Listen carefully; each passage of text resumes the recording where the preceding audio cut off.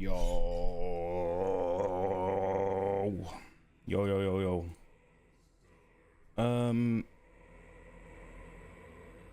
Okay.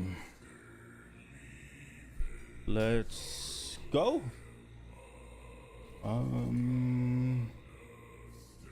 Here we go. 30 stream streak. Let's fucking go. Jesus, that's impressive.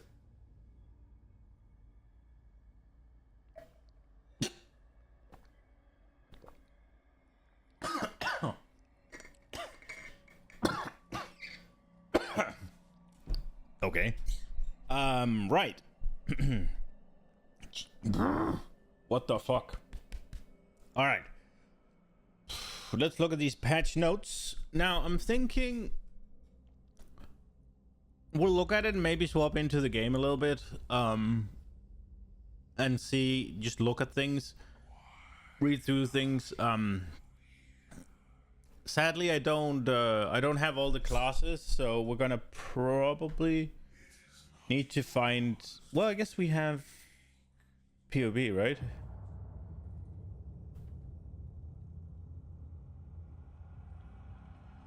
Yeah, we have POB too. It's checking for updates. Maybe there'll be an update. Right. So Act 4, the Third Edict.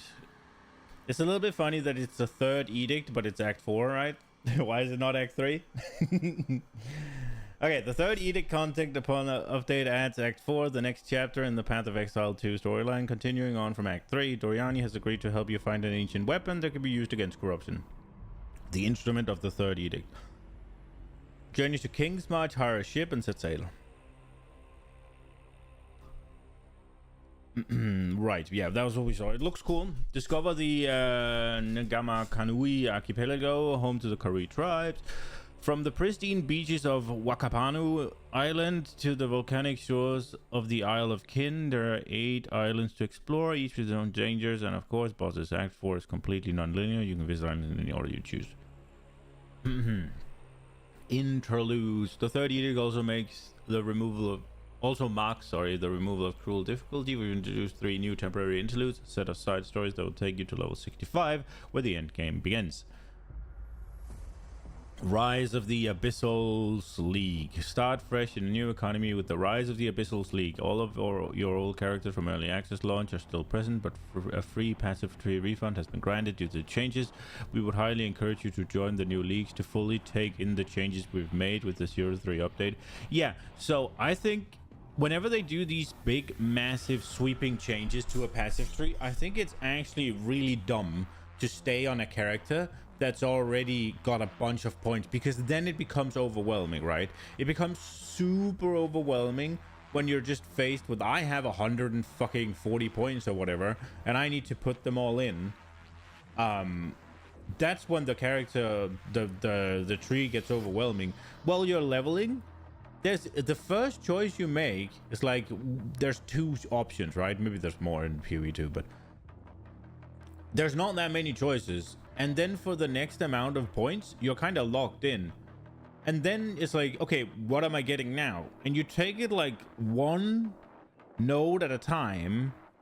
Oh, let me get this. Let me get this. Let me get this. And then as your tree unfolds, you can start to see, oh, maybe I spec out of these to get here and get this, right? But if you're just, here's 140 points, make a character. Yeah, it's overwhelming. And I think that's what new people do wrong. It's like they don't look at it as like yeah, you're gonna level up and allocate the points one by one. They look at, oh, I have this many, there's this much, and I have to put in how many points. No, just one at a time, bro. So if you don't go into the new league, it's gonna be overwhelming, I think. Also, it's just a better experience. Created by Forbidden Necromantic Magic. Yo, Tuma, by the way. I don't think I said hi. Created by Forbidden Necromantic Magic during the age of the Precursors, the Abyssal have been biding their time underground, now obeying the will of their general. Now, obeying the will of the general, they are emerging from the depths through fissures spreading across all of Raycrest.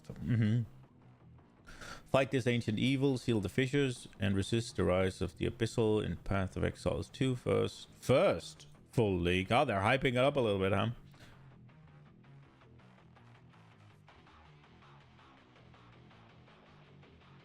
Imperial 2, I think it's still 2 points. We can check. I have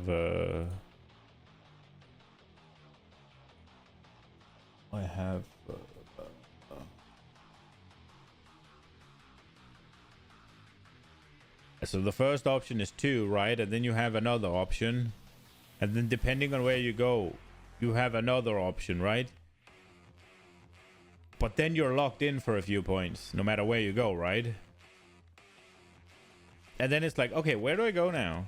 And like at first, all you really need to worry about is which one of these do you want? Do you want all of them or do you want just one of them? Right? And then you could be like, okay, well, maybe I want this one. Am I doing fire? There's 2 fire notes here. Which one am I going to go for? Right? Like, oh, skill speed. Maybe I go there, right? But if you're like, if you look at this and you're like, freaking, oh, we don't need to be level, but oh, I have 123 points I need to put in. Right? Like, obviously it gets overwhelming then.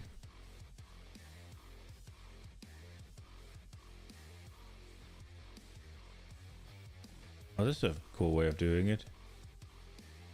It's wild that they have nothing here. So we're lacking 1 ascendancy for sorceress.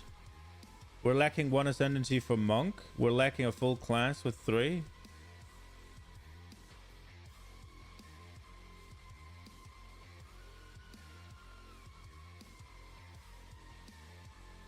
Yeah, that there's nothing here, right? It's like, I mean, it's Druid and Templar, right? The Druid was supposed to come.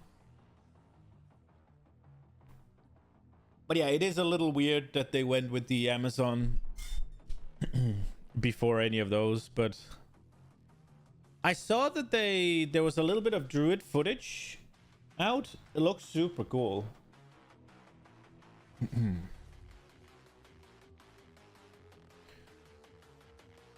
All right. Let's see. In your travels throughout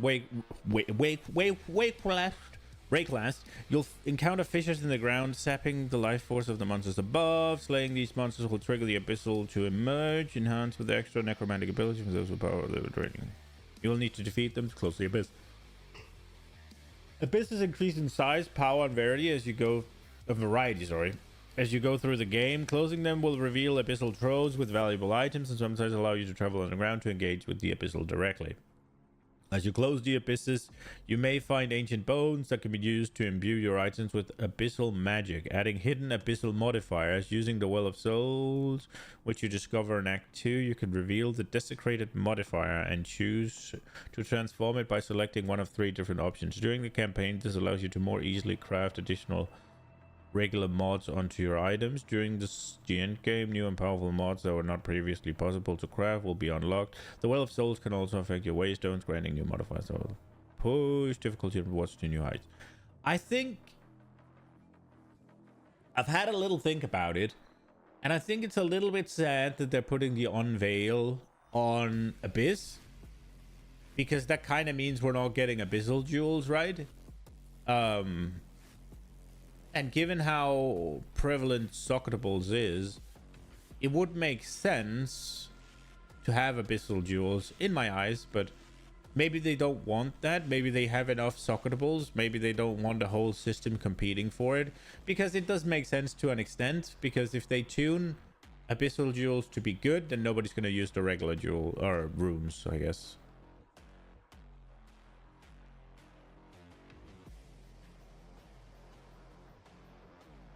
We have jewels basically from Sanctum.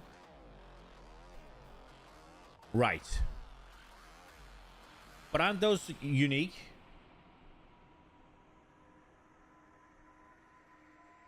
Or are they rare as well? Like, are they craftable? Like Abyss Jewels are?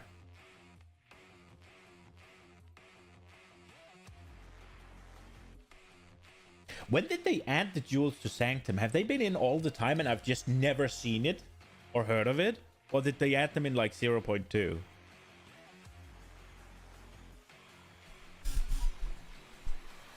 Can't remember, you know, those unique ones? Okay.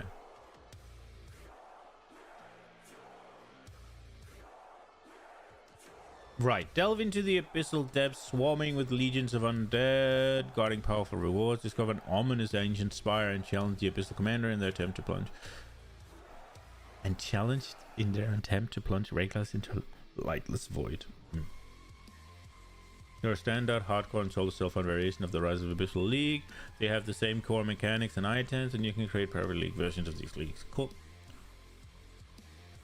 Major character balance overhaul. We're making very significant changes to character balance across the entire game. Our goal is to increase build diversity by making many more skills and character archetypes viable into the end game. Support gem system overhaul. Support gems, missing an S, are an area that got some of the most major changes to the core design. They are what enables so many interesting mechanics and different ways to play, but PvE2 support gem system has just never been quite right. One of the major issues is the limitation of only having one support gem of each type on your character. We didn't want builds to become just using the same 5 most powerful support on every skill, but we also wanted to encourage you to combo your builds. We've removed the restriction of having one of each support gem per character. You can use as many copies as you like. That's cool. Many supports now have multiple tiers as you progress through the game, providing different stat values, additional stats, or perhaps working a bit different to their lower end tier counterpart. Due to these changes, many existing support gems will now be tier 1 for cases where multiple tiers now exist. Wait, due to these changes, many existing support gems, which will now be tier 1, have received small numerical balance changes, and the effect of some support gems have been combined into a single gem. Okay. So generally speaking, it sounds like the power level of support gems is going up. Quite significantly, might I add. 11 new support gems. Well, I mean, if they're merging some and they're getting new shit, we're basically getting all the new support gems. Like, all the support gems are basically going to be new. But 11 new is cool. And then 40 lineage supports. Much more powerful supports that are only available in endgame. A number of support gems with symbol effects have been renamed with names that more obviously hint at their functionality. That's nice. Blood in the eyes, discombobulate, unsteady tempo, unbaiting, unbending, untouchable, and unyielding can no longer be engraved in the gem killing menu, and existing gems will be deleted upon logging in. Huh. Okay. Why?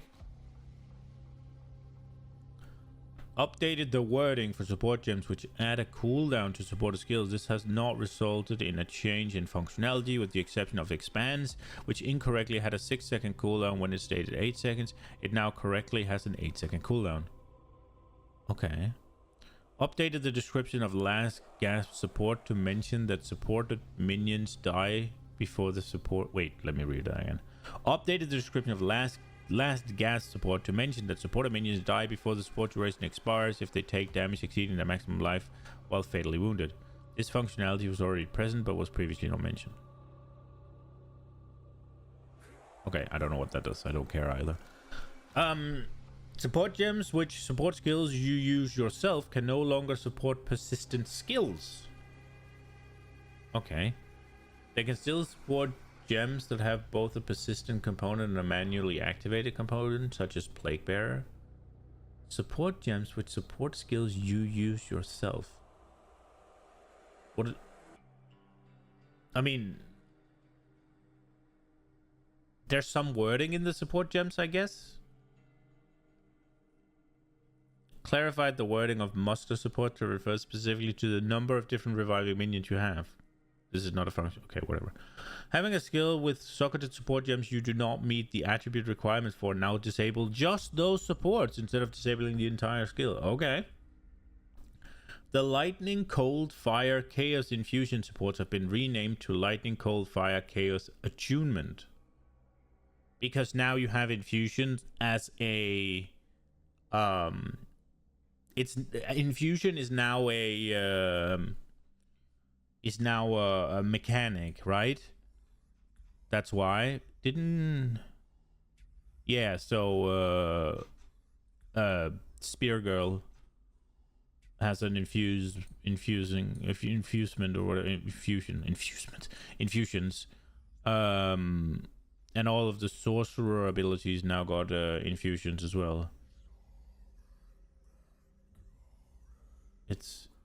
But it works like time is just. Wait, come again. They are unique, I'm guessing, but it works like Time of Duel, kinda, to different surrounding passive. Discombobulate. what is discombobulate for? They're rare. Oh, okay. So they're rare and crafted, but is it jewels? You put them in your passive tree, right?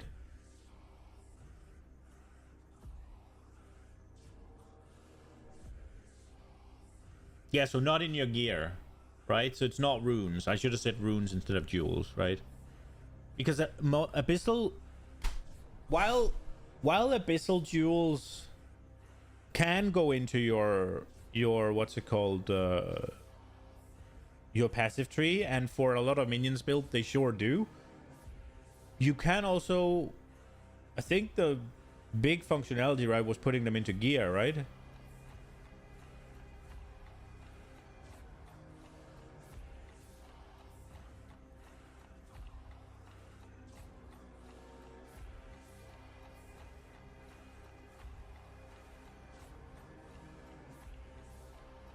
In PoE 1 you gave up a skill gem to get that in your gear, right? Or you got it on build. Yeah, I mean, saying we have too many already, that's a fair point, right? But I just think that I think the runes are rather boring. I would much rather see a bump in base power of the, either a bump in base power of the items and then not having the runes as they are, but and then add because you have soul cores, right? And the ones I've seen, they might have added more in 0.2, but they're kind of boring. It's like none of them are that good, really. Like there might be one or two that can do something, right? And what else is there? Soul core should be removed entirely. Yeah, I mean, so the runes and the soul cores are all kind of meh, aren't they? And then there's one more thing, and I don't know exactly what it is. I don't know where it comes from. I don't know if it's new. I don't know if it's in where it's from. But there's like these purple ones that you can put in. You're so not a fan of the sockets in the gear, honestly. Yeah, I mean, I think the crafting bench felt better, but the runes are just more powerful. Because now you don't need an empty suffix or an empty prefix. You can just slot in what you need. So in that regard, it is more powerful. And if you view it as a crafting system, it makes sense. I just think that there was a good opportunity here to have the abyssal runes or abyssal jewels be abyssal runes, craftable runes that you could then have overtake and outphase the runes. So you could still have your, what's it called? You could still have your resistant runes that are easy to come by that you can use to fix shit during the campaign, right? But then as you head into the end game, you'd want to do some abyss stuff, where you could craft onto stuff. You could take some of the power stuff, the power out of it, right? Like out of the regular runes and put them onto the gear, or just have them in the abyss jewels. it just, I think the runes are kind of boring, and they have, I think there's 3 or 4 different rune types, so it's already convoluted and kind of like because there's those, like, I've seen a purple one, it's maybe as a unique rune or something. They are there. There's soul cores, and then there's how many tiers of runes? It's like, I would much rather, yeah, lesser, normal, greater, and then you have soul cores, and then you have the what's it called?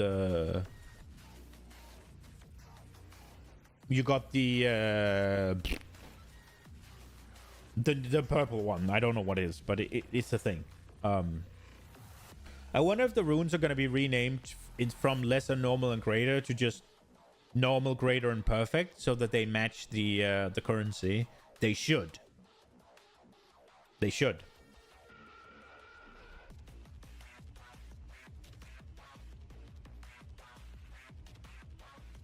Like the components? What do you mean components? I just think the rune system was a really good opportunity to get scrapped or phased out by adding abyssal jewels, and that will be way more interesting than, yeah, I have my weapon, it has 3 sockets, I'm slapping in increased fist damage, right? Like, yeah, you're gonna do that on every single fucking weapon at all times, right? Unless very specific things, or your caster, right? Oh, there's also those, there's soul cores, and there's like, we have lesser, normal, and perfect, orbs of augmentation, chaos, everything. Isn't it just normal, greater, and perfect? I mean, I think that's okay. I think that is kind of good, actually. If they are going for this RNG, just take the wheel crafting, I think the normal, greater, and perfect is amazing. Now, it is a little bit convoluted still, and I would probably prefer PoE 1 crafting. Although I will say, it is nice when you have that slam item, right? Where it's like, yeah, this is really good. It just needs one more modifier. Let me just slam it and see what I get. The fact that you can be like, let me just slam it and ensure it's a tier 3 of what I get, I think that's good. Too much clutter? Is it really though? I mean, you open up the currency tab in PoE 1, it's way more cluttered, yeah? Like, there are a bunch of currencies in PoE 1 that you never use, and there's a bunch of currencies in PoE 1 that you never get to see. Right? These at least have purpose. The only thing is the greater ones are gonna probably get outphased real quick. Those are the ones that are gonna be kind of useless, like the middle part, right? The middle tier currency, that one's gonna be useless. Because you're not gonna use them for crafting maps, and you're not gonna use them for crafting end-game stuff.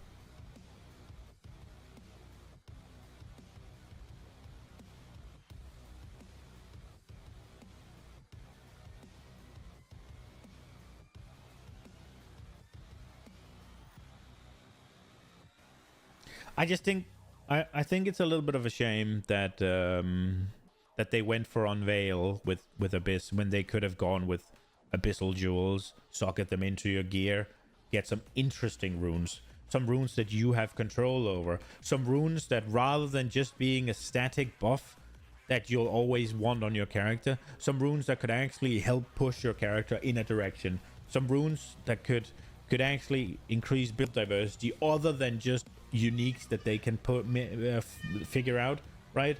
But I mean, soul cores, they're just kind of weird. I don't know. Soul cores kind of just feel like, oh, we had to have a reward for ultimatum. I mean, Unveil is cool, and it does solve a good purpose for, or a good, it solves a decent issue for PoE 2 with a little bit of determinism, right? Like a moderate, slight amount of determinism added into your crafting. We can also unveil maps. Yeah, that sounds weird. I'm gonna hold off my opinion on that. It just, I'm gonna be honest, it seems a little bit like just I want to say convoluted again, but that's not what I'm... It seems a little bit just... It's just a little out of the way, right? Like, it just seems a little bit cumbersome. Like, I have to take my maps and throw them into the fucking abyss and they come back with stuff? Like, bro, map crafting all of a sudden, right? You get the fucking... Dude, on even if you could do it in PoE1 style, right? Even if you could do it PoE1 style and just click the thing, dude, unveiling maps. How many maps do you roll per season?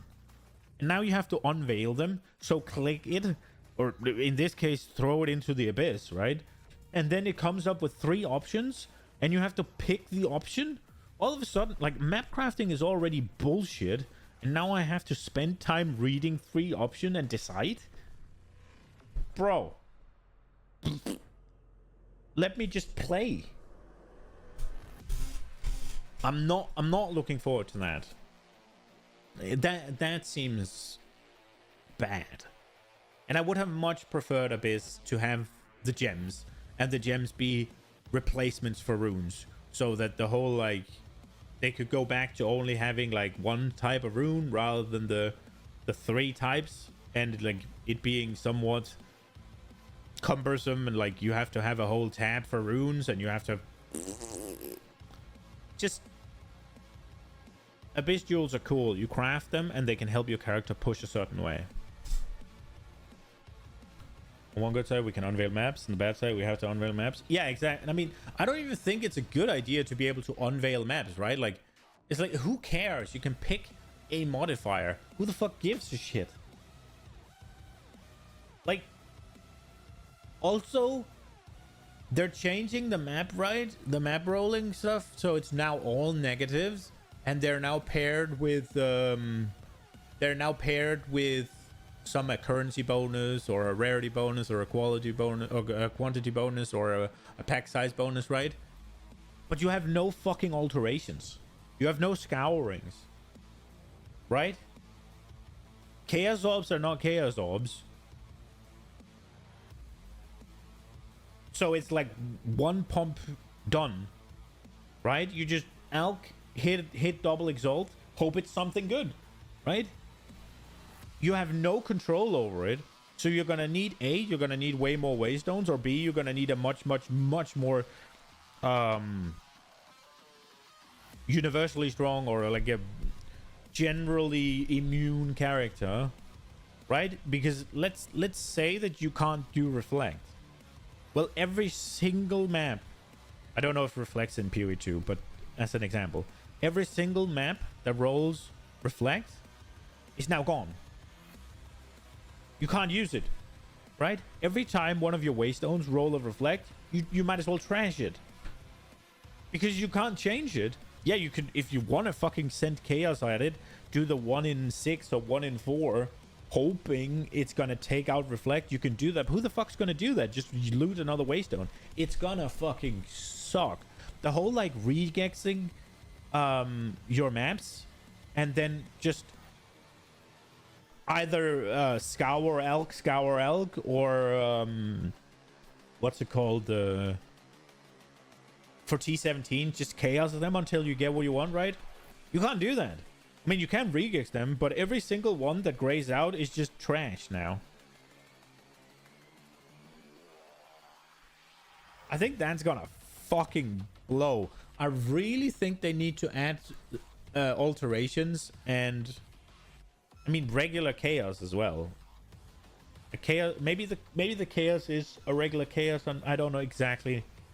But the chaos removes the modifier and adds a new one, right? That's the PoE 2 chaos. Is there a regular chaos? There might be a regular chaos. It's just map rolling is gonna fucking suck, I think. Especially if you have to unveil every single map.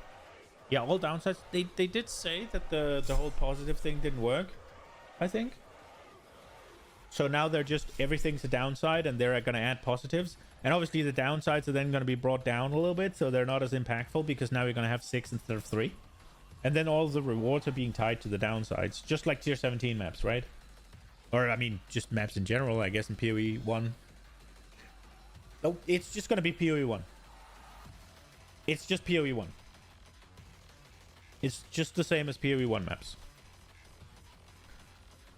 Okay, new content and features. Added a new strength skill gem, Fortifying Cry. Perform a war cry that grants guard and causes subsequent shield attacks to release an empowered shockwave when dealing damage.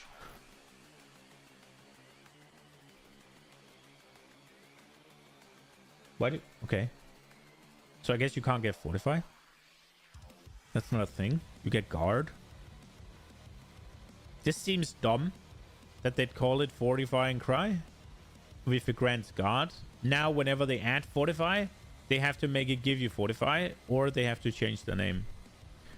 Added a new strength skill gem, Forge Hammer. Hurl a fiery hammer that slams into the ground and lodges there. This one's so cool. While the hammer is lodged in the ground, reusing this skill recalls the hammer and resets the skill's cooldown. Alternatively, using a warcry near the lodged hammer causes it to shatter, releasing a number of molten fissures in a spiral. It looks cool. And then you slam onto it and it goes again. Added a new strength skill gem, Ancestral Cry. Ooh. Perform a warcry using glory. Okay. Gained by igniting enemies to turn you into an embodiment of calm. While embodying calm, your footsteps trigger volcanic steps. Melee strikes and slams are ancestrally boosted. Is that just ancestral support from PoE 1? And your melee attacks hits trigger volcanic eruption. That's cool.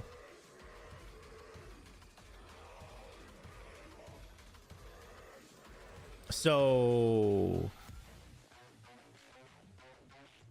I wonder what the hammer is like in terms of tags. Is it a projectile? Can you get multiple projectiles?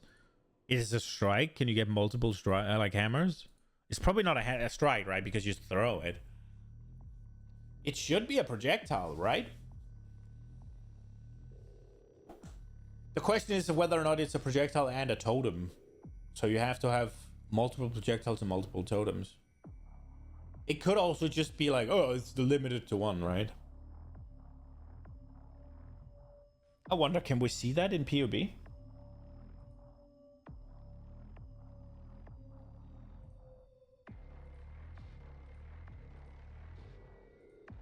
What was it called again? Hammer.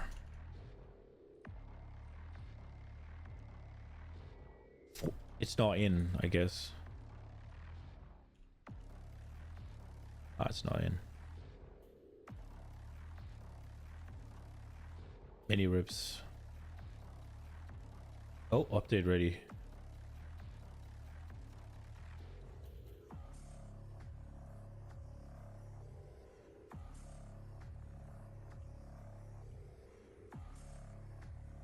Nah, it's not.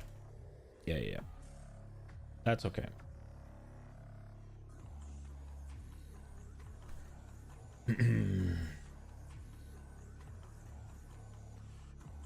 I guess we'll get our little notepad up. I should probably be doing freaking window capture, shouldn't I? So you can see my notepad. Right, so if we write down Forge, Hammer, Tanks, Projectile, and Slam. Okay. Got that down.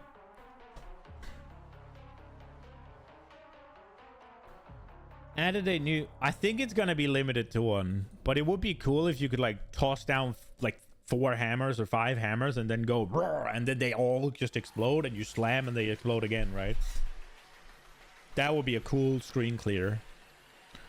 New dexterity gem, Toxic Domain. Oh, that's the little puddle. Create an area of toxic bloom around the ground around you. While in the bloom, you have increased skill cost. Regenerate life in your projectile attacks. Attach a toxic pustule which can be poisoned. They will detonate when enough poison is applied.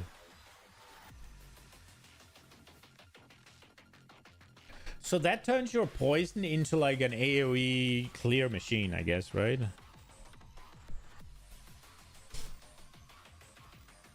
I guess it doesn't chain off itself because the pustules are only applied by projectiles. But you could absolutely explode entire screens here. If you just get enough, like that spiral shot, right? If you just fire off enough projectiles, then whenever one pustule explodes, it applies poison in an area around it, right?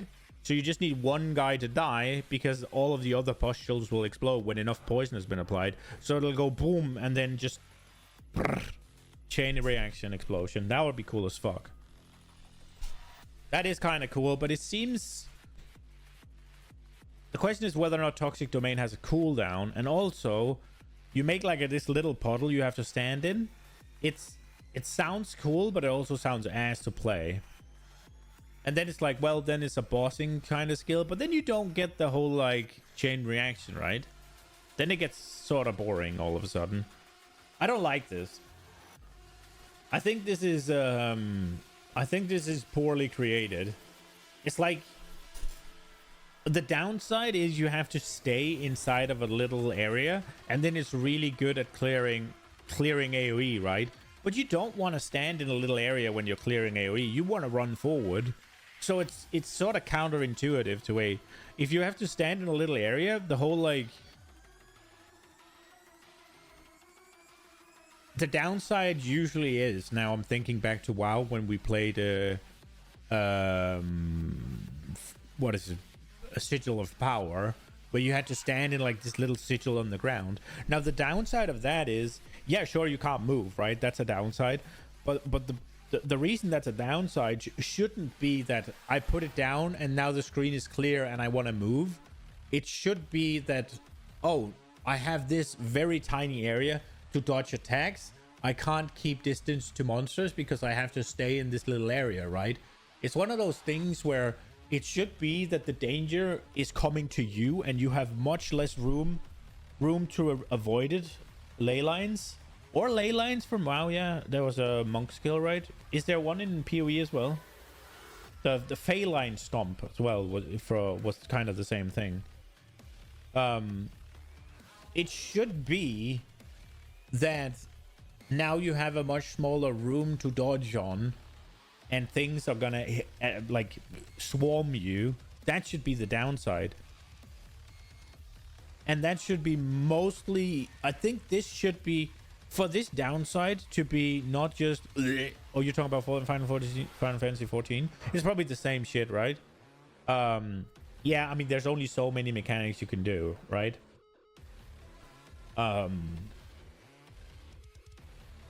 But this is a downside that is best on bosses, because that's where it's impactful. That's where you have the huge AoE. That's where you have the need to dodge. That's where you have... Maybe you don't want him to get close, right? Whereas when you do it in maps, it just slows you down. Because you don't want to have to stand and apply enough poisons for this to explode in a map. You want to keep running while doing it. So I think this is kind of... This feels dead on arrival.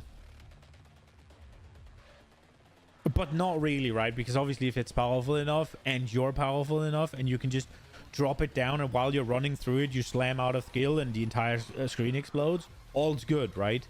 All's good. But the whole like, yeah, you have to be stationary while clearing a map is dog shit. I don't like it. What up, Hexmaster? Welcome, welcome. Realistically, most setup skills are dead for mapping purposes. Yeah, but this is so very... I mean, that's a fair point, but this is very clearly meant for mapping purposes, right? Because whenever you hit it, you put on this toxic bloom or whatever. No, wait, you put on this toxic pustule, and then when it detonates and poisons in an AoE around it. So it's so clear that this is like Herald of Frost, but for poison. Right? This is exactly what it is.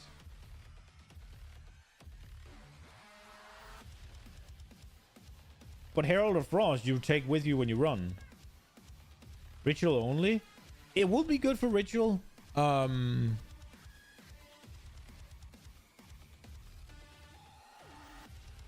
depending on the AoE and the location, it could be okay for Breach as well, right?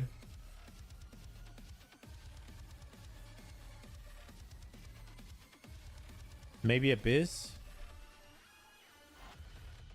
I don't think Abyss, because you still just want to yeet past it, right? Well, I guess they have to come out.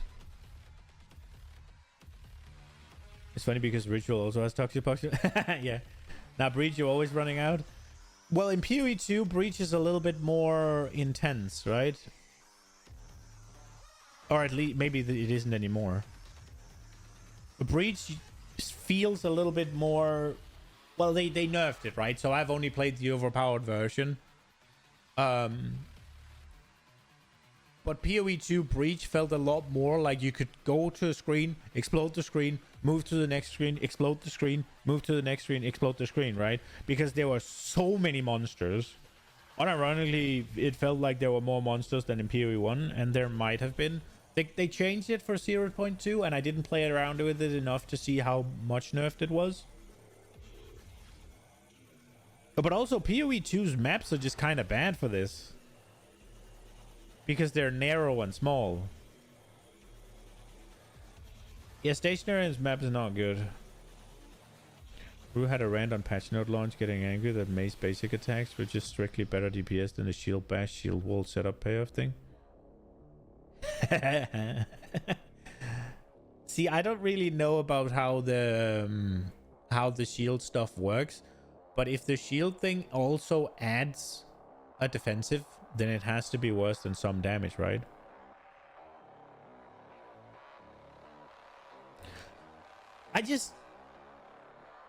I would much prefer if Toxic Domain... I mean, you can have it as is, but maybe all of my things are just like meh. But if you could have then like a Blasphemy kind of support gem that turns Toxic Domain into an aura, or like somehow turn it into a Herald or an aura that you can take with you, then it would be cool. But if you have to actually set it down and just stand there, and it's an AoE clearing tool, that sounds super bad. It's like a 50,000 HP wall without any res. You probably just die in the spawn animation.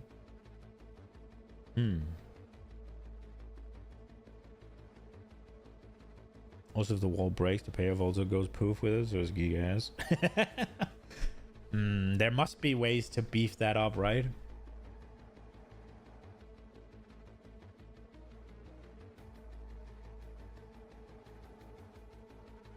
Yeah, I really think, and I've been hammering on about this all week, because they were talking about how Lightning Spear is so overpowered. My experience of it, Lightning Spear was not overpowered if we look at what you want a character to do in ARPGs. Now, it could be that you got there too easily. It could be that at the end game it got absolutely horrific. I might be wrong. But the main thing that I thought was the reason Lightning Spear was so fucking strong was that A, it cleared entire screens, and it could clear screens behind screens as well. And B, it was self-sustaining in terms of combo potential, right? Like, all it needed in terms of combo was frenzy charges, right? And you could make a setup where it generated enough frenzy charges through electrocution, I believe, on its own. And then you just got to go poof, poof, poof, right? And just chuck lightning spears and clear the entire screen.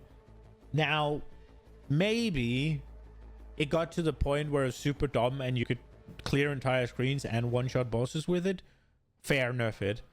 But I really don't think that that type of playstyle was overpowered because just Thundering Lightning Spear was busted. I think it's just the rest of the game is just kind of shit at it.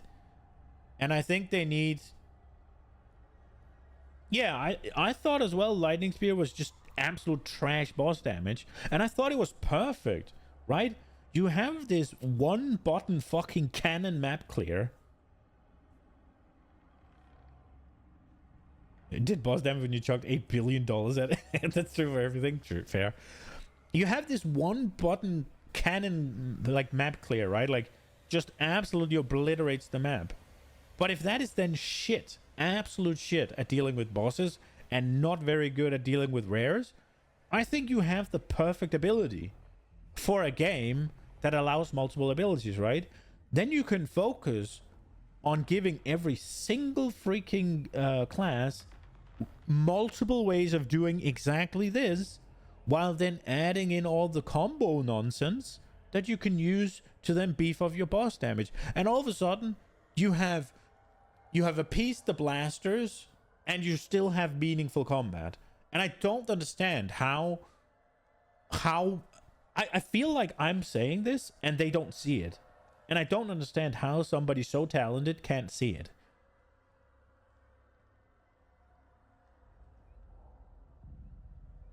The number of people in the PoE2 Reddit who apparently want to hit a 3-button combo for every white pack. That is... I mean, I'll be honest. 3 buttons, I can manage. I'm okay if it takes me 3 buttons to clear an entire screen. We're at the point where if it becomes 4, I'll be fucking tired of it. But 3 is probably my breaking point. Like, just before my breaking point, I guess. The reason it was busted was also mainly due to Crit's Fork unique spear. I mean, fair, but I mean, it doesn't really matter why it was busted, because I don't think it was busted in a way that it shouldn't be allowed to be. Does that make sense? Like, you take a look at Lightning Spear for PoE 2 and you compare it to any meta build in PoE 1. Is there any comparison? Like, isn't it just... Yeah, this would be a good PoE 1 build. Am I dumb? I feel like it wouldn't even be that good of a PoE 1 build because it's ass single target.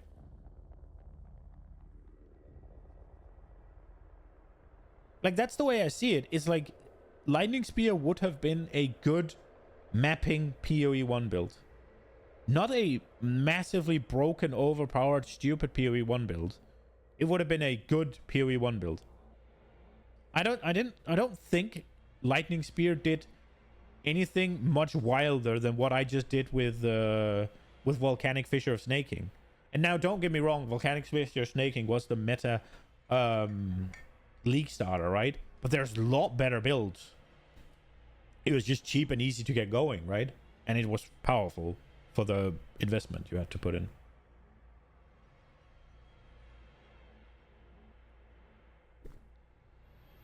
I mean, I might be wrong, and I'll totally admit that I don't have enough experience with Lightning Spear PoE 2. Maybe I don't even have enough experience for PoE 2 to really assess it, but it's just what I've seen and what I played with. It's just like, yeah, this is really good.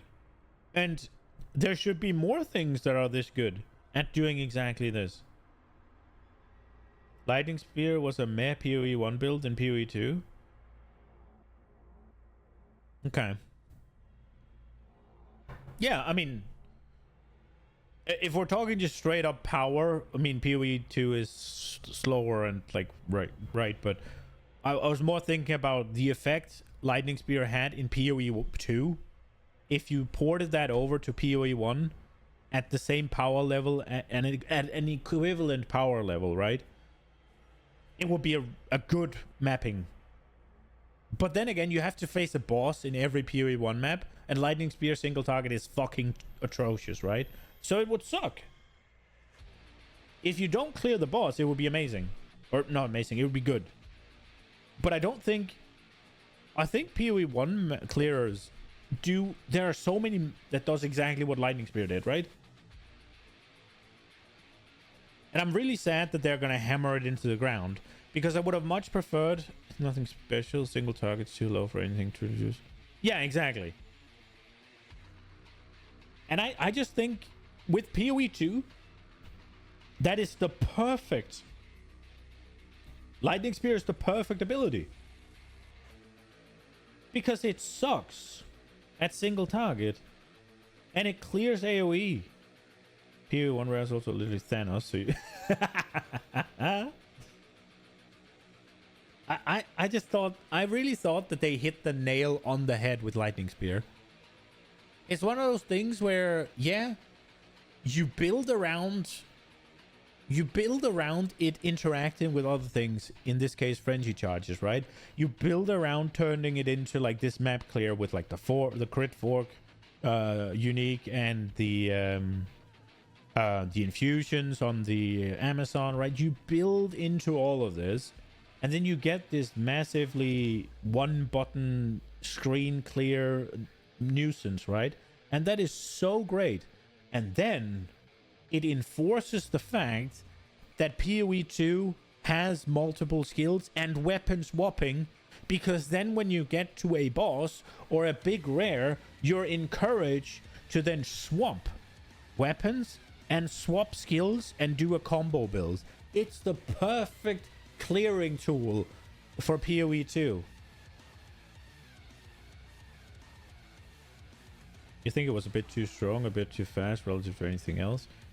So, like, a good number of divines. Okay, fair enough.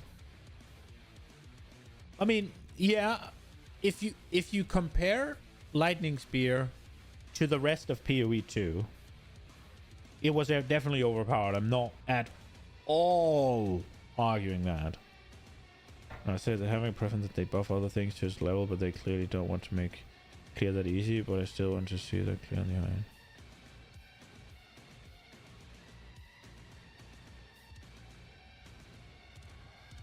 I mean, it could... I'm not saying that it wasn't too easy to obtain. I'm also not saying that it's fair that they don't want that level of clear on the... like, too early. But I think you should be able to get that level of clear at a fairly low investment. Because otherwise it's gonna fucking suck to run the maps to get enough currency to make the investment, right? I think every single skill category should have like 3 lightning spears. Something that realistically, once you get into tier 15 maps or tier 15 waystones, you're relatively quickly at the point where you can chuck an attack out, or maybe a 2-button tops 3-button combo, and you clear the entire screen and the screen behind it. And then they can, because they have the combos, because they have the opportunity to make actual single target spells, combos, whatever, you can juice up the bosses and the rares and just uniques in general so much higher, because you have these extra avenues of scaling.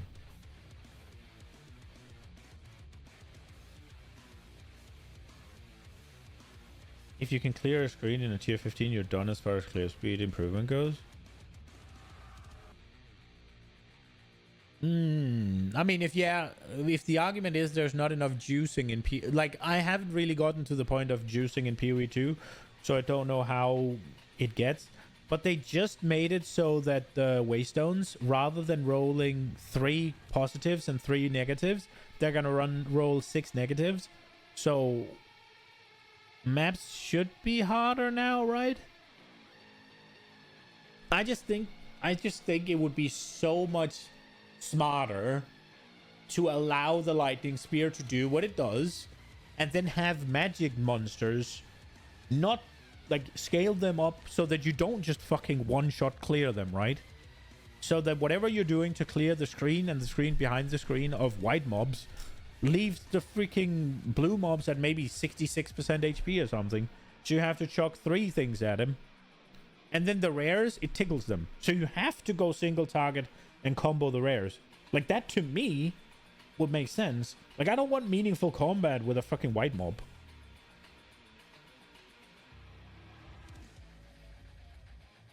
PoE1 you can clear tier 16. Okay, cool. But your strat needs to build 100 times stronger, so there's still... Yeah, true. But I mean, if we then extrapolate that to PoE2, then I want you to be able to clear a tier 10 waystone relatively easily in just one hit, right? And then you can scale up to tier 16s and still be able to do it, though. I don't know. I just think with the amount of maps you have to run in both PoE 1 and PoE 2, the amount of monsters you have to kill, the amount of stuff you have to run through, if like, my keyboard's gonna break, right? Like, if I have to kill 1 million mobs to get an upgrade, like, and I need to press the what, 4, 5, 6 buttons to kill a pack of 10 or a screen of 100, like, it's just a lot, and I don't like it. And in that way, I think Lightning Spear was perfect, and I just think everything else should have that. I saw a really cool build, which I guess if you let, I guess that's the downside of what I'm saying, because if you let Lightning Spear do that by just then the whole like Mjolnir, Lightning Warp, Giga Earthquake build all of a sudden is gone. But I would think that the Giga Earthquake Mjolnir build, that should be for juicing, in my opinion, right? So I think you should be able to get to tier 15s and have just a one skill that just goes do do do do do, and then when you want to juice, that's when you have to actually build the elaborate one button things or the combos. Delirium doesn't even have Simulacrum, doesn't it? What are you collecting splinters for then?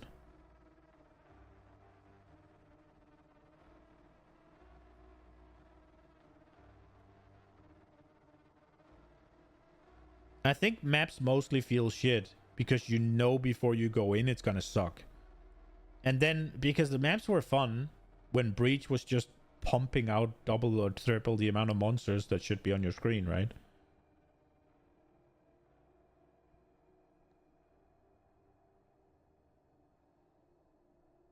I don't know. I just think I think you should be able to do the Lightning Spear in tier 15s, and every single skill category should have it. And then whenever you want to juice, but I guess they don't have the juice, so it makes sense. But then juice should be the elaborate builds that goes right. I think that would be cooler. You've never seen a single person talk about it or run it, but I mean,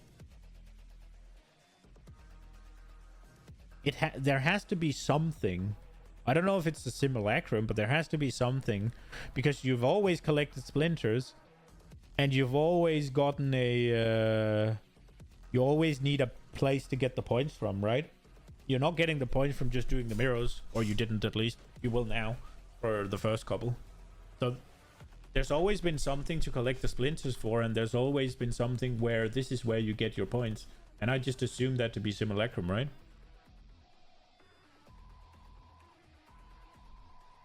All right, let's get. That was a.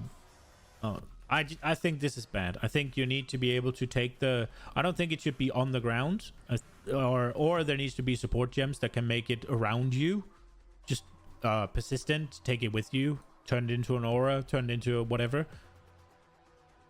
Maybe turn it into a curse that you can blasphemy or something, so that it's within. But then that kind of works against the ranger playstyle. So again, that's not a good idea. I just think whenever you have to drop it down on the ground, it stops becoming a map clear thing, and it just starts sucking. But then this is so clearly a map clearing thing, and it won't do anything for bosses. Bad. Well, I guess it might do something for bosses, right? But it seems like it's intended to be AoE. I guess if the poison applies to the thing it like explodes out of, it could work still. Okay. Ice tipped arrows. Ready your active bow or spear. Oh shit, let's go. Crossing over. Why not crossbow? Empowering your next barrageable bow or projectile spear attacks to create ice fragments on hit. The skill's cooldown can be bypassed by expending a frenzy charge. Ready your... So this is another empower, right? Your next barrageable bow or projectile speed. What the fuck's up? Dude, that's a word. Because fuck your crossbows, I guess. New intelligence skill gem, Frost Darts. Conjures a number of icy projectiles that launch towards the target. Projectiles that hit a chill the frozen target create chunks of ice that deal additional damage on impacting the ground. Consumes a cold infusion if possible to cause each projectile to launch into the enemy then explode. Strength persistent buff gem. Iron Ward. While active, stores a percentage of the physical damage that is prevented by your armor or other source of damage reduction. Using the skills releases the stored damage as a nova of spikes. Okay. So that's kind of like you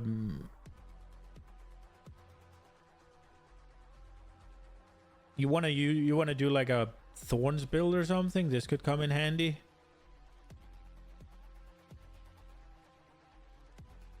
All your homies hate crossbows, so surely will be usable. I mean, this one's weird, right? Like this is definitely for Thorns builds, and why would you use it for anything else? I guess you could use it if you're just doing an armor stacker, but then I would assume that there'd be better buffs, right?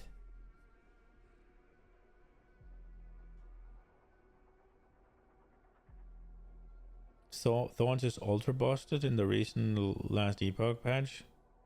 You quit though. People have done fucking Sanctum on Thorns builds. If you're bitching about Sanctum melee, it's a skill issue. This one for you, Red. People have done Sanctum on Thorns builds? There must be something that turns your Thorns into damage you can apply, right? Because if you get hit in Sanctum, you lose stuff, right? So you can't just go Thorns.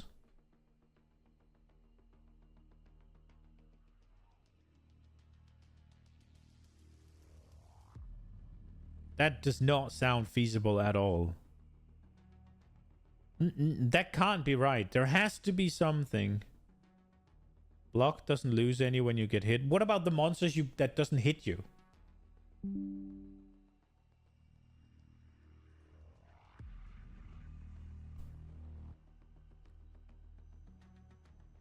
What if you hit the room where there's those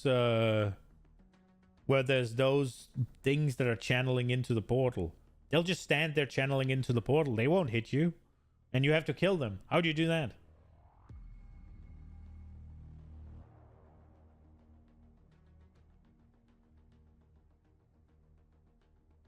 Auto attack. Okay. I don't know why you would do that, but fuck me, I'm not doing that. New strength, dexterity, persistent buff gem, mortar cannon. That is cool. Raises a cannon totem, which uses socketed grenade skills, which significantly improve cooldown recovery. Auto attack best skill, dude. There was a long while where I was playing the Amazon, and auto attack was my highest single target, and it wasn't even close. That kept. I don't think it was until Cruel that stopped. I like the mortar cannon. Again, if you're doing grenaded skills, whatever that is, grenaded. It seems like grenades, I'm thinking clear, right? And mortar cannon's obviously stationary. I would have loved to use it as a single target thing. Mace auto attack, Deadad is one of the better clear skills. It's really stupid. One of the clear I like for maces is you hit the target a couple times when they're primed for stun. You do the knockdown and then everything explodes. Just I like that one. That one's cool. New dexterity persistent buff, Mirage Archer. While active, dodge rolling will create a mirage that uses socketed ranged attacks for a short duration, then vanish. You cannot create another Mirage Archer while one exists or for a short time after one vanishes. Dodge rolling while you're unable to create a new mirage We'll restart this timer. Fuck that. That sucks.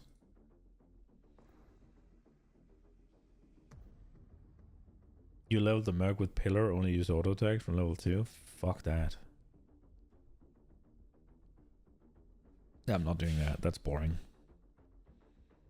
Man, the Mirage Archer support gem in Period 1 is so cool. This is kinda boring and annoying. Yeah, they saw Period 1 Mirage Archer and was like, nah, that's too good. Let's do this bullshit. Nah, I think the Mirage Archer from PoE 1 is the shit.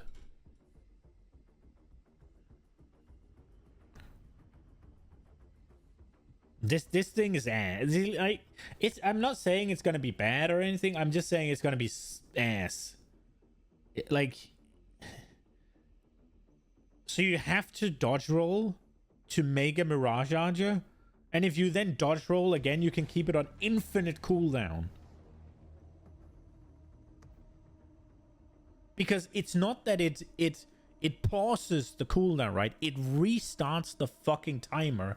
So let's say you fucking dodge, and then it's a 10-second cooldown. Now you can't dodge for 10 seconds. And if you dodge at 9 seconds, now it's a 10-second cooldown. Dude, they literally just had this with minions. They just had this issue with minions, and they fixed it. Where it's like, oh, your minion's dead. It has an 8-second respawn or whatever. If another minion dies at 7.9 seconds, now the other minion is on cooldown again. Right? Everybody hated it. And now they're doing it for fucking Mirage Archer, basically. This is giving me Blizzard vibes. It's like, didn't we teach you this lesson already, old man? And it's just like, oh, maybe it's different when I do the same in a different color.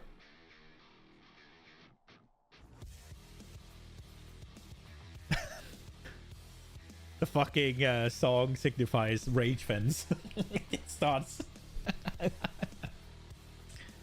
Alright, added a new intelligence persistent buff gem, Ravenous Swarm. While active and enemies are nearby, swarms of insects emerge from your body to pursue enemies. The swarms are untargetable minions that periodically attack and poison enemies within the swarm. So this could you could make a 0-button build out of this, maybe. Where you just run through the map and things just get like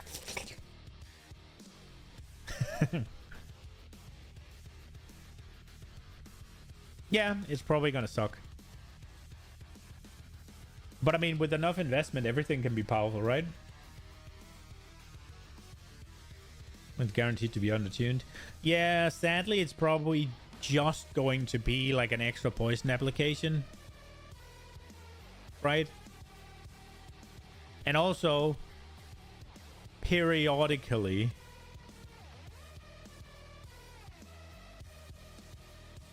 they could have just have said the swarms are untargetable minions that attack and poison enemies, right? But they had to throw in periodically. So that means they don't do it a lot, right? So for a lot of the time, you're just gonna have insects coming out your ass doing nothing, I guess. So like, how often is periodically?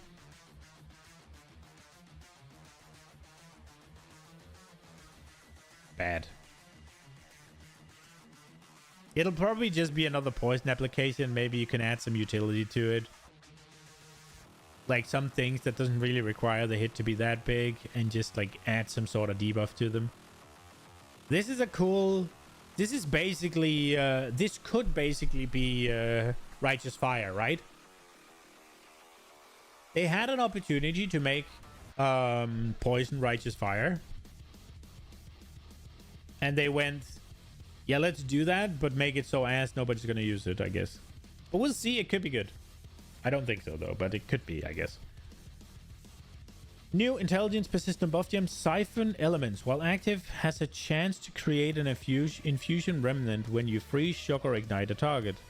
That's cool. I wonder if that's the best way of getting infusions. Grim Feast has been completely reworked and re-enabled. Instead of granting energy shield, it now allows you to collect remnants from your dead reviving minions, then activate the skill to instantly revive minions based on their maximum life. I hate minions.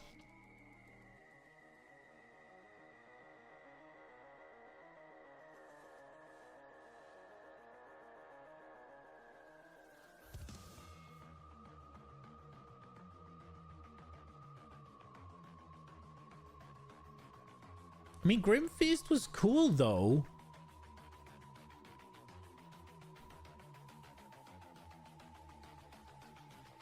That's sad. Again, I don't really think Grim Feast did anything too out of whack, just in terms of the functionality. Don't get me wrong, obviously it was overpowered. For sure it was, obviously. But I don't feel like it was overpowered just through it being completely busted. But more so, again, the lightning spear issue where it's overpowered because most other things are ass.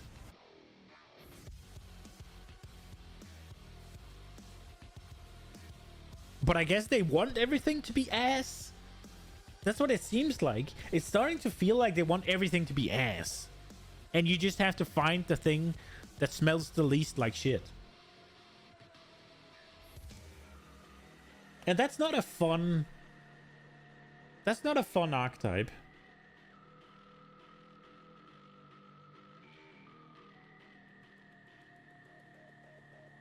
Rather than like being... I feel like rather than being like a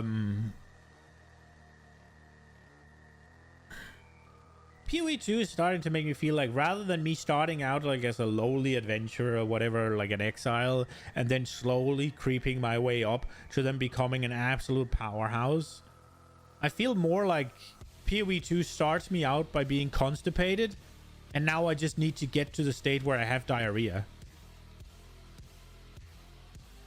And that's the best it's gonna get.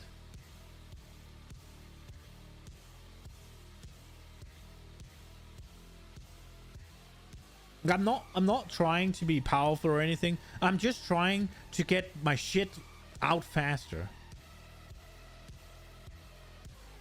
Like,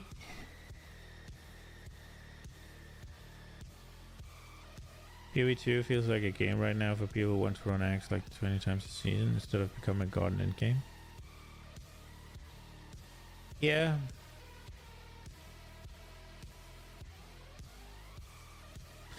It's so sad though, because PoE 1, they let things be insane, right? They release things where it's like, this is fucking stupid.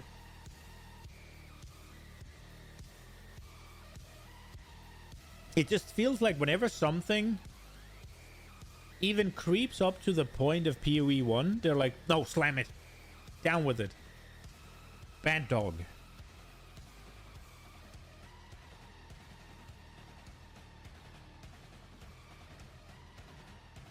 Added a new keystone passive skill to the northwest of Monk's Startle King Hollow Palm. Whatever. It is cool. I don't think I'm gonna do that though. Maybe, we'll see. I do like the quarterstaff skills, but I would also like to play something else. Add a new keystone passive to the northeast of which source of starting ritual cadence. This keystone changes your invocation to trigger skills every 2 seconds instead of all at once, but triggered skills consume less energy.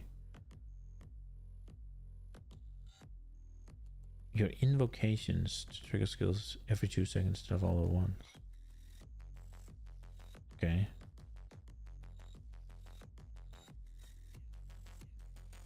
One with nothing. Shouldn't that be good with demon farm?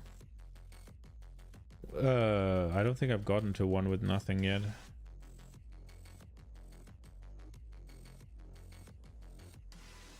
I haven't really done the demon farm, if I'm being honest.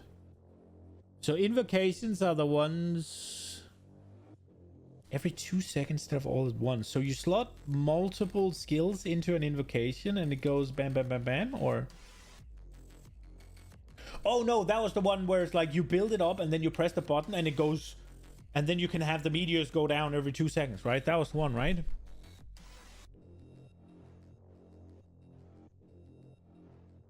Oh, Hollow Poem is one with nothing. Okay. Equivalent demon form? Depends on how good the flat fist per gem level is. From Hollow Poem, I guess, or... What's the demon form do?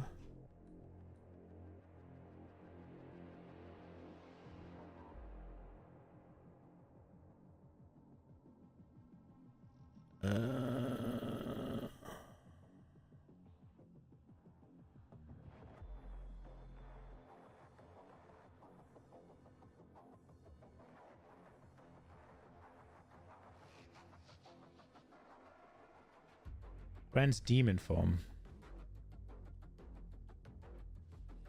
Okay. It just says Grant's demon form. One with nothing is a cluster that gives Hollow Poem and Pure 1. Ah, okay.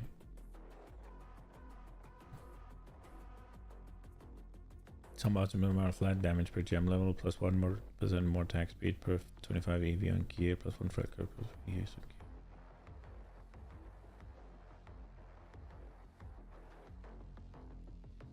The flat's really the make or break.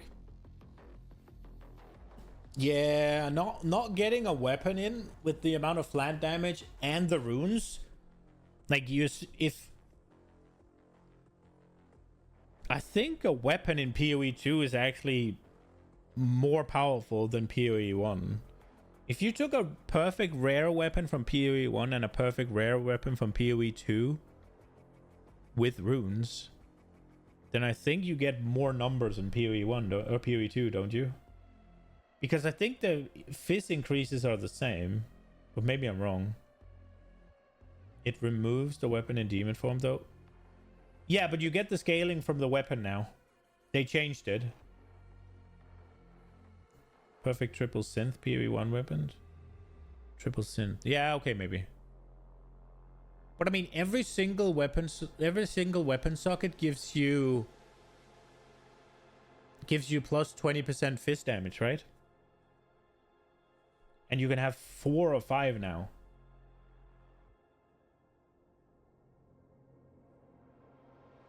Way more plus gem levels. Yeah. I mean, there's way more plus gem levels for melee as well. And I think it's worth it in PoE 2, but maybe they're making changes so it isn't.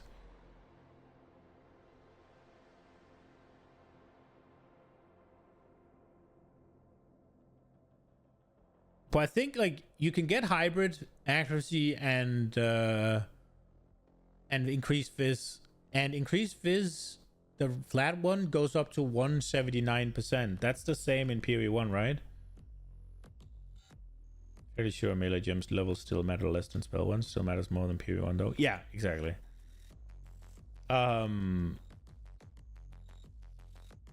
the increased crit or increased fizz, right? And then does the two-hander come with 3 sockets baseline or 2? I don't remember. I think it's 3. Is it 2? It might just be 2.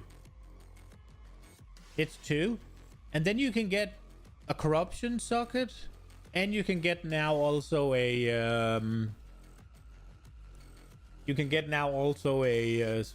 not a sanctified socket, because you can either sanctify or corrupt. I don't know if you sanctify if you can get both a socket and the 120%. But yeah, so if you get the 4, that's 80% increased fizz damage. But I guess you have the 20% of physical explicit modifiers in PoE 1. That one's kind of crazy, because that's all 3 of them, right?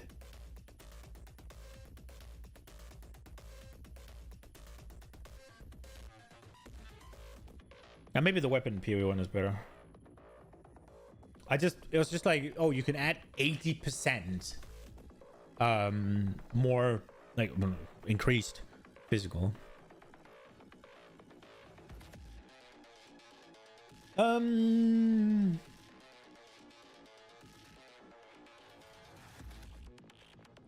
You saw 14, 1500 DPS max and quarterstaff, which is like... Which is less than the fizz DPS you can get on a PoE. Really? You can get 450, 1500 fizz DPS? I didn't know you could go that high. I thought it was like 1200.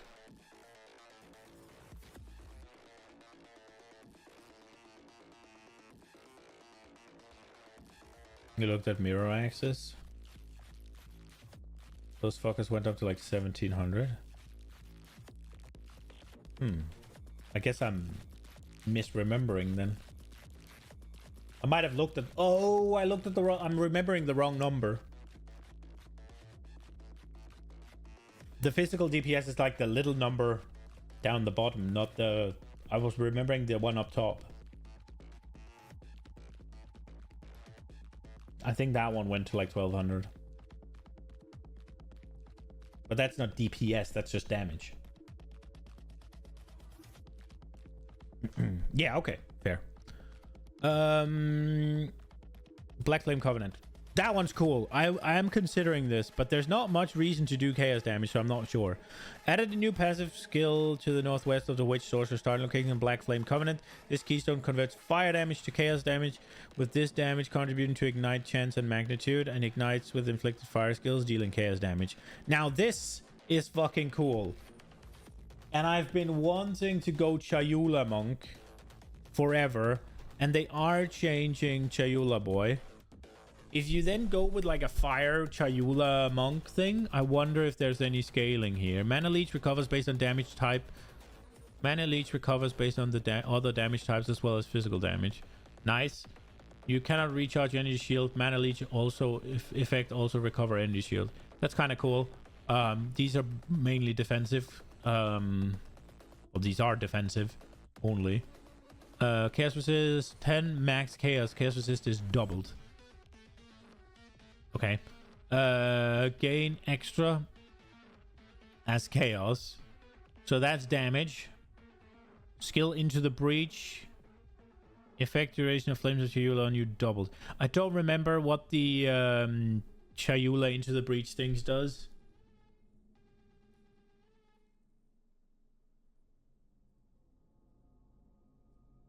Perfect bow is... Oh, Jesus, they're that weak? Jesus. Is that with the runes, though? Does it support the rune buffs? That sounds very low.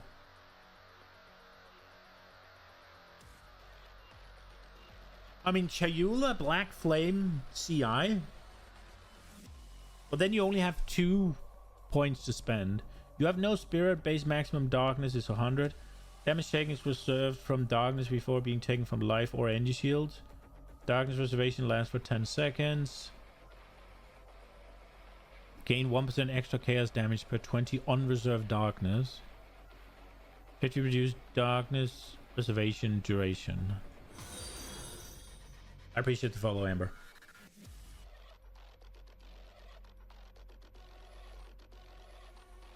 Fizz bows in PoE 2 kind of asses. Well, there's one that just fires an extra arrow, right? That's not bad, is it? When on trading cranked Fizz DPS to max, the Giga Mirror Bow in PoE 1 and some free gas corrupt the one in PoE 2. Fair. Dude, Chayula Black Flame Monk might be fun.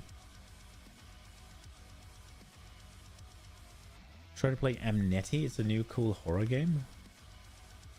Amnetti. Bro, I'm terrible at horror games. I tried to play Dead Space years ago. There's like 3 videos of it on my YouTube. I would get home from work on Friday and I would play for 20 minutes and my heart was jumping out of my throat.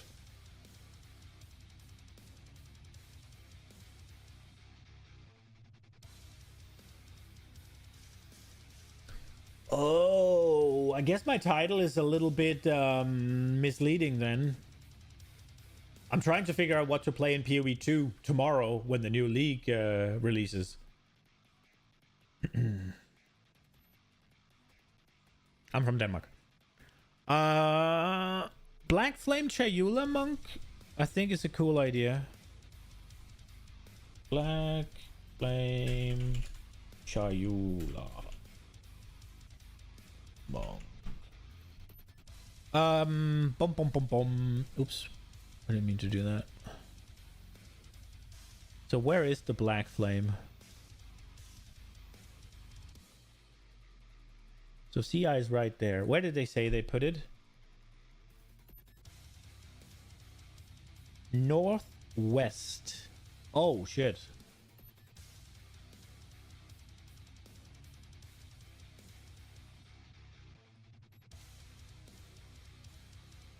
Maybe it's not in yet. Maybe I search for it.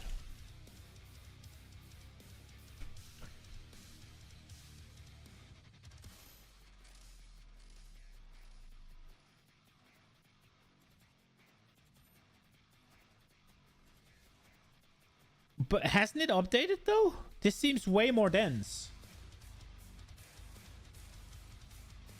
Oh.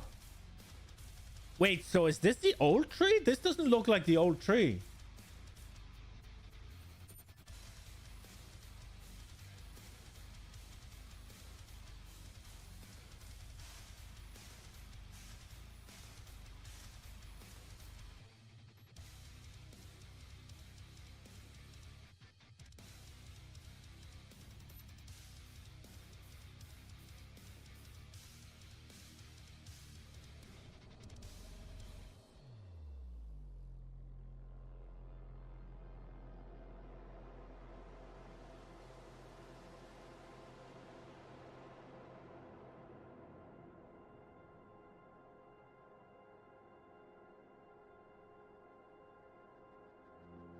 Wait. Oh, right. I'm going the wrong way. Right, okay. I was like, it looks like there's less. Because it makes sense for me that this would be the way, the change, right? So I'm like, why does it look like they're removing things? Ah, because I'm dragging. Why is it this way? Okay, well then there is not much point to what we're trying to do here. But it would be still over here, so there's some traveling to be done.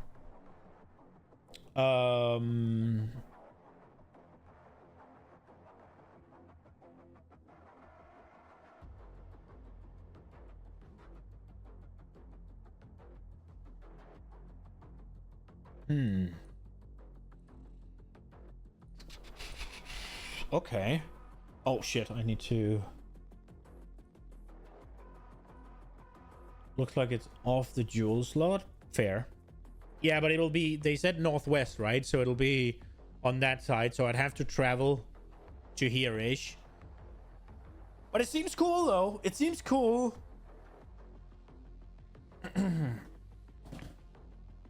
I'm not in the market for upgrading my channel stuff, Amber. I don't have money to spend on it. Added a new keystone passive skill to the east of the Monk's Title Canyon. Walker of the Wilds. This keystone causes a mana release to recover based on elemental damage. Okay.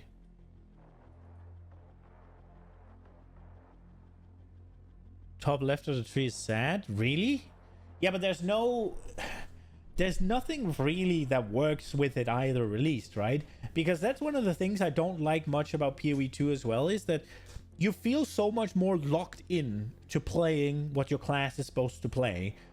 I don't know why, but it's like, I don't feel like I could just boot up a fucking warrior and play spell. Well, spells is kind of... I don't feel like I can boot up a warrior and play monk skills. Skills. Because all of the quarterstaff, all of the things that talk to the... all of the things that talk to the quarterstaff skills feels so much more concentrated on that side of the tree, and there's no middle, right? So getting there, you can't really, like, you have to go all the way around, which is obscene. Yeah, so you not only can you not really go over there, but I also feel like you have to go over there more than in PoE in PoE 2 or 1, sorry. They made pathing around a bit cheaper. They should just fucking add the middle, I think. One less passive point per area of the tree you go through. So it's, I think I checked it yesterday, and it's 28 points to just get to the other starting area. So if it's one less per area, then it'll cost you like 24.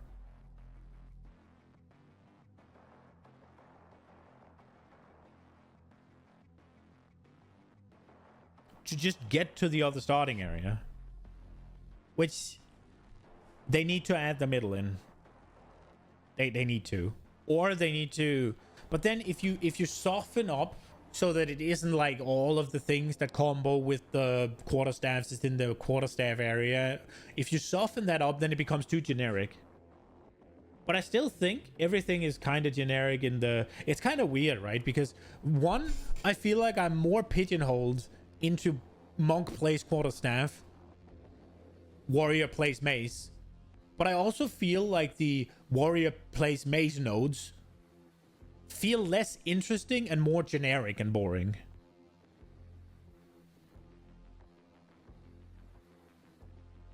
And the middle has good nodes. Yeah, the middle is really good in PoE 1.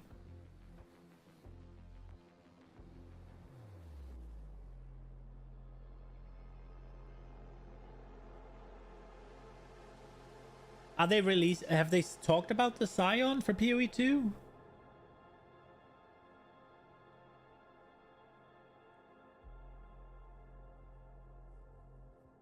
Yeah, I think Scion is cool. I didn't play PoE 1 when Scion was just broken doing it. Like, if you want to play a certain skill, you're completely locked to... Yeah, I think that's bad. I think that's super bad. I think it would be so much better if they ease it up a bit. This is where, yeah, exactly. Volcanic Fissure of Snaking is staff, axe, and I mean, you could have probably played it mace as well, right?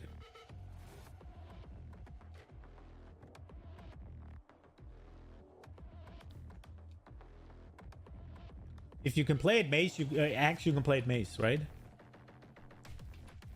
And I think it would be much better if all the mace skills, almost all the mace skills, it's fine if there's a little bit of difference, right? It's completely fine if there's a bit of difference. But if most of the mace skills are usable with an axe, and some of them usable with a polearm, or sorry, yeah, a staff, right? A quarterstaff. And then you get like some of the axe skills are also usable with a sword. Some of the spear skills are usable with a sword.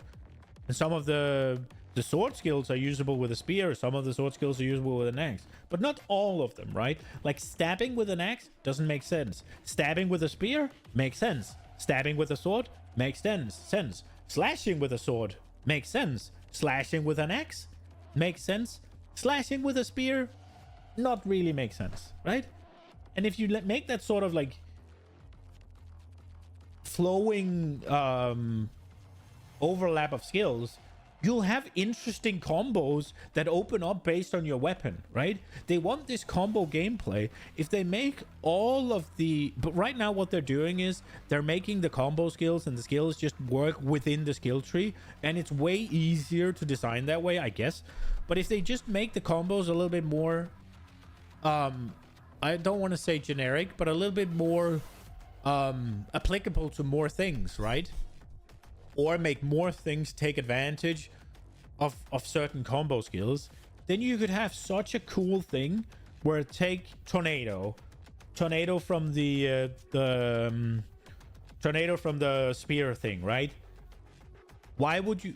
The monk has wind stuff. Why can you not do the tornado with a quarterstaff, right? So you have whirling slash. That's obviously the tornado combo button, right? So whirling slash and tornado, there's no reason it shouldn't be able to be used with a polearm, right? No reason it shouldn't be able to be used with a polearm. But then all of a sudden, maybe you can add in, rather than maybe the tornado, then the monk has that staggering palm thing, where you get every single projectile you fire off do a wind thing. Maybe your tornadoes could consume that buff and make a big tornado, right? So a quarterstaff tornado is all of a sudden different than a spear tornado, because spear tornado can do the maybe spear tornado can do the barrage empowerment, and quarterstaff tornado cannot. It would be so easy, I think. They dumped it down and made everything way more stay in your corner to make it more friendly for new player, but it came at the cost of the really freaky shit you could do. Like, we'll never see old use the sword to play cock detonate dead in PoE 2. You're just thinking here what a roll-up that could be. Yeah, it's so cool. I don't even think it would be impossible, right? All you have to do is put a little bit more work into the skills. Instead of being whirling slash basically only combos with tornado, you make a combo with the buff from staggering palm. You could just have a tag that says wind projectile, and whirling slash duplicates wind projectile, right? Now all of a sudden you can make combos even with bow skills if you want. You can make like, it doesn't seem that difficult in my eyes. If it can do it for tornado, why can't it do it for like whatever wind things? Like Monk has that thing where they spin around and like, what's it called? One staffs and quarterstaff, spear, bow, crossbow, and sword, spear, some. Yeah, so it doesn't even have to be that rigid, right? It could just be you have something, it's a slam. Slam can be used with maces. Slams can be used with quarterstaffs. Although, I'm not really sure if I like the idea of quarterstaffs and slams. Because one of the things that makes a slam is the weighted top end, right? Like, a mace is heavy at the end. It makes sense that the slam, then, right? But, like, I think a lot of reason caster feels better is you have like 3 big ass groups of skills that all benefit from the same tree and weapon for the most part. Yeah. But like slam should be usable by axes and maces at least. And the bear form in the druid, right? The bear should slam. Right? Versus all attacks that are fully weapon locked. Yeah. It's like the only thing you can combo your weapons with, other than within the weapon, is the spells. You're trying to approach this with how GGG might think. Well, I think the way GGG might think is mace. If we lock the skill types into just mace, then we can craft a better combo experience within the mace tree. And we can more strictly control it. But it's D4 shit. That is D4 shit. They're creating a experience catering to whatever. It's like D4 builds. It's like, yeah, you gotta get this, and the build is what the creators intended. You don't have the freedom to work around and figure something out. 7 a.m. you're sleepy? Sleep tight, Hexmaster. I think it would be much cooler if they open it up and have the combos less be based on this skill works with this skill, and more this tag works with this thing, right? You got the whirling slash. Have a tag that's wind projectile. And then it duplicates all wind projectiles. And then whenever you make a new skill, is it a wind projectile? Tag, yes, no. Right? Like, you could get... I mean, the barrage one should just work with projectiles, right? So that could be used for crossbows. Maybe. I don't see why some of the flurries you're doing with a quarterstaff can't be used with a spear. An axe might not make sense, but you do flurry with an axe still, like, right? Like, there's still that whole, like, but maybe it doesn't really work with the axe, but it's just evaluating it on a skill by skill basis. And obviously that takes time, but I think it would make the game significantly better. And once you've done it for the skills you've made, now you just need to do it for the new skills, and then it becomes as easy as making a new skill. Because, dude, imagine how bad you have a slam, right? Now the bear comes out and you can't fucking slam. Why? Why can the bear not slam? That is literally the fantasy of Druid Bear. Bam! Right?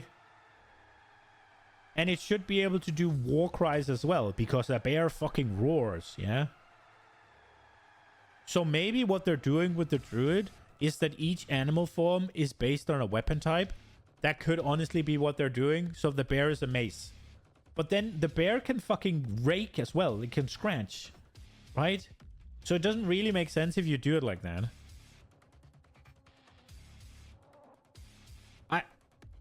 That is probably what they're doing, honestly.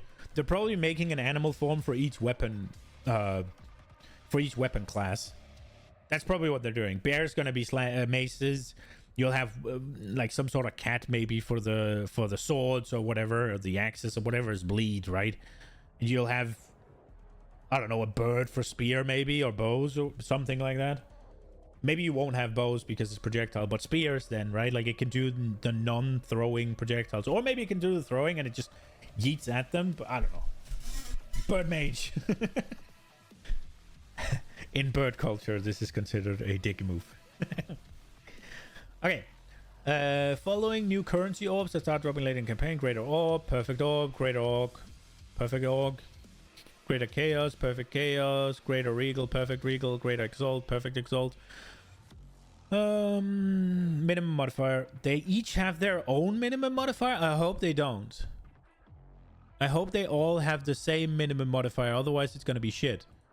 Like, Greater needs to be the same for every single one of them, and Perfect needs to be the same for every single one of them. Otherwise, it's getting convoluted and difficult just for the sake of it. And you get Hinokora's Lock.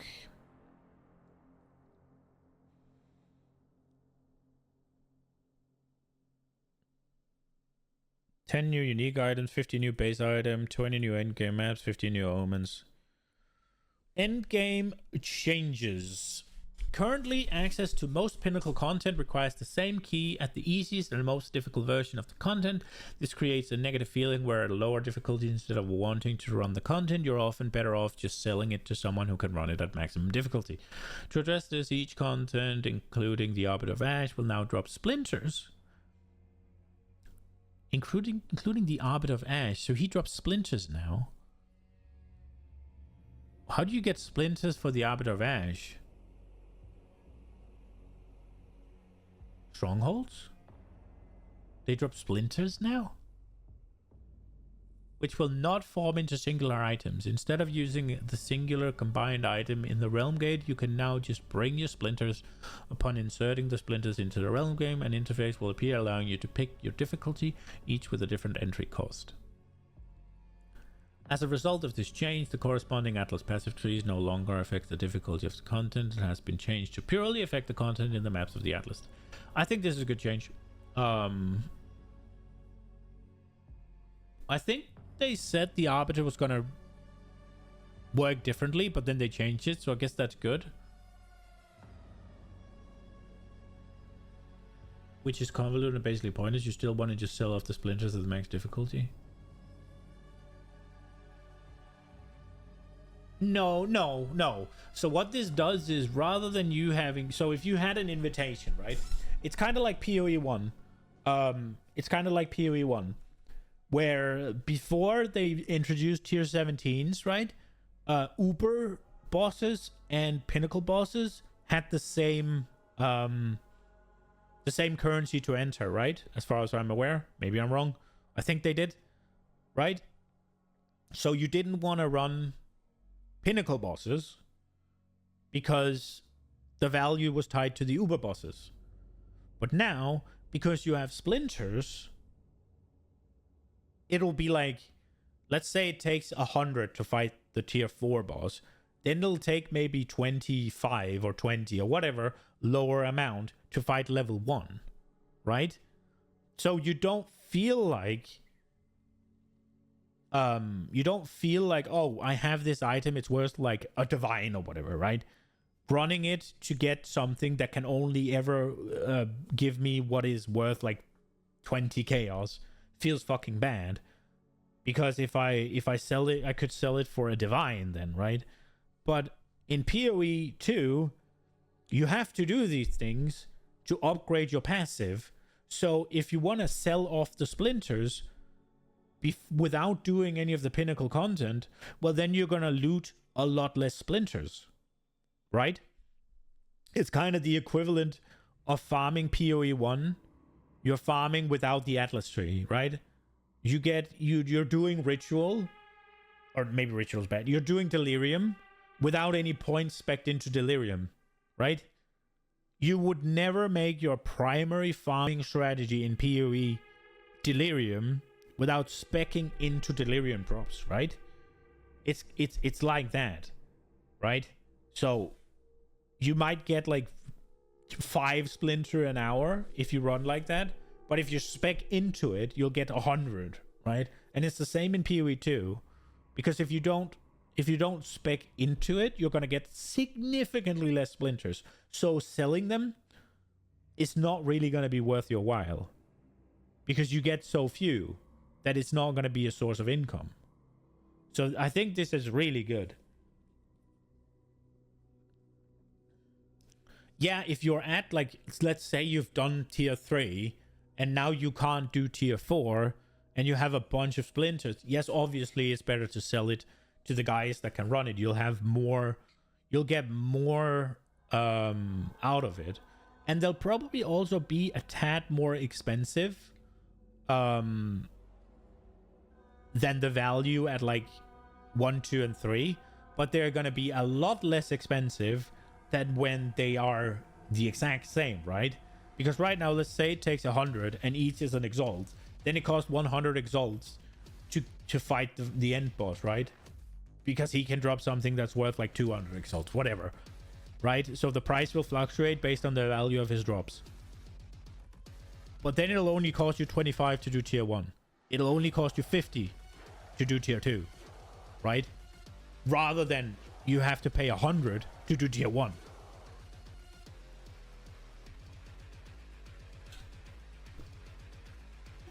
So what they could also have done is they could also have added a tier 1 invitation, a tier 2 invitation, a tier 3 invitation, and a tier 4 invitation.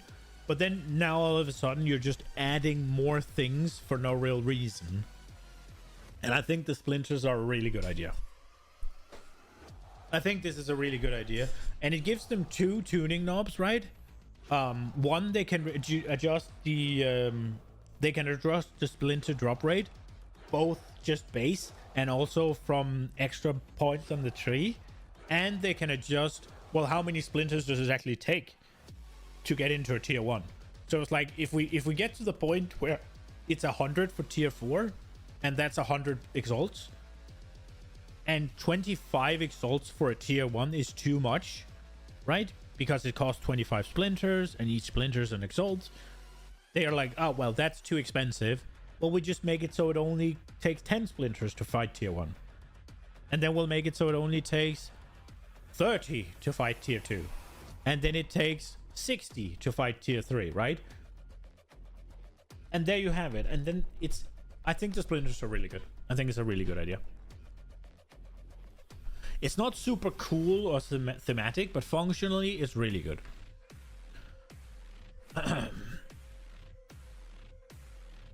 As a result of this change, the corresponding Atlas patches... Oh, I read that. Existing simulacrum, so simulacrum is the thing. Breach stones and audience for the kings can be right-clicked to grant 100 of the relevant splinter. They can no longer be used in the Realm Gate. The Arbiter of Ash boss fight is now a static difficulty encounter with infinite portals.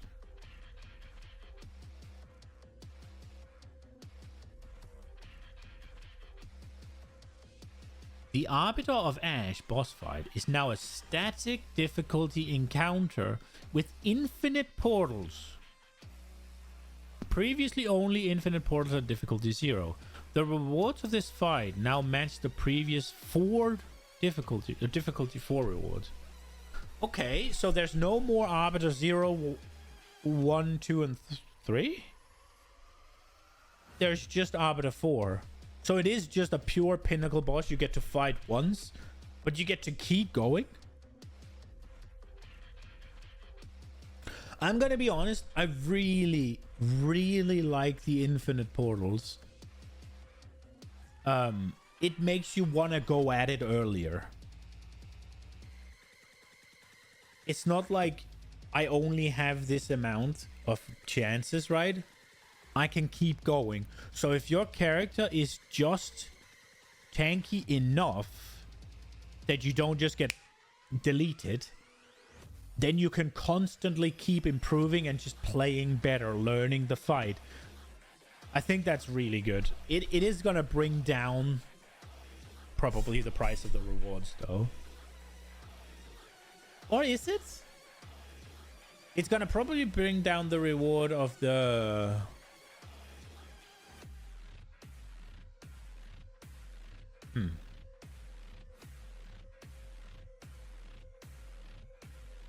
Because it's probably gonna be...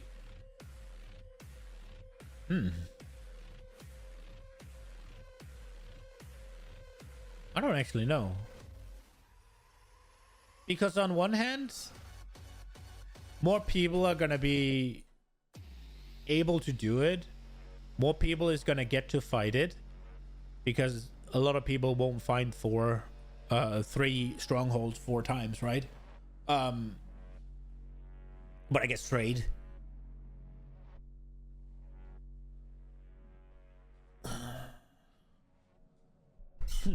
I think this is cool. The infinite portals, I do like it, but on the other, I'm also a little bit thinking that does it cheapen it a bit? I don't know if it does. It does a little bit encourage the glass cannons, doesn't it? But maybe Arbiter is built in a way that you can't glass cannon it. That could be a thing. I do like the you don't have to be afraid of screwing up a bit too many times and just losing it and go again. I do very much like that. And it does mean that I will be willing to go in there earlier. I don't need to be 110% sure that I can kill it. I just need to think I can kill it if I play well. And I'll have infinite chances to play well. That's really good. Okay, the Arbiter of Ash passive Atlas tree has been removed, and some of the bonuses have become inherent to the Arbiter of Ash drops. Okay. Uber version. So that sounds like the rarity of the... That sounds like they're also adjusting the chance of dropping stuff. Added Uber version of the Arbiter of Ash. Ooh, Uber version. Which requires the new Calamity fragments to access. These are obtained from Citadel bosses, but only once you've allocated the maximum number of points in your boss Atlas passive tree, ensuring the Citadels at their highest difficulty. Okay, so you get... Okay, so you get splinters for the Arbiter. And once you have maximum boss stuff, you'll also get Calamity fragments.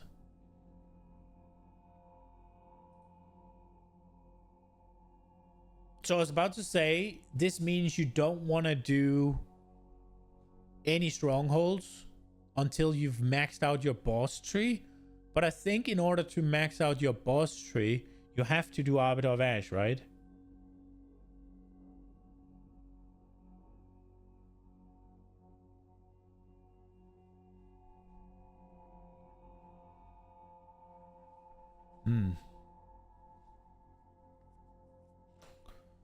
Wait, excluding Arbiter? Wait.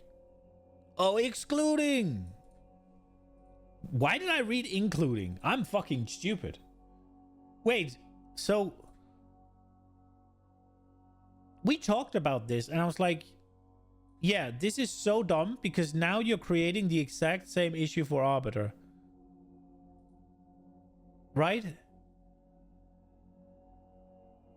Because the splinters are super good. And now nobody's gonna want to do any of the Citadel bosses until they have max fucking points, which is super ass. But I don't think you can get maximum points until you get Arbiter.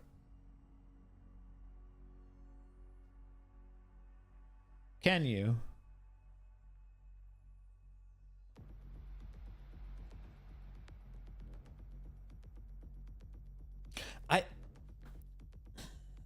I think the reason I read including is because they said that everything except Arbiter was gonna be a like the splinters. They said that in the Q&A, I think. And I thought to myself, well, now you have this issue and you're solving it for everything other than the Arbiter, and now you're just holding it for the Arbiter. There's no way they aren't gonna fix it. So when I saw them specifically mentioning the Arbiter, I was like, oh, they fixed it, they thought about it. But no, it's just ass. Okay.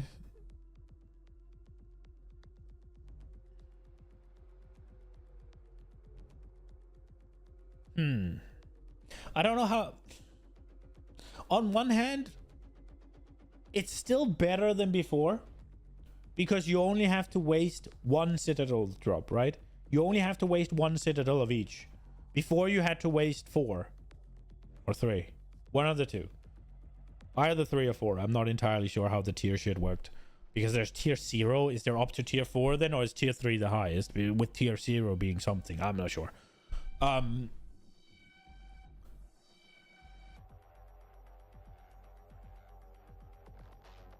Okay, well, we'll see how it works. It's better than before, but it's like they solved the problem with the splinters and then they just kind of kept it for Arbiter.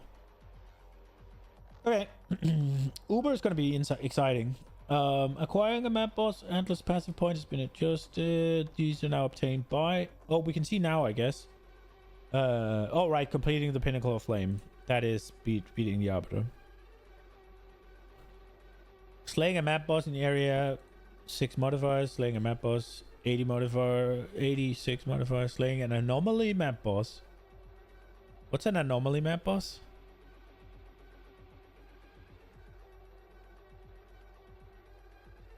Slaying a Citadel map boss.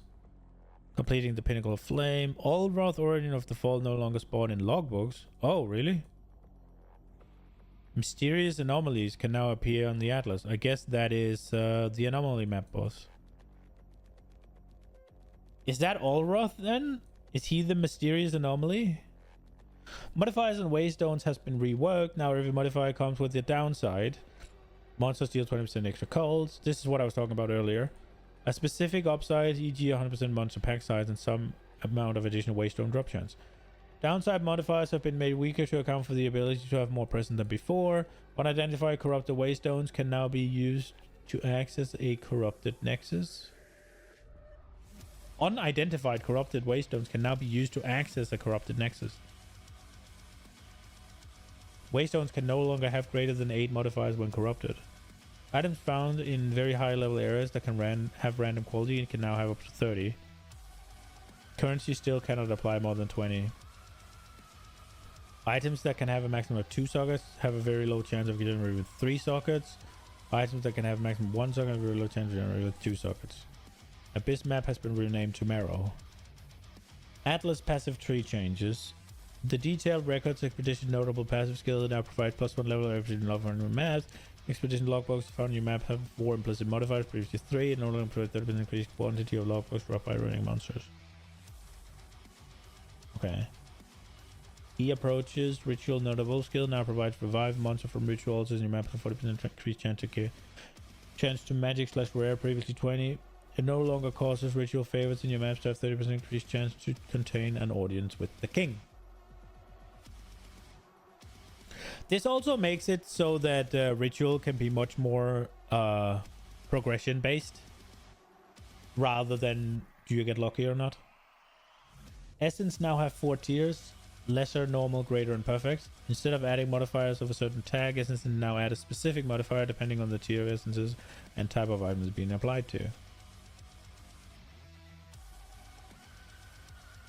We do need the add tier though, and essences would have been good for it, I think, but it is okay that they're doing it the same way PoE 1 is.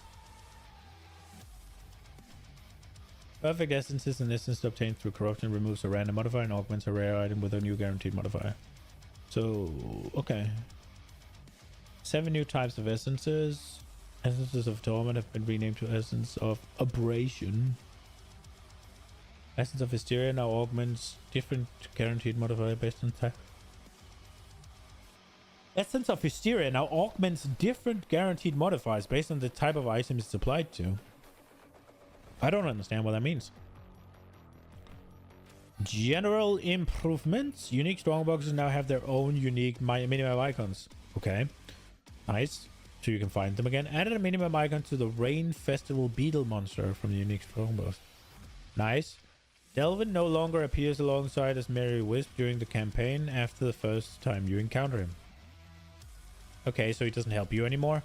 As Merry spirits now start appearing from hunting grounds and beyond instead of the Grellwood. Skill and persistent buff gems now sell to vendors for gold based on their level and quality, sorry. Skill and persistent buff gems. Okay. The hooded one can no longer be placed in your hideout. What?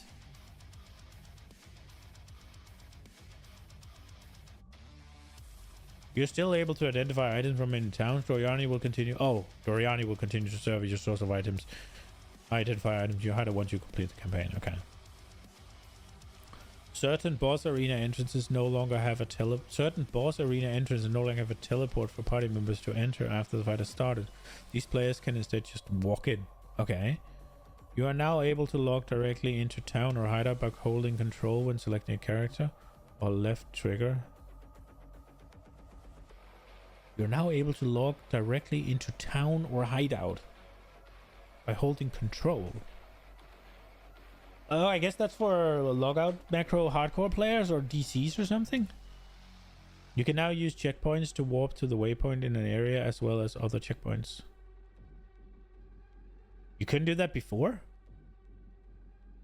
Omens can now stack. Nice. That's good. That's good. Orb of Chance have received new 3D art. Okay.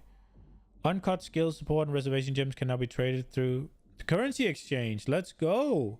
Party members can no longer fruitlessly attempt to open expedition portals. I don't know what that means. Player changes. Here we go. Oh my lord. It's been 2 hours and 15 minutes and I'm not even a quarter through, or maybe just a quarter through. Holy shit.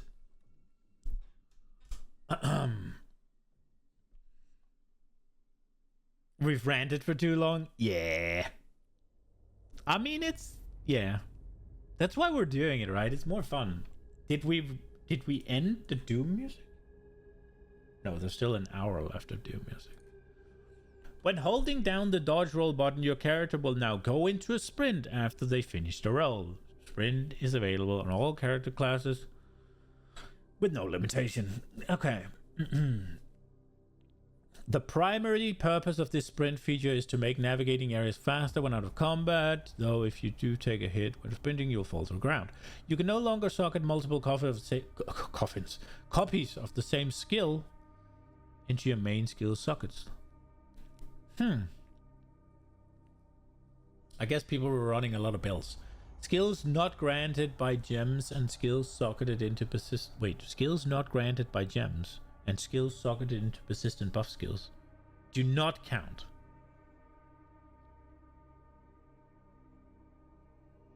You can still have multiple copies of Spectres and Tame Beast, but only one of each kind of monster. Basically, dex builds are faster and strength builds suck. Okay, so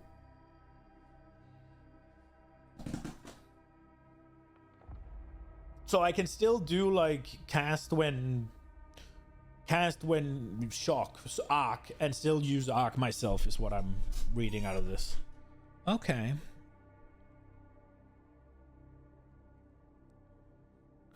Attribute requirements of all equipment have been lowered, particularly at endgame.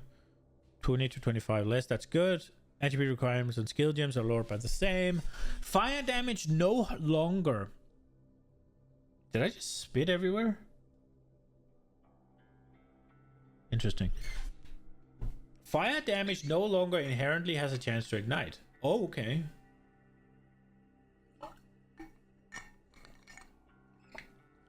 Instead, it inflicts flammability on the enemy based on the damage dealt. Flammability is a debuff that lasts for 4 seconds, grants all fire damage against the enemy, including the hit that applied flammability, a chance to ignite that enemy equal to the flammability magnitude.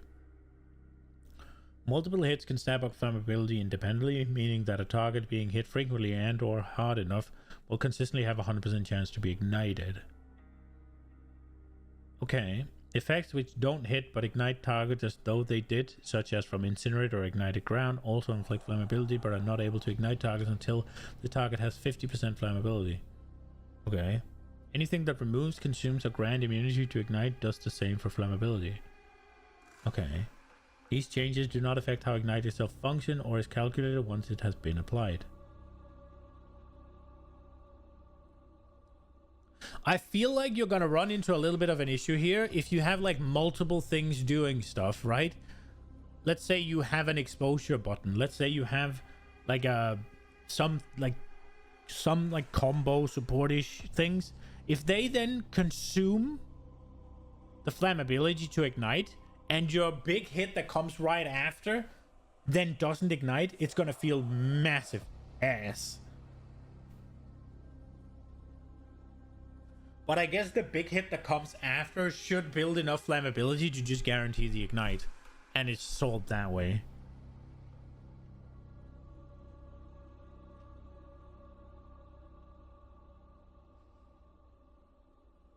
These changes also apply to other non-fire damage that becomes capable of igniting and to enemies. Some enemies deal non-ignite fire damage over time, which is not affected by these changes. New! The Arcane Surge buff now grants 15% increased cast speed instead of 10% more cast speed. Is that better or worse? That sounds worse.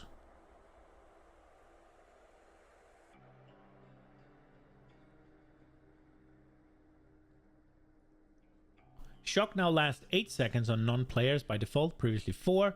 It still lasts 4 seconds on players. Nice. Chill now lasts 8 seconds on non-players by default, previously 2.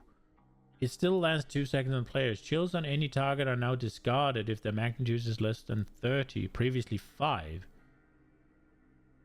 Chills on any target are now discarded if their magnitude is less than 30. So you can't chill unless you would do magnitude 30 chill. So no more adding a bit of frost damage in. Overflow effects on life, mana, and energy shield can now overflow the maximum by 1.5 from 2. Sad. Sad nerf. Sad.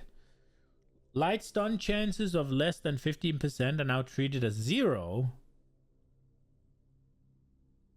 Previously described as less than 10, but actually less than 20. So buff to players. It's a buff to players, right? So we get 3% more for players, and we get 5% more stun to monsters. It's also based on the damage. Yeah, the flammability, right? So Frostbomb should still be fine, but it just can't be level 1. Oh, yeah, the chill. What I meant was no more like gain 5% extra of this ticking damage as Frost to build up chill, right? You need to hit them for like 30% magnitude to even apply chill, is what I meant. And magnitude is based on well, I shouldn't say magnitude, I guess, because well, I should, right? Because it is magnitude. You get all these things that is more or increased magnitude, right? So if I have to hit the boss for say 100 to apply 1% chill, then I need to hit him for 3k, whereas before I could have hit him for 500 to apply chill. So the whole like, I think there's a monk node where it's like gain 10% of it, or 5% or 2% or something of lightning damage as extra cold. If you're doing small lightning hits, it's not going to do shit. But if you do a massive lightning hit, it's still going to do it. Unarmed attacks now have base critical hit chance of 5, previously none. Oh, I missed one. Elemental Explosion now has 15% less effect on magic, 30% less on rare, and 50% less of unique. This is so weirdly convoluted. Couldn't they just have given the rares a little bit more resistance?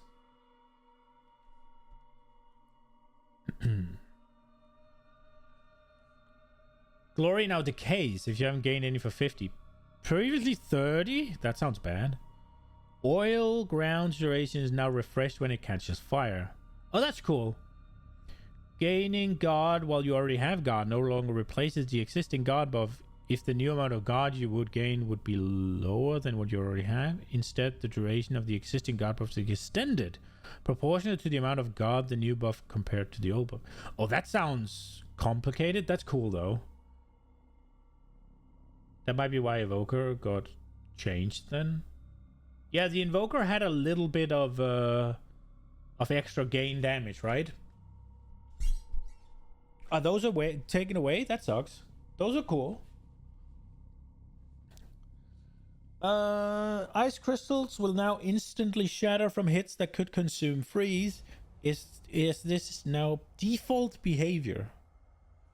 Glacial Cascade and Fragmentation rounds no longer specifically call out this behavior. Ice crystal now instantly shatter from hits that could consume freeze. Okay. Added a new mechanic called Elemental Infusion. This is so cool. That many elemental spells interact with. Some skills create infusions of a specific element as remnants on the ground, which can be picked up to grant the infusion. Other skills can consume infusion of a specific type to grant additional bonuses depending on the skill. Some skills consume infusion that match their skill's elemental type, while others have cross-elemental infusions. The following have been renamed to avoid confusion with the new elemental infusion mechanic. Amazon's infused weapon skill has been renamed to Elemental Surge. Why isn't that just infuse? It's the same thing. Spire of Ire's Chaotic Infusion unique skill has been renamed to Chaotic Surge. The Charge Infusion skill has been renamed to Charge Regulation. Reloading a crossbow and switching crossbow ammunition no longer reduce the player's movement speed. That is nice. Blocking is no longer limited to strikes and projectiles by default. All hits that are not specifically unblockable with red flash can be blocked. Raise shield and parry now require you to face the enemy that is hitting you, rather than the direction from which the hit originates. Some monster skills for which directionality is unclear have been changed to be blockable from any direction using these skills. Okay. Player, minion, and monster base maximum block chance. Now 50. That's enough. Well, I guess it's a nerf to minions and a buff to players. Effects which set a maximum volatility now probably do so instead of being additive with the default cap of 200. I don't know what that is.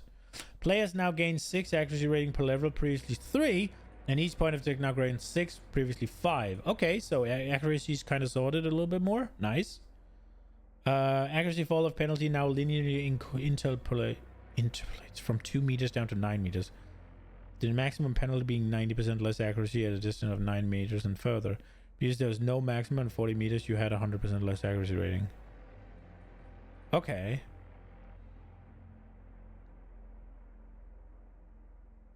How much is 9 meters? That sounds like so little. Holy shit, range builds needs a lot of accuracy then, huh? Player minions now always hit with their attacks. Player projectile skills now fire a minimum of 1 projectile even if they should fire 0. Swapping weapon is now instant. That's so nice. All charge consuming skills now pause their corresponding charge duration while in use. All charge consuming skills now pause their corresponding charge duration while in use.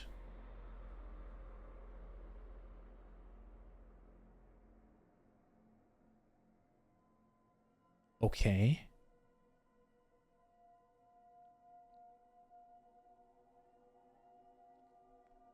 Elemental damage recouped as life and physical damage recouped as life now display in the life section of the character panel. Clarified on the stun keyword, the monster melee damage has 33% more light stun chance and heavy stun build-up, and monster physical damage 100% more light stun chance and heavy stun build-up. These bonuses are multiplicative with each other. Note this is purely a description change. Okay. Updated the ice crystal keyword to clarify that it blocks movement of smaller monsters, while larger monsters will destroy any crystal in their path. Updated the keyword pop-up for MAME to include its base duration. Okay. Ascendancy changes. Warbringer. The answered call notable passive now also provide +1 maximum number of summoned totems.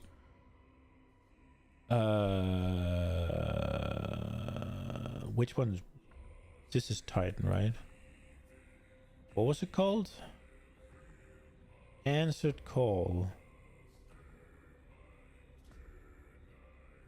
Trigger ancestral spirits when you summon a totem, and you gain ancestral spirits. Now you also get +1 maximum number of summoned totem. Okay. Ancestral spirits skill granted by answered call notable. Right. Is no longer grants minion from the skill have +1 increased accuracy rating per 3 dex. Instead, minion from the skill now have 1% increased attack speed. That's a buff. Great Wolf's Howl notable skill has been removed, and the Warcaller's Bellow notable now also provides ignore Warcry cooldowns.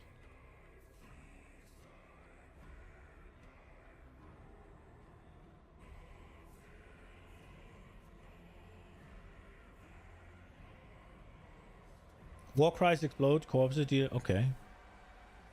So Warcry explodes and no cooldown. The Renly's training notable passive skill now grants gain 35 base chance to block from equipped shields instead of the shield's value, previously 40. Nerf.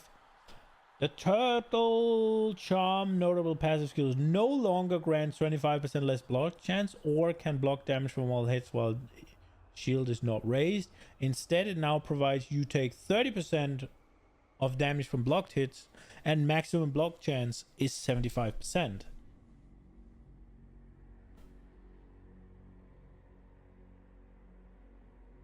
I don't know enough about block to understand what this means. Stacks of Jade granted by Jade Heritage notable passive skill are no longer lost when taking physical damage from a hit. Okay, so how do they work then? Oops.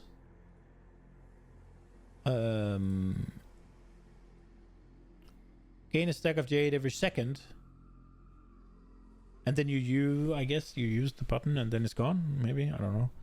Ancestral spirits from the answered call notable passive skill have also been improved. They now appear faster and start using skills sooner.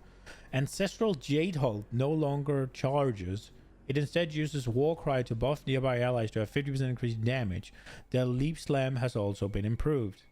Ancestral Jade Caster has had its spell casting range increased. The Pinning Jade Storm has had its area of effect increased, and the delay between it forming and exploding has been reduced. Ancestral War Horns, Horn Buff and Horn Slam have had their area of effect duration increased. Ancestral Spirit's Turtle Aura has had its area of effect increased. Okay. So I'm guessing these are the different ancestors you can summon with the Ancestral Call. The Flowing Metal... We can't have you talking, brother man.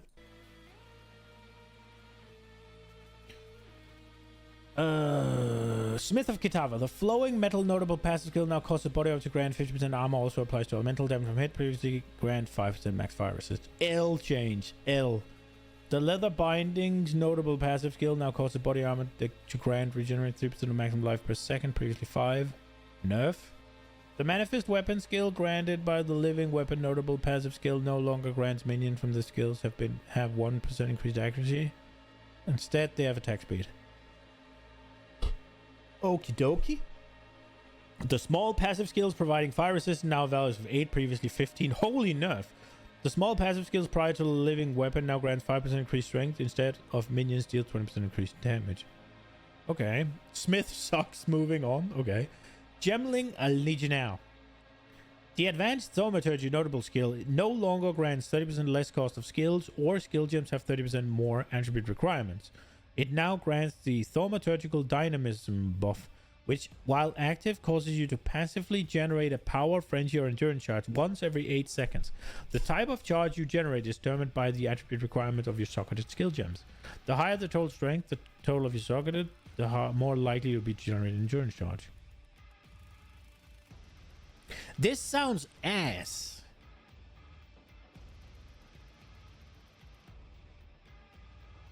Like, this sounds total garbage in my eyes. 8 seconds? Every 8 seconds you get a charge? 8 seconds. 8. And you're not even guaranteed to get the one you want.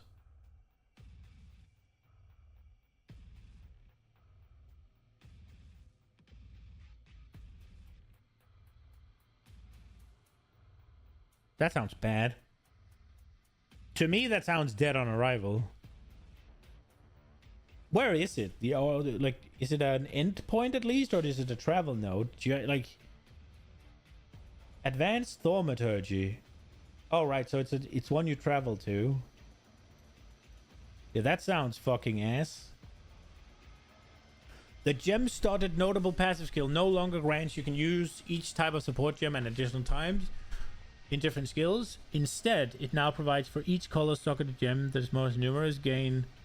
That also seems bad. I'm very disappointed of what they did with the Gemling Legionnaire, if I'm being honest. That is very... I already thought that it was kind of boring. The things it had. Not saying it wasn't powerful, not saying you couldn't do cool shit.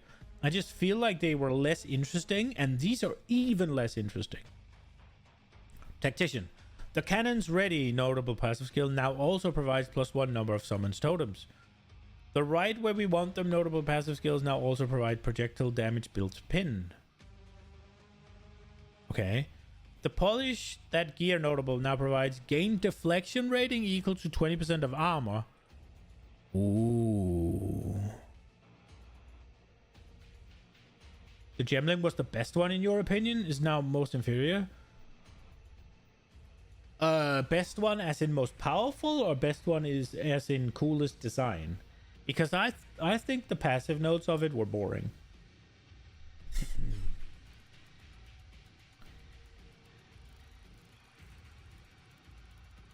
Suppressing fire now provides 40% more immobilization build up instead of projectile damage.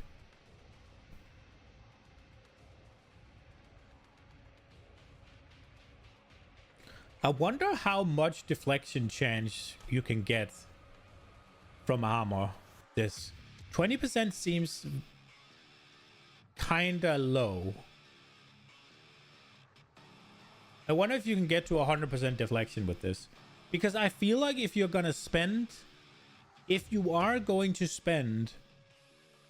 an ascendancy node on it, it needs to almost be 100%.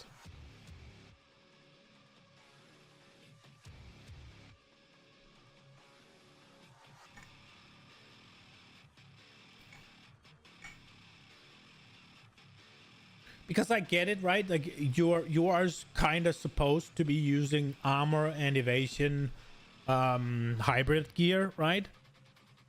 But it's like if you do that, then the 20% of the armor is not going to be as good as it could have been. And then you have to allocate points into deflection anyway, so wouldn't you have been better off just going full evasion or going full armor? Both. You kind of like you could have a bunch of quality to a gem, or adding levels and having it be so gem focused is really cool. Yeah, but like I do agree with that. But if we take a quick look, right? 10% of quality of all skills. It's one line. It's super simple. Now, don't get me wrong. 10% quality of all gems does vastly different things. I do agree. So yeah, most of the complexity in this comes from the skills you pick. So this is, don't get me wrong, this is really cool. So 1 plus this one, 30% less cost of skills, right? 30% more attribute requirements. This is fucking boring. And the new one is arguably even more boring, or even less usable, right? This is just kind of very boring. Then you got this. 2 level of all skills with an intelligent requirement. This is cool as well, right? It's super simple though, because this is just more damage, right? This is just dexterity gems do more damage, right? When you say it's simple, I mean, sure. I like when there's some meat to it. Now the quality one I think is really cool because Quality is you're fond of the phrase kiss. Yeah, but it doesn't have to be kiss curse, right? Or keep it simple stupid, you mean? Okay, right. Yeah, but it doesn't have to be key like what's it called? Kiss curse was what I was gonna say. Keep it simple stupid is fine, but I mean, you look at this one, the node where it's like the new node where it's gain deflection equals to 20% of armor, right? That's not convoluted. That's still simple. But it's like you're taking... It opens up for you to be able to take deflection in an armor build, which you weren't supposed to be able to do. And I like my ascendancy things to be like, you're not supposed to be able to do this. Like Elementalist, when it's like, all your elemental damage can shock. So I can now make an Ignite shock build, right? I'm not supposed to be able to shock with fire damage, but lo and behold, here I go, right? From PoE 1, that is. I like that type of node. It's not convoluted. It's not... It is still simple. And I just think the Gemling Legionnaire was way too basic, right? Quality of skills meets the bar for me if we assume that quality of skills actually does interesting shit. Like you take Volcanic Fissure, right? Quality adds another fissure. Now 10 is not enough to get another fissure, but let's assume it was 20 for PoE 1 then, right? You do think some classes are overly fair. That's absolutely true. Absolutely true. Some classes can be overly convoluted. I don't know if they are. I don't know which one it would be. There's like Kiss is keep it simple stupid is absolutely true and can be true. And there is a lot of value in simplicity, but simplicity doesn't have to mean that it can't be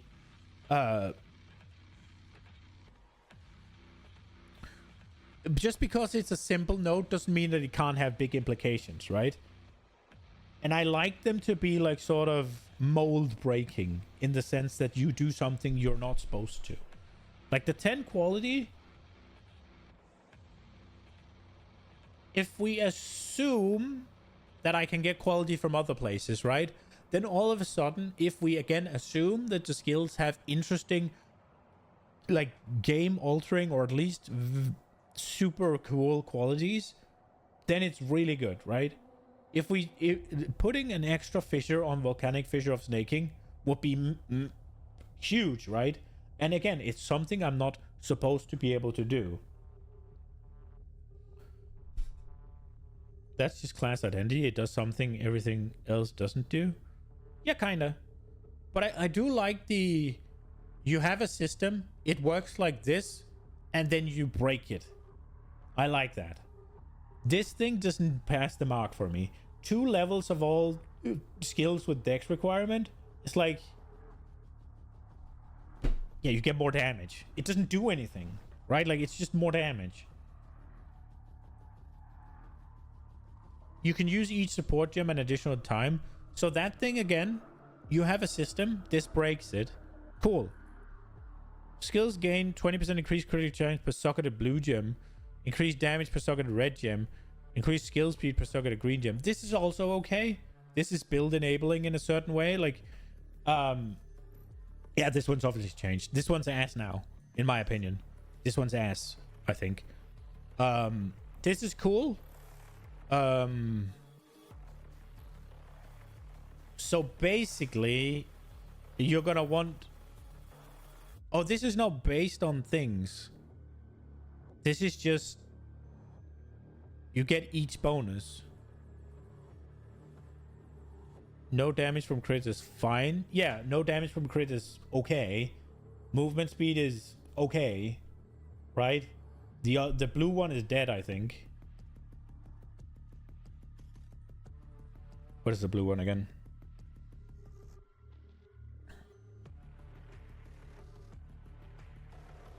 Less cost.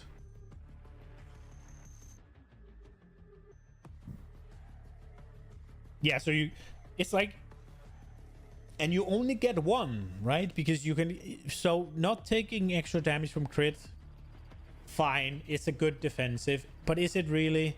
I mean, sure, you can get crit immunity, but then you have to have strength things, right? Then you have to have strength gems. Then you have to focus on strength gems. And now you take this one. Unironically, strength would be... red gems would be the last one I'd want, right? Red would be the last one I'd want. Increased crit chance and skill speed seems way better than increased damage to me.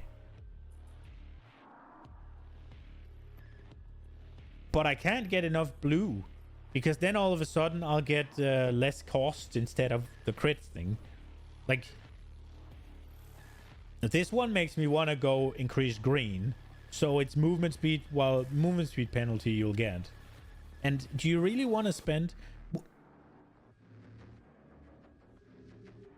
That seems anti-synergistic. Yeah, sure, but you have to take that one, right? Gem started is the thing. That's the new thing where it gives you the thing. So you have to go through it. And for me, it would be green, blue, red. Depending on the build, it could be blue, green, red.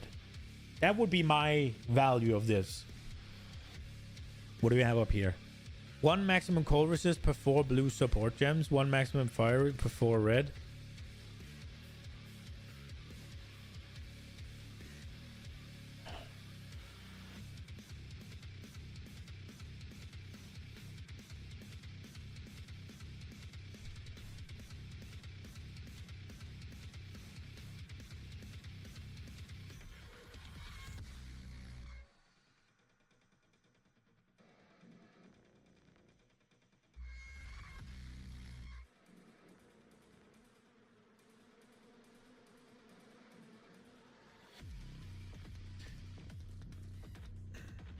This one,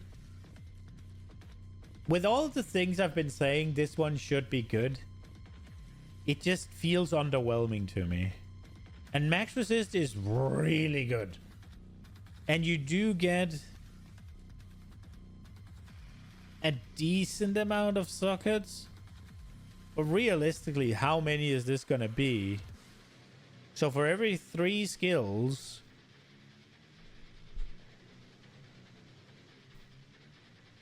for every 2 skills, you can get 3 max resistances. No, because it's a 6 link, it has 5 support gems, right? So for every 4 skills, you can get 5 max res. Right?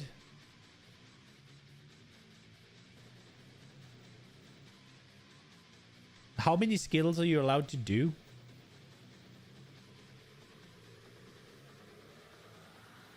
So you should be able to get 10 max res. So that's gonna be plus 3 of each max res. Is that really... To me, that just kind of sounds a little bit like a shitty... what's it called? Ascendancy point. It just sounds a little underwhelming. Like, how many skills can you use in PoE 2? And all of them needs to be 5 support on, right? I don't think you can do 12, right? You can do like 10-ish, something like that. But I guess then you do have the auto. You do have the auto skill, like auto fire.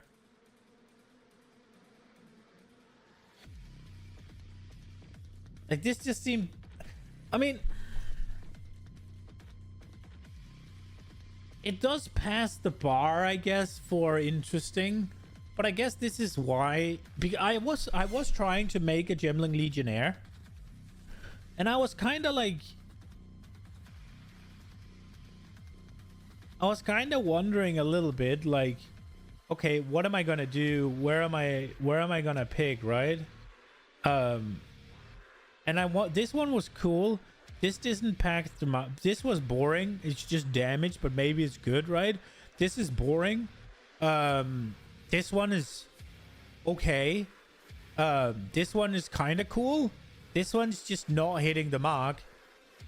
Atrophy, this is also kind of like, is that really? I mean, I guess, right? Like, this is also like, is this really powerful enough? I just, the whole ascendancy just kind of feels bad. It was really good. It just feels underwhelming, bro.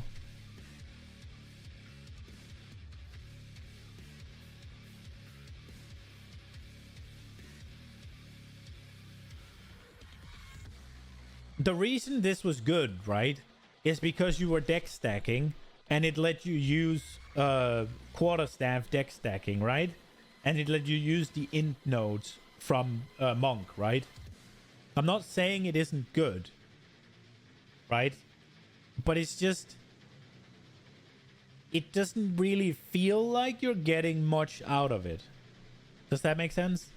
It's one of those things where, yeah, I can see what it does and I can see the power of it. It lets you not have to get like 160 fucking int or whatever it was, right? And it lets you just focus on stacking one. But it's just one of those things where I feel like that should be a gem. Or like a unique that has it on, right? Like something a little less than but I mean, this does pass the vibe check. And then you have this one, which inherent bonus from attributes are doubled. Massive. But then you have to have why does it have to have a downside?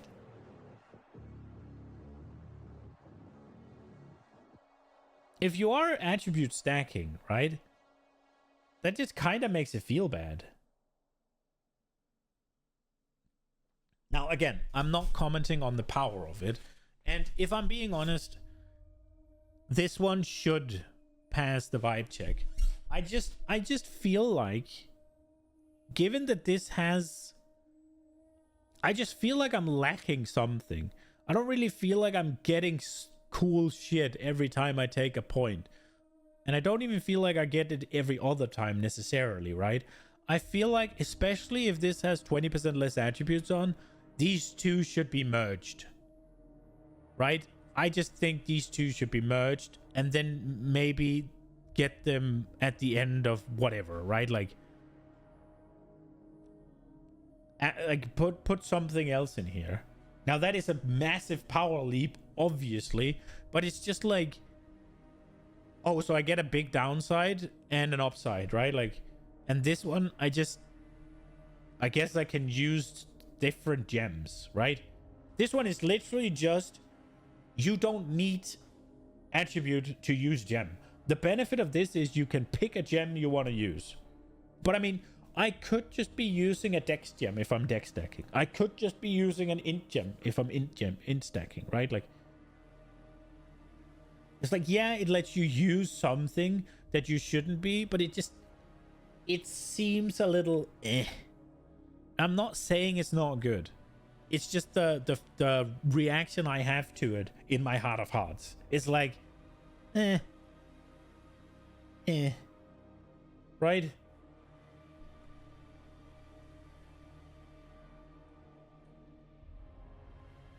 But yeah, I could be a little harsh. I don't know necessarily if the other ones are better. I just remembered I wanted to do the Gemling Legionnaire attribute stacking meme as my second build in season 1 or 2, I can't remember. And I just I ascended and I was like, oh, wow. These things do fucking nothing for me until I hit critical mass. Right? Like, the attribute requirement thing doesn't really do fucking anything until you're at critical mass. And there's no, like, good morning, Blitz. There's no, like, oh, I play this until I reach critical mass. It's just kind of like, eh. Like it, yeah, that's what I thought. It was like, okay, I'm leveling. What am I picking? Okay, 10% quality. Well, I get 10% quality on everything because I don't have quality on my things. I guess that'll do something. But everything else is just like, I can get +2 level of gems, I guess. And then what am I doing with the last 2 points? Nothing was really anything. It's just kind of like, So, I mean, yeah, at the end game, when you basically are already blasting, you got your stacking going on, you got all the things going, yeah, then they're really powerful. But until then, you're just kind of looking like, huh? So what am I getting? Not really anything. Oh, for any of the 4 points. Even the cool ones, even the 10 quality, like, how good is 10 quality when you're leveling? All right, tactician, we were doing... Yeah, we're talking about this one. Suppressing fire now provides 40% more ablation build instead of projectile damage builds pin. The right where we... Wait, the right where we want them notable. The right where we want them. Pinned enemies cannot perform actions, and that gains projectiles build pin. So that was suppressing fire, projectile damage builds pin.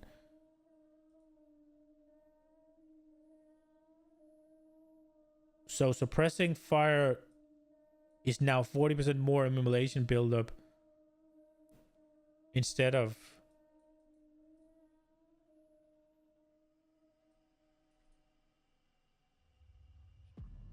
But you have to take suppressing fire to get to right where we want them. So...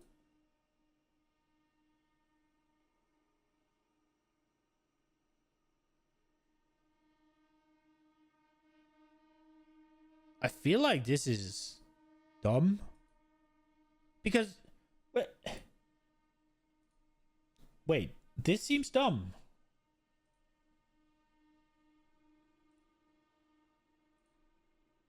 So, suppressing fire, projectile damage build pin. Pinned enemies cannot perform actions, right?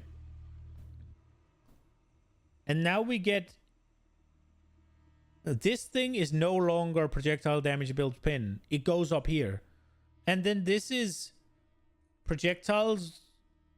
Skills now provide 40% more immobilation. That is fire. Immobilize.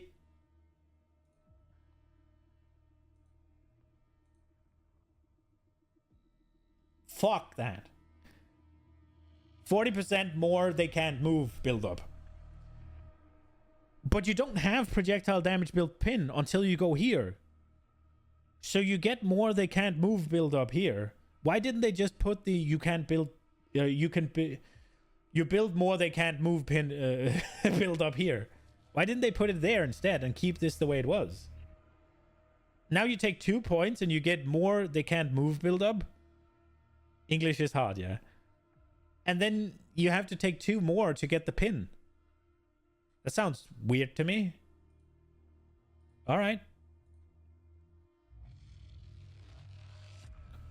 I really should be using screen capture for this shit.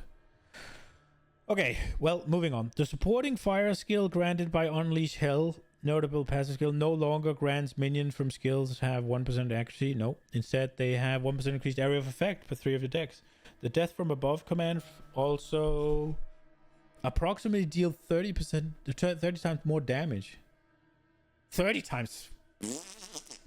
I went 30% and then I just stuck to 30. 3 times more damage.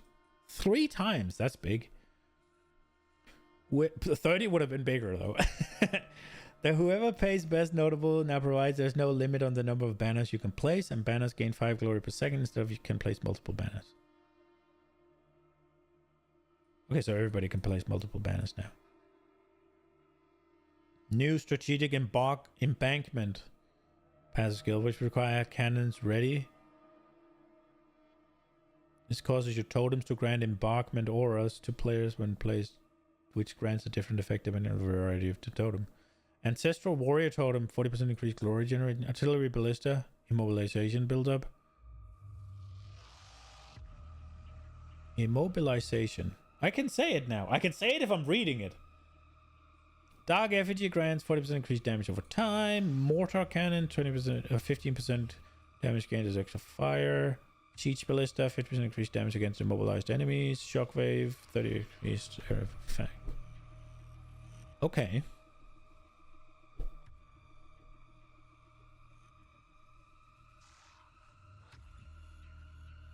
Immortalization? That sounds pretty good. Witch Hunter. The Weapon Master notable passive skill grants 100 passive skills points between weapon set skill points. Previously 20.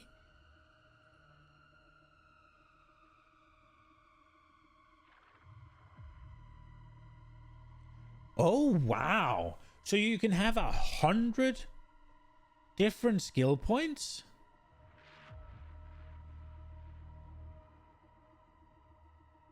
Wow. How many do you have now? You got 24. So you have 100? You can have an entire different tree? Wait, that means you can have a totally different tree, doesn't it? Because you have 124. 123 even.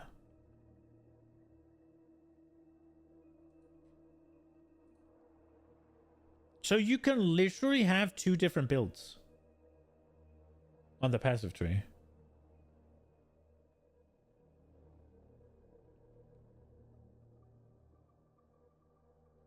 That is cool as fuck.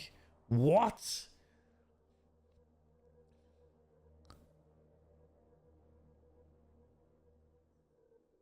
Oh. Bro. Most inferior? Well, I mean, so this obviously requires you to do something very specific, right? So this isn't so much power as it is build enabling. Because you'll get the power from what you can do with the weapon. Oh, I want to do this so badly. Bro, you'd argue that's a lot of power. You can kind of have 2 builds in one, yeah? Oh, I want that.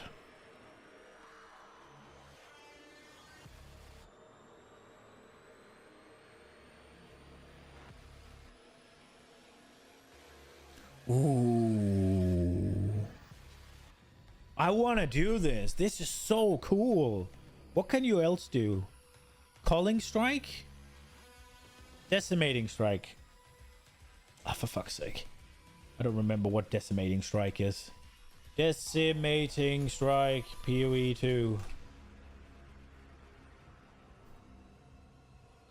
Hits against full life enemies remove between 5 and 30% life before the damage of the hit is applied.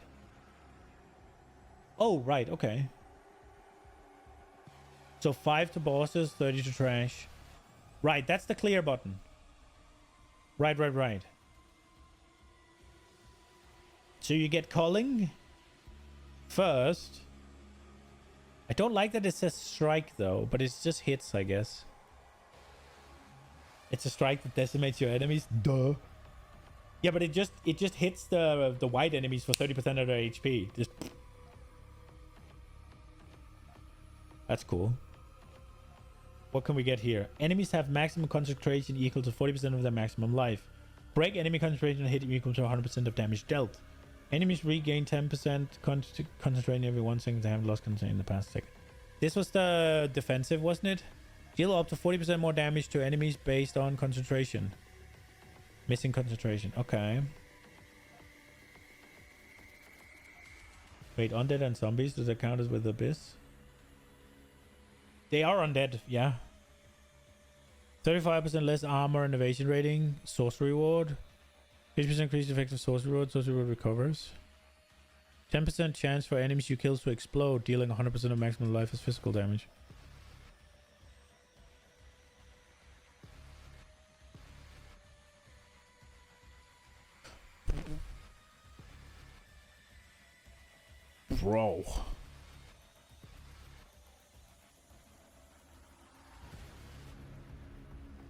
So you go Weapon Master with Judge, Jury, and Executioner and Zealous Inquisition. And you just need to hit. Bro. You could probably make Lightning Spear work again, right? Because all the damage is gonna get nerfed unless it nerfs the functionality of it. All the damage that's just gonna lose, you get from decimating. And then you have culling for the rest, right? And then you got extra explosions on top.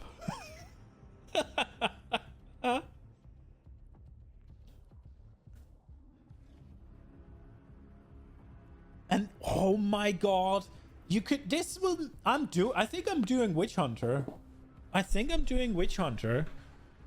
I'll have one button clear propped up by Decimating Strike and Zealous Inquisition, right? And then I can do the crossbow single target shit. Oh, then I can't do the bell though. Oh shit. I think I'm doing that. Number 1 contender. Witch Hunter.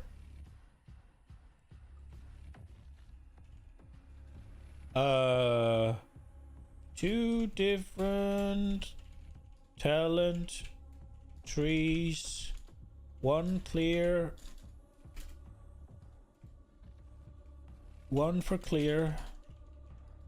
And one for ST. Decimating strike plus culling plus explosions. Single target crossbow armor break. AoE clear. Bro. Witch Hunter is definitely on the list. Holy shit. I'm playing that. Whether it's on stream or off stream, I don't know. This is one of the two. I'm doing 2 characters, I think. This is one of the 2. I don't know how much I'll be able to play off stream though, but I'm thinking of doing 2. This seems so fucking cool. Oh, I'm excited. I wanted to do weapon swap both leagues and I just never got around to it. Ritualist. Which one's the Ritualist?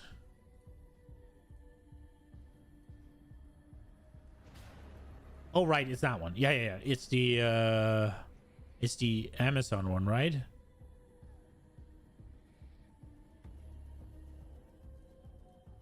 Yeah, the Huntress. Oh, I thought actually it was Amazon. It was called. It's Huntress. Okay. The As the Whispers Ask notable passive have been removed, and As the Whispers Demand now also grants Ritual Sacrifice. As the Whispers Ask. And then As the Whispers Demand. Ritual Sacrifice can be used on yourself to remove 20% of life and grant a random monster modifier. Oh, that's cool. Right. I remember that one. The Wildwood Persistent notable passive skill now grants 10% increased life recovery per 5 missing unreserved life, previously 5. So they didn't add anything new. That's kind of sad. Amazon. The Critical Strike notable passive skill now has gain additional critical hit chance equals to 15% of excess chance to hit with attacks previously 25. RIP. No longer specified. It ignores hobble on the target. Ass Hand Hunter with the 30-second animation. The Elemental Surge notable passive skill, previously Elemental Infusion, now grants 3 searches when consuming a Power Frenzy, previously 2. Oh, buff to that? That's good. That's really cool. So that got buffed. That's really cool. Cool. Pathfinder. Sustainable Practices notable passive skill now grants 50% of evasion rating, also grants elemental damage reduction, previously 30. Wait, how does that work?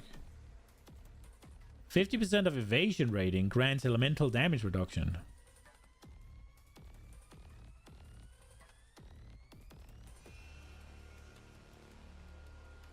At what rate?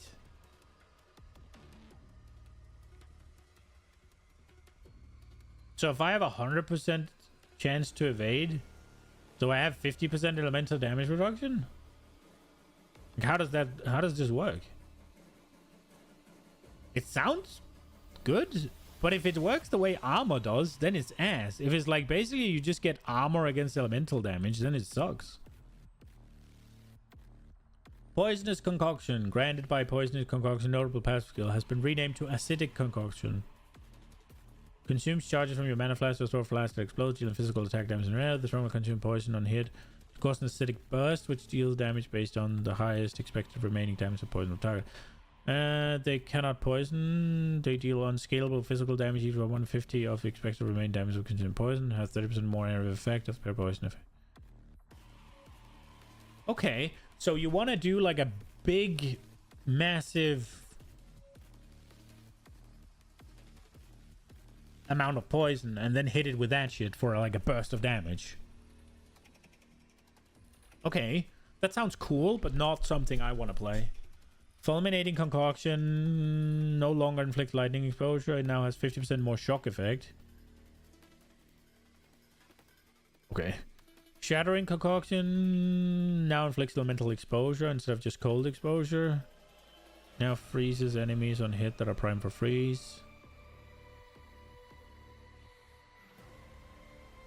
Okay.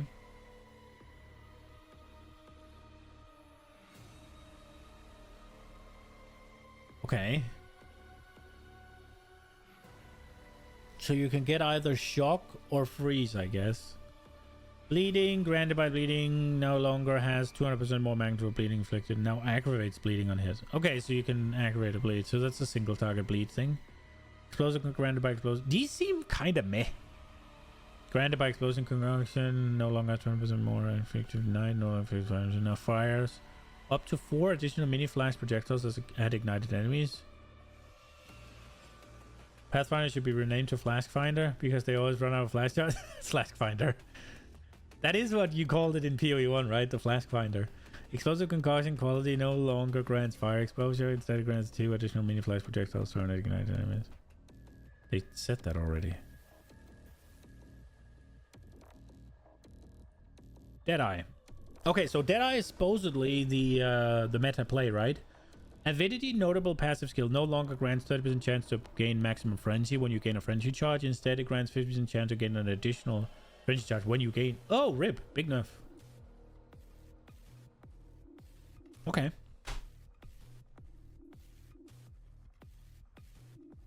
The called shot's notable passive skill no longer lets you apply an additional mark.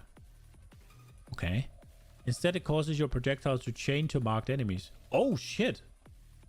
And grants the new cold shots meta skill that repeatedly marks enemies near you, bypassing your mark limit. Oh, that's so cool. Oh, I want to do that.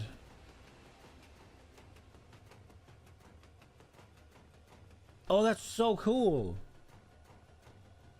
The Eagle Eye's notable passive skill has been renamed to Bullseye. No longer removes the distance-based accuracy penalty. Instead, it applies 10 stacks of critical weakness to enemies when you consume a mark on them. No longer removes the distance-based accuracy. Rip. Oh, that's so cool. Bro. What? Let's see. What are we looking at? This one was changed. Skill consuming friendly behaves as if consumed twice as many frenzy charges. Okay, that's cool. You have no accuracy penalty at a distance. So this one is just a standalone point. So it's not traveling. So it applies 10 stacks of critical weakness. What is it that critical weakness does? Critical weakness period 2. Impact a curse that applies a debuff to enemies, increasing their susceptibility to critical strikes. The debuff adds your base crit. Okay.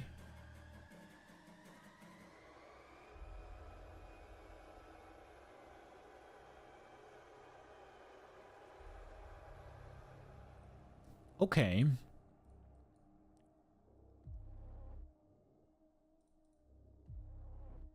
Oh, this is cool. Gain tailwind on skill use. Lose all tailwind with hit.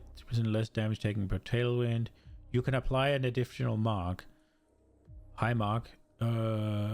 Skills fire an additional projectile. Projectile deals 20% more hit damage to target the first point blank. Projectile deals... Okay. Increased projectile speed. So you gotta pick either of these two. Oh, but you're gonna... Let's see. The avidity, passive skill no longer... No, wait. The call shots no longer let you apply an additional mark. Instead, it causes you to chain to marked enemies. And now grants call shot meta skill that repeatedly marks an enemy near you. Nice mark. Dude, so basically you're taking this. And then the question is, what do you do then? Eagle Eyes seemed really good, right? Because you'd constantly be consuming these marks, so everything will be getting the crit, right? This seems like a broken combo. Tailwind? Obviously. Dude, that is the last one I'd pick.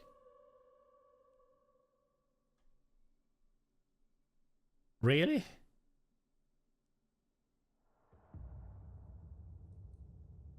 I was thinking either, because Endless Munitions is really good, right? An additional projectile. But so is Thrilling Chase.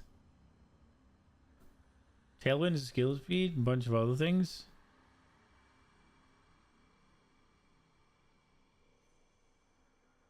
Yeah, it's used to be skill and movement speed, right?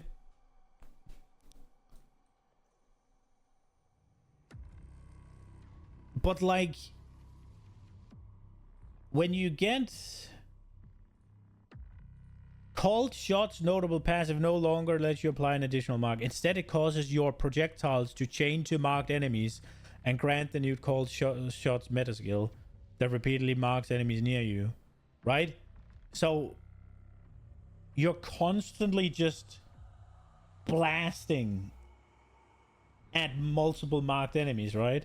So more projectiles means more chains, means a lot more damage, right? So I'm thinking, and also because they have to be near you, 1% increased movement, 3% increased skill speed, and 50% increased range.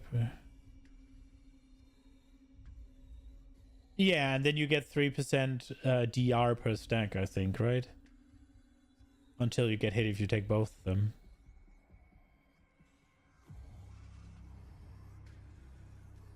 Bro, I'm thinking something like...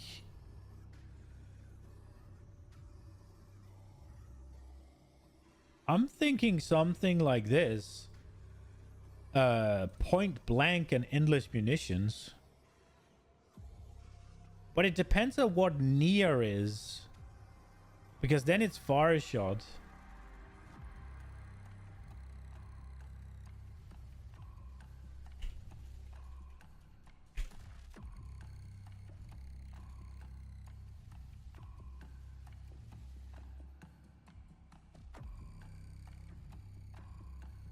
Ooh.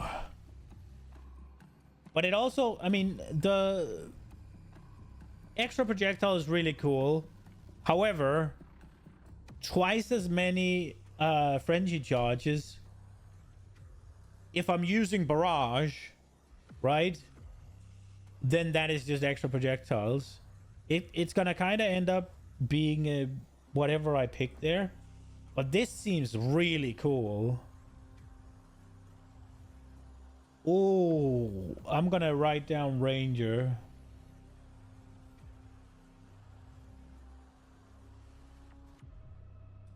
Ranger.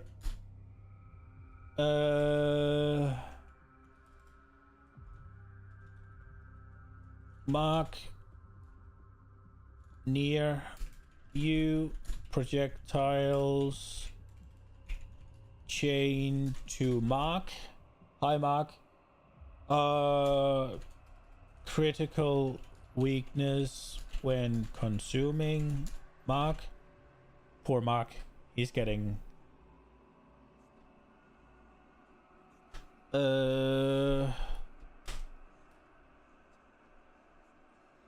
Yeah, that is just fucking cool. And I love...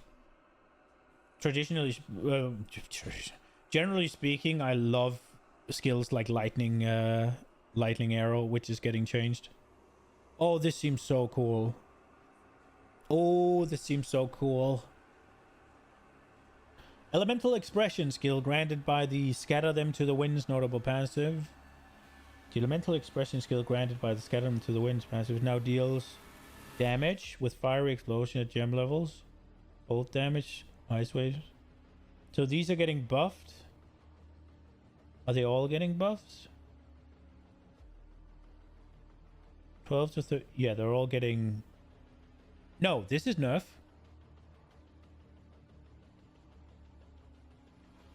No, wait. It is buff. Small buff. No, big buff. Big buff. Big buff. I don't remember how the elemental expression skill worked. The meditate skill granted by faith is a choice notable passive skill. Now it's cooldown of 7 to 5 seconds.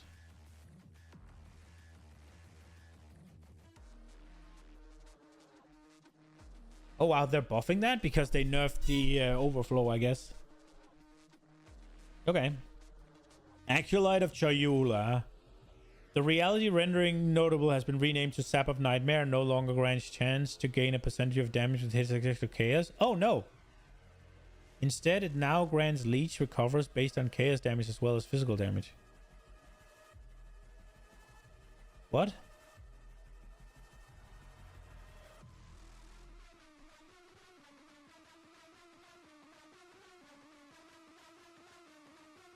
So Ravenous Doubts is gone? Ravenous Doubt notable has been renamed to Inner Turmoil and no longer grants mana release recover based on all the damage types. Instead, it now grants gain 1 volatility on inflicting an elemental ailment and take no damage from volatility. What is volatility?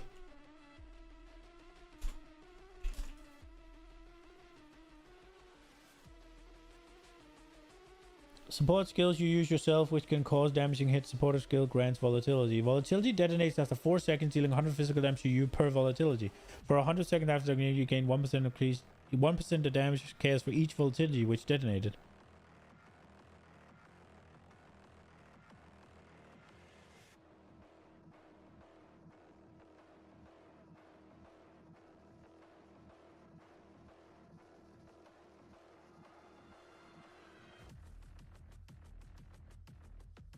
Okay.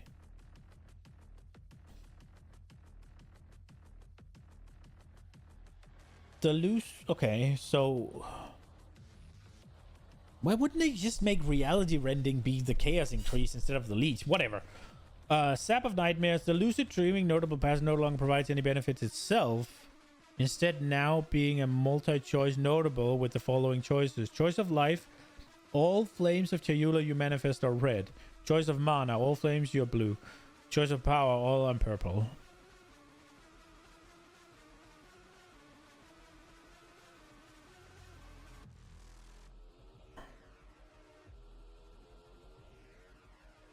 Seems like something you have to micromanage. The volatility? Yeah, but Ravenous Doubts, Inner Turmoil, right? No longer grants blah blah blah. Instead, it now grants 1 volatility on inflicting an elemental ailment. So every time you inflict an elemental ailment, you get 1. And then you take no damage from volatility. Right? So it's just... You're just gonna do a bunch of volatility. Oh, but that doesn't work with Black Flame then, does it? Oh, ailments. You still do it with Ignite. That's still considered an elemental ailment. So it does work with Black Flame. What was this one? Support skills you use yourself which can cause damaging hits.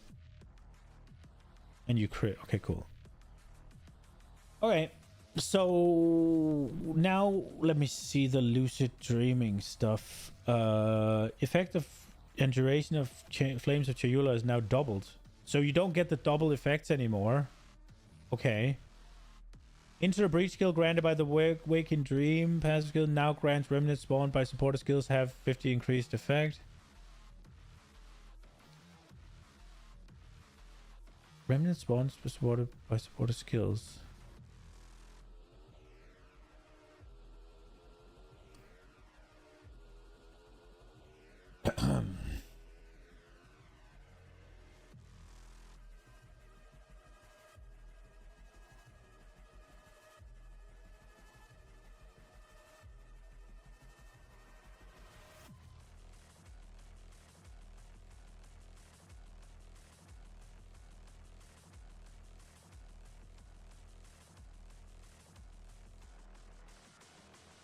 inner silence, no. The consuming question no has remained to unraveling and no longer grand. You cannot recharge. Bro, this thing is... seems like a complete rework. And I'm not quite good enough to figure out what this means, right? So, the reality rending now becomes Ravenous Doubts. And it's worse. So instead of it being Leech is now everything, that is... So instead of Leech now... So what you could do before is... Leech now works on other damage types than physical, right? So that would be... that would be fire, that would be lightning, that would be cold, and that would also be chaos. Now, they're leaning way harder into it has to be chaos. So now its Leech recovers based on chaos damage. The consuming question between return burn no longer going to recharge enemy shield matter. So so this is I don't like this. So Black Flame doesn't make sense now because you can get it from consuming questions. Before, what you could do is you could leech anything and you could make energy shield leech, and I think that was really cool. And if you put it in an ascendancy, that's one of the things that even if they want recharge to be the way you generate energy shield, it's cool to have an ascendancy break the game, or break the, well, not break the game in the sense of it's overpowered, but break the system, right? Break the boundaries. So that is gone now. So leech is now, you do leech from physical and chaos, and then they add you can have chaos damage contributes to ignite chance, magnitude, freeze buildup, and shock chance, or changing every 2 seconds. This sounds ass. So every 2 seconds you'll ignite, then the next 2 seconds you'll freeze, then the next 2 seconds you'll shock. Okay. So now this is a multi-choice where you can have either red flames, blue flames, or purple flames, and I don't remember which was which. And you don't get the double effect anymore. That is gone as well. And then this skills have 0 to 50% increased effect. Now grants remnant spawns. Okay, so basically the remnants that are spawned, whereas before you can get double, they are now randomly, I guess, between 0 and 50, or I would guess. Quality now produce more effects. Okay. And then the remnants don't spawn more often, I guess, but the Grasp of the Void, you no longer get extra chaos from that because you have it from here. So now it gives you Void Illusion, whatever that is. Embrace Darkness now has darkness which lasts for 5 seconds. So darkness, I think, was whenever you take a hit, it, instead of you losing HP, it will reserve the darkness, and it will reserve it for 10 seconds or whatever. I think that was what it did. Inner Silence is now Deepening Shadows. Instead, it now grants 1 maximum darkness per 1 chaos resist. Okay, cool, I guess. That is a buff, right? Because the 50% reduced darkness reservation is baked in, and then you just get more darkness. Ravenous Doubt has been in a turmoil, and that's the mana leech recovers. Is gone now. It's now volatility when you inflict an ailment, and then this one, the consuming questions, is now unraveling, and that probably follows this one. And now you can do elemental ailments with chaos. This, to me, feels a bit like a downgrade.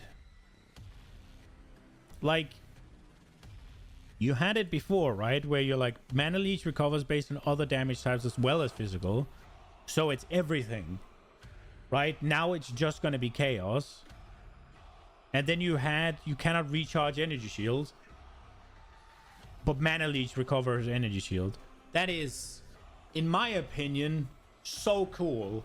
Especially if they want to make it so that you can't leech energy shield from just everywhere.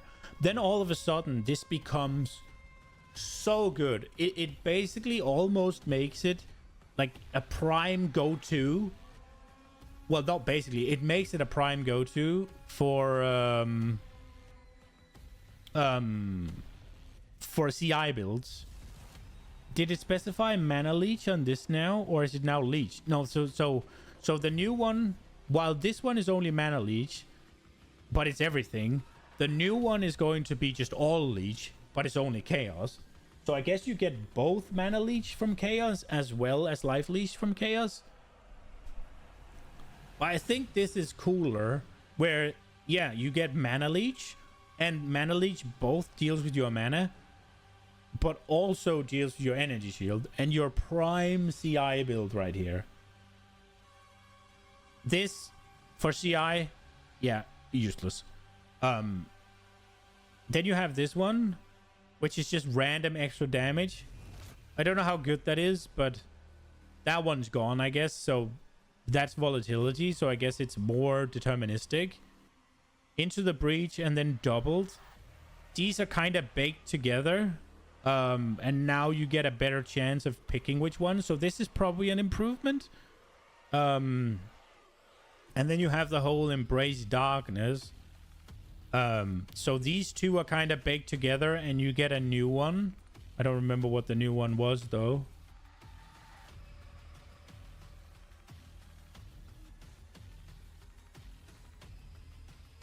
I just think if both the monk skills or monk kind of evolves around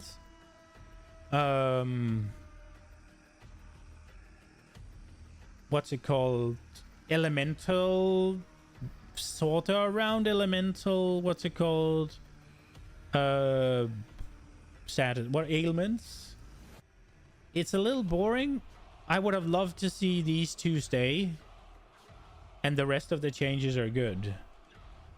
Like being able to leech energy shield, especially if they're saying that they don't want that to be in the game, having that on just a single ascendancy is so cool. But yeah, I guess I'm less excited for Acolyte of Chayula now, I guess. Blood Mage. Sanguimancy you get from the start, right? Free to allocate. Life Remnants skill it grants now spawns a remnant on hitting a target instead of critical hit. Big buff. The Gore Spike now grants 1% increased critical damage per 50, previously 40, and has swapped location with the Sunder Flesh. Notable.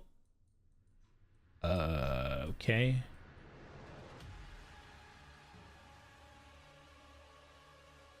Oh, so you get Sunder Flesh. Base crit is 15. You get that super early.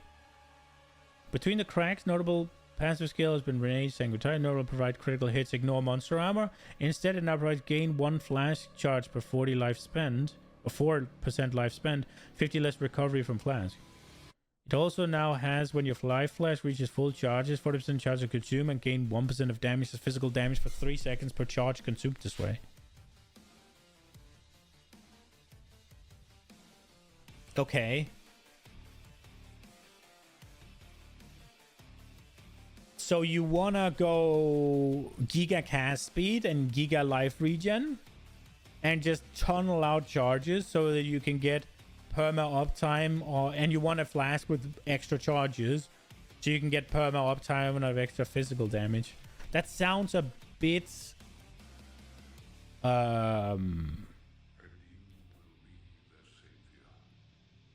cumbersome.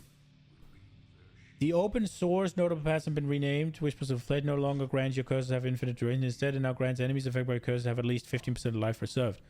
Oh wow, so you curse them and they just lose 15% of their life. Infernalist. The Infernal Hound granted by Loyal Hellhound now ignites enemy with 2.5 meters, previously 1.5. Okay. Pyromantic Pact now grants Infernal Flame equal to twice your mana, because you lose 25% of your Infernal Flame per second if you haven't gained any in the past 2. Previously 50%.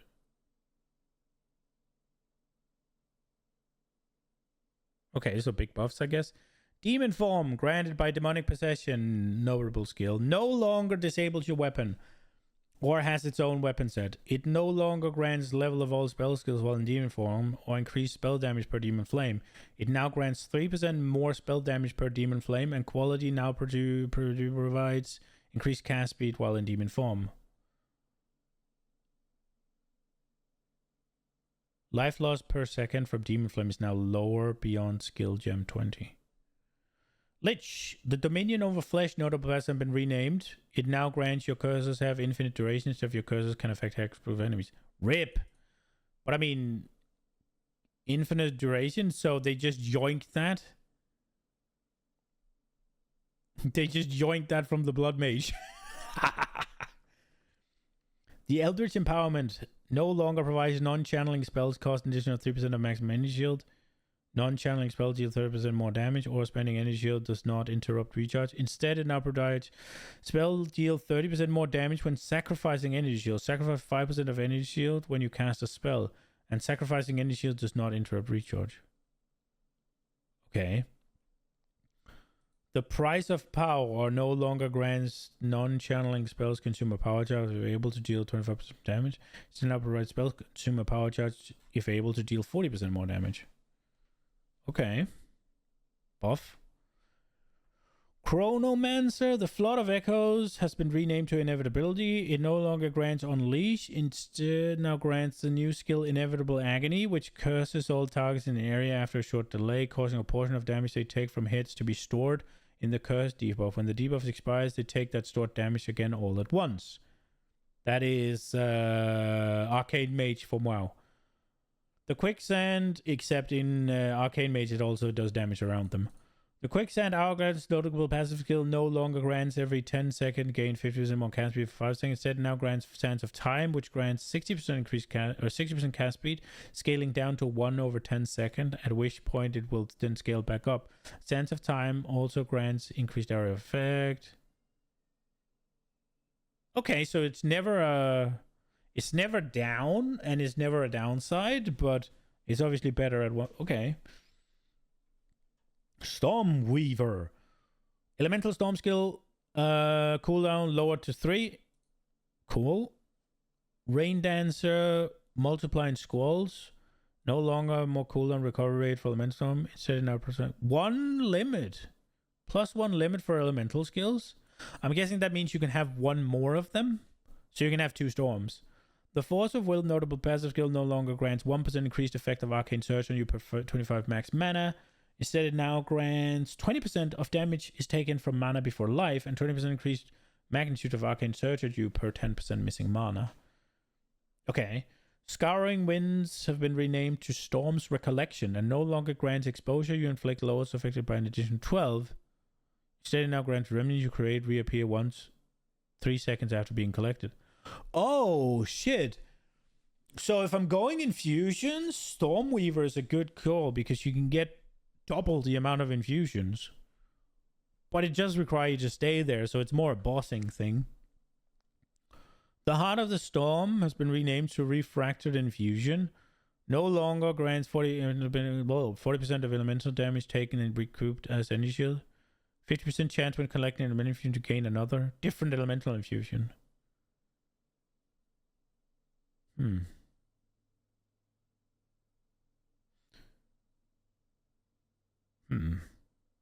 So you lost more exposure and defenses to get infusion stuff.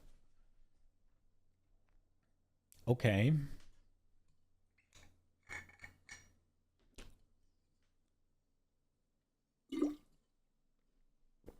The music stopped, didn't it? When in my rant did the music stop? Oh, it should have stopped like maybe 15 minutes ago, actually, now that I see the time. It's kind of funny. This video, this Doom Eternal soundtrack is 3 hours and 38. And I looked at the stream time and it was 3 hours and 38. So it just stopped.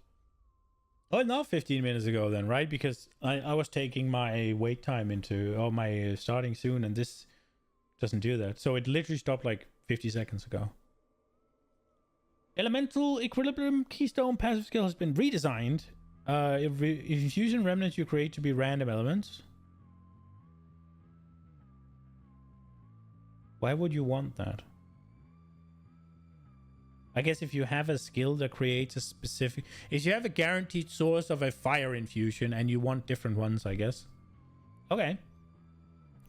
Eternal Youth no longer causes life flash to recover energy shield. Instead, it costs you 50%.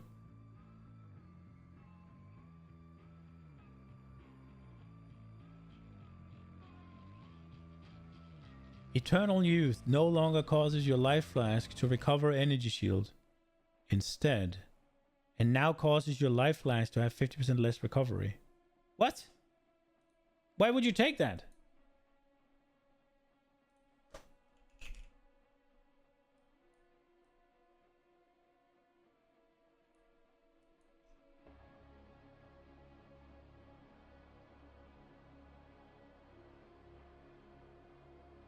So life regen recharges energy shield instead of life is what the notable says, right?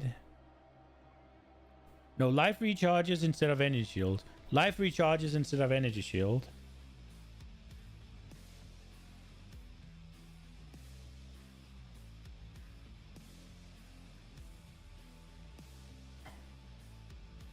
Okay. But that seems weird. So before, life recharges and energy shield doesn't.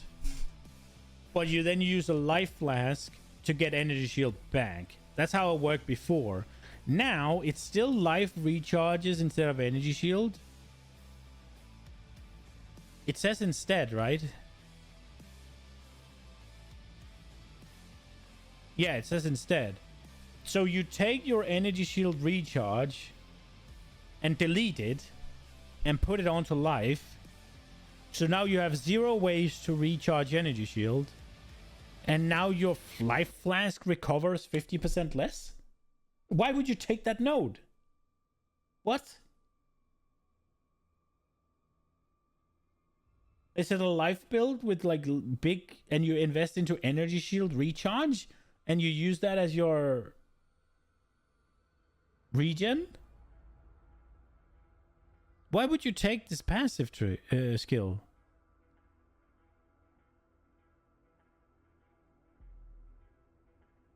Let me just make my flask 50% less effective, as well as not being able to recharge energy shield. To then be able to recharge life out of combat. There has to be something I don't understand.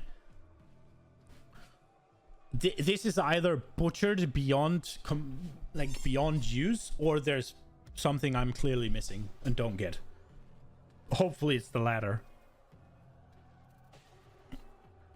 The Giant's Blood Keystone passive now half the amount of life granted by strength. Rip. I mean, when you make maces shit and you put in a good node like that, everybody's gonna take it. Don't be fucking surprised, Pikachu. Now I just feel... I don't understand this fucking obsession with having things in the mace category just give downsides. I guess a lot of the keystones have a downside of a type. The glancing blows now provides chance to evade is unlucky, and chance to deflect is lucky. Okay. It no longer provides block chance is doubled, or you take 50% of damage from blocked hits. Resolute technique now grants accuracy rating is doubled instead of your hits cannot be evaded. What? That is dog shit. The whole point of Resolute technique is that you don't need accuracy. What are they doing? No, the whole point of that thing is that you give up crit so that you don't have to build accuracy. That's the whole point of it. You're giving up the ability to crit, and in return, you never miss. Now it's like, yeah, you can still miss, and you can't crit either, by the way. What? Well, these are ass, bro.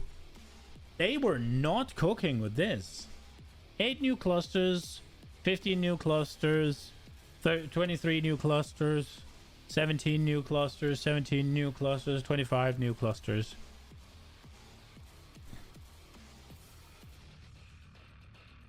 Cool. Sources of increased area of effect have been lowered by approximately 25%. Wow. Sources of days of build-up have been replaced with days on hit. Source of reduced reservation of skills instead now grant increased reservation efficiency. Fuck's the difference?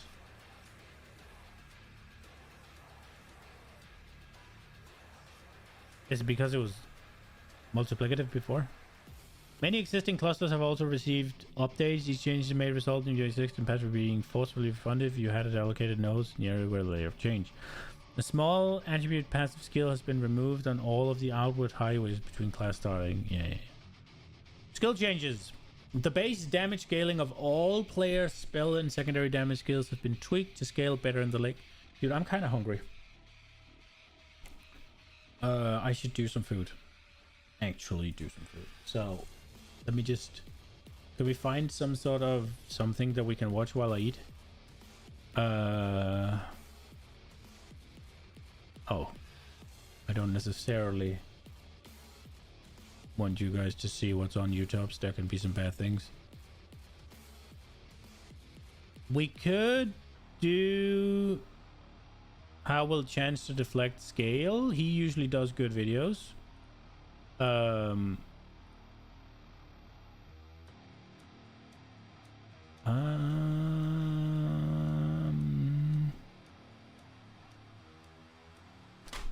The Third Edict.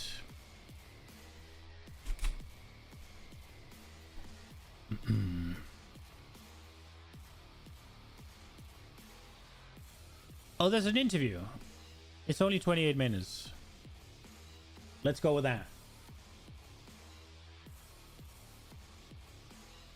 Let's go with the interview. Jonathan, it's great to see you again. Thank you so much for the presentation about Path of Exile 2. No problem. So this guy usually asks, if I remember correctly, this guy usually asks some fucking weird questions where it's like, bro, do you even play the game? And it's more like, oh, I'm a big politician boy. I'm a journalist. I'm a do a journalism questions. But maybe I'm wrong and maybe I'm misremembering. But I feel like this guy usually is like, I'm a journalism questions. Whereas like, I'm a do the journalism and ask you about like, how is it within the team when you're doing two games kind of thing. I'm a do a journalism. Hopefully it's better this time. I'm gonna go cook some eggs and stuff and we'll watch this. And after that, we'll watch the deflect thing. And then we'll get back to the patch notes. You're getting rid of cruel difficulty and you're replacing it with interlude in Act 4. Why come to the conclusion that you just need to get rid of cruel difficulty altogether? Bro, why do you have to start with a shit question? Dude, you may... It's so that you don't have to repeat it. And it's also because now you have 4 acts. And if you have to do cruel for 4 acts, then that's way too long. And it doesn't make sense to stop cruel after Act 2. Bro. Well, I mean, after 020, one of the big pieces of feedback we had is like playing through the campaign as a slog. And like there were multiple reasons for that. But ultimately, having to play through it twice is certainly not helping. So, there's obviously things like sprint and so on, but yeah, we really knew. We were just like, okay, we have to get it. The other thing as well is like, okay, so we're adding Act 4. How would it even, like, you need to have 6 acts to get to the end game. How would it even work? Like, would we make you play through like 4 acts and then 1 and 2 again? Or like, just kind of, there kind of wasn't really like a good answer there. So like, okay, we have to find a way. It's going to take 20 areas approximately to get you from the end of Act 4 to the end game. We just need to have something that we can put there. And so we're like, okay, let's, what if we made some cool side stories? Sure, we can do a bit of reuse. We can do a bit of things like, it won't be the quality of like a full like act, but it will be something that, will hold up to a few playthroughs that, enjoy. As for new bosses, we can use all that stuff again in the end game later. So it just kind of made sense. Now, people were certainly at the studio were a bit like, what? You want to add 3 more acts? Like there was certainly like a bit of contention about the suggestion when I first made it. But I think it just turned out really well, and it's a really cool thing. And people who get to play now get to enjoy that, and then it'll go away. You're just gonna have them go away. You said they're temporary. Why not keep them in there? Like Is it like the Well, ultimately, FOMO aspect? the bosses and the art will all go into the end game, so ultimately none of it's really lost. But I don't know. I guess I just like it kind of they just wouldn't really fit anywhere as far as the overall campaign and stuff are concerned. Right? If I put them randomly as like optional in the middle, it'll be like, okay, well now you're going to get over leveled during them. It kind of just doesn't work, right? So yeah, better to just fold it all into the end game and use it later. And I think that works better. Well, I'm very excited to try them out for a limited time only. So Yeah, if you're going to check out exactly. the game, definitely Yeah. try it out. Uh, how's Path of Exile 2 development going? It feels like you've hit a stride in terms of your releases for the most part. And I Mhm. love chatting with y'all like every quarter about. So Mhm. it's been really nice. But from your perspective, how has it been going? Well, I mean, it's certainly been tough to get both PoE1 and PoE2 development at the same time. But yes, I would say that we've kind of gotten to the point now of making it sustainable. But still, it's like, effectively our company has to release something every 2 months, and that's tricky. Path of Exile 2, obviously, it's because we're effectively developing the game at the same time. It's like a bit more work. So it's stressful, right? Like this release has been pretty damn difficult to get together. But overall, like I'm really happy with what we've gotten. I guess the main thing really is I just want to kind of get to the point of like, where we've got what we need to get out of early access to get to full release. And ultimately, there are two things we need, right? We need to finish the campaign, and we need to get the balance and the gameplay to the point where everyone's happy. We're like everyone agrees that this is good. Like the PoE1 players are happy, the new players are happy, like everything's kind of going well. And once both of those two things are true, then we can go out of into full release. And so that's kind of what I'm looking forward to. But I'm pretty happy that we're going to have gone a lot of the way there with 030. And are all players happy right now? Well, not right now, not in 020, 02X, I should say. As I said, like this is 03 is really kind of intended to be the like every problem that you had, we've got an answer for it. We don't necessarily have the right answer yet, but at least we have an answer for each thing there, and then we can continue to work on it. So I think it will go a long way. I'm still wrapping my brain around the whole trading mechanic that you're adding with this Mm-hmm. next release. That's huge. A lot of Mm-hmm. these games, they either don't do trading or I don't know. It's just sort of crazy that you've implemented it. Now, as a newbie perspective, like navigating the store and everything has been a little bit tricky. How did you land on this as the solution? I'd be really curious to hear about the iterations you went through and how you landed here. Yeah, so ultimately with trade, the thing you have to be worried about is hyperinflation, right? Like there has to be some mechanism that prevents it from like high frequency traders effectively just like ruining the market. Because in a game, you've got the situation where like the stuff that's low level is ultimately worthless to the high level players, and so that goes to nothing. And then the stuff that's at the very top end, that becomes the only thing that ever matters, and so it becomes worth like bajillions of dollars equivalent in currency. So effectively, that's what you're trying to prevent. And the way that you do that is you have to have some kind of roadblock. And previously, effectively, what the roadblock was making it so you had to manually trade. And the thing that sucks about that being the roadblock is that ultimately it's like the reason why that trade is slower is because it's less fun to do it. Which is like not really the best roadblock you could have. So effectively, what we've got now is the roadblock of gold is the thing that prevents it from happening too often. And the reason why that's quite interesting is because in most games, they've got like account binding for items, and then the gold is freely tradable. But in PoE, the gold is the thing that's bound, the only thing that's bound, and all the items are freely tradable. So we kind of have this unique opportunity here to like use the gold as the way to kind of limit the system. Because if you were to, in order to keep trading, you have to keep playing to get more gold, and that means you can't write like a bot that's just going to sit there flipping items all day, because it'd have to be playing the game as well. And so that kind of means that's where we kind of end up with the whole like the buyer pays a fee thing going on. That's been pretty good. But the other thing I wanted to do is I still really liked that whole like you actually like there's something nice and quaint about the whole like I'm going to go to someone's hideout and like interact with them and like have that whole stuff. So I was kind of like I still want to retain that. So then the idea of like you go to their hideout, you still get to see that. Sure, maybe they're not there at the moment, but they've still got the whole thing. They've got a shop. You can see the other stuff they're selling. Like it just adds to that kind of like nice like there's like an old school MMO thing that kind of was like back in the really old days we'd create player shops and stuff like that. Like I just really like that stuff. So I think that it adds to that part as well. One thing that seems like it might be lost though is me being incredibly cheap and doing my best to barter with people to get them to come down a divine orb or two so that I can well you can still buy try something messaging later people on. you never know. But the other thing is just like finding a deal that someone else didn't notice, right? Like there's the whole what do you call it, a garage sale element, you know, of like digging Yeah. through this piles of crap to see if you could find something good. So maybe we'll have that mechanic going on. That's a fun way to think about it. I love garage sales. So. Yeah. Rise of the Abyssal, it's the first exclusive league for PoE 2. What were you able to do in the PoE 2 engine that made it stand out from anything you might have done with one of the PoE 1 leagues? Like, what additional resources do you have available to you? Well, the first thing is that we wanted to make sure that we were like this league is similar to a league we had in PoE 1, which is the Abyss League. But we wanted to make sure first of all that we're just fixing all the gameplay problems that PoE 1 had around this. So that was like the first thing, and that's kind of like making sure there's no backtracking and that kind of stuff.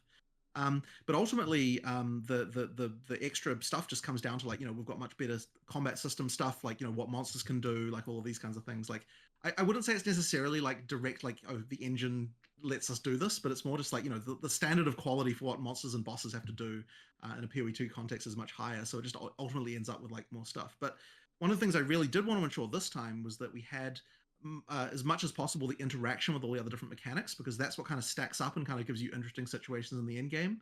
So having all the stuff where it's like, oh, you know, if a rogue exile's on top of it, you get this situation, and if there's an essence on top of it, you get that situation, and like, you know, there's things like wisps can go down the hole and it interacts with that, and like bosses, and, you know, like this kind of stuff, like having all these like combining elements is something that I think is really fun for a league to have. And so you know, that's kind of, we're making sure that we've got all those hooks in to the league to make sure they can all work across the different content too.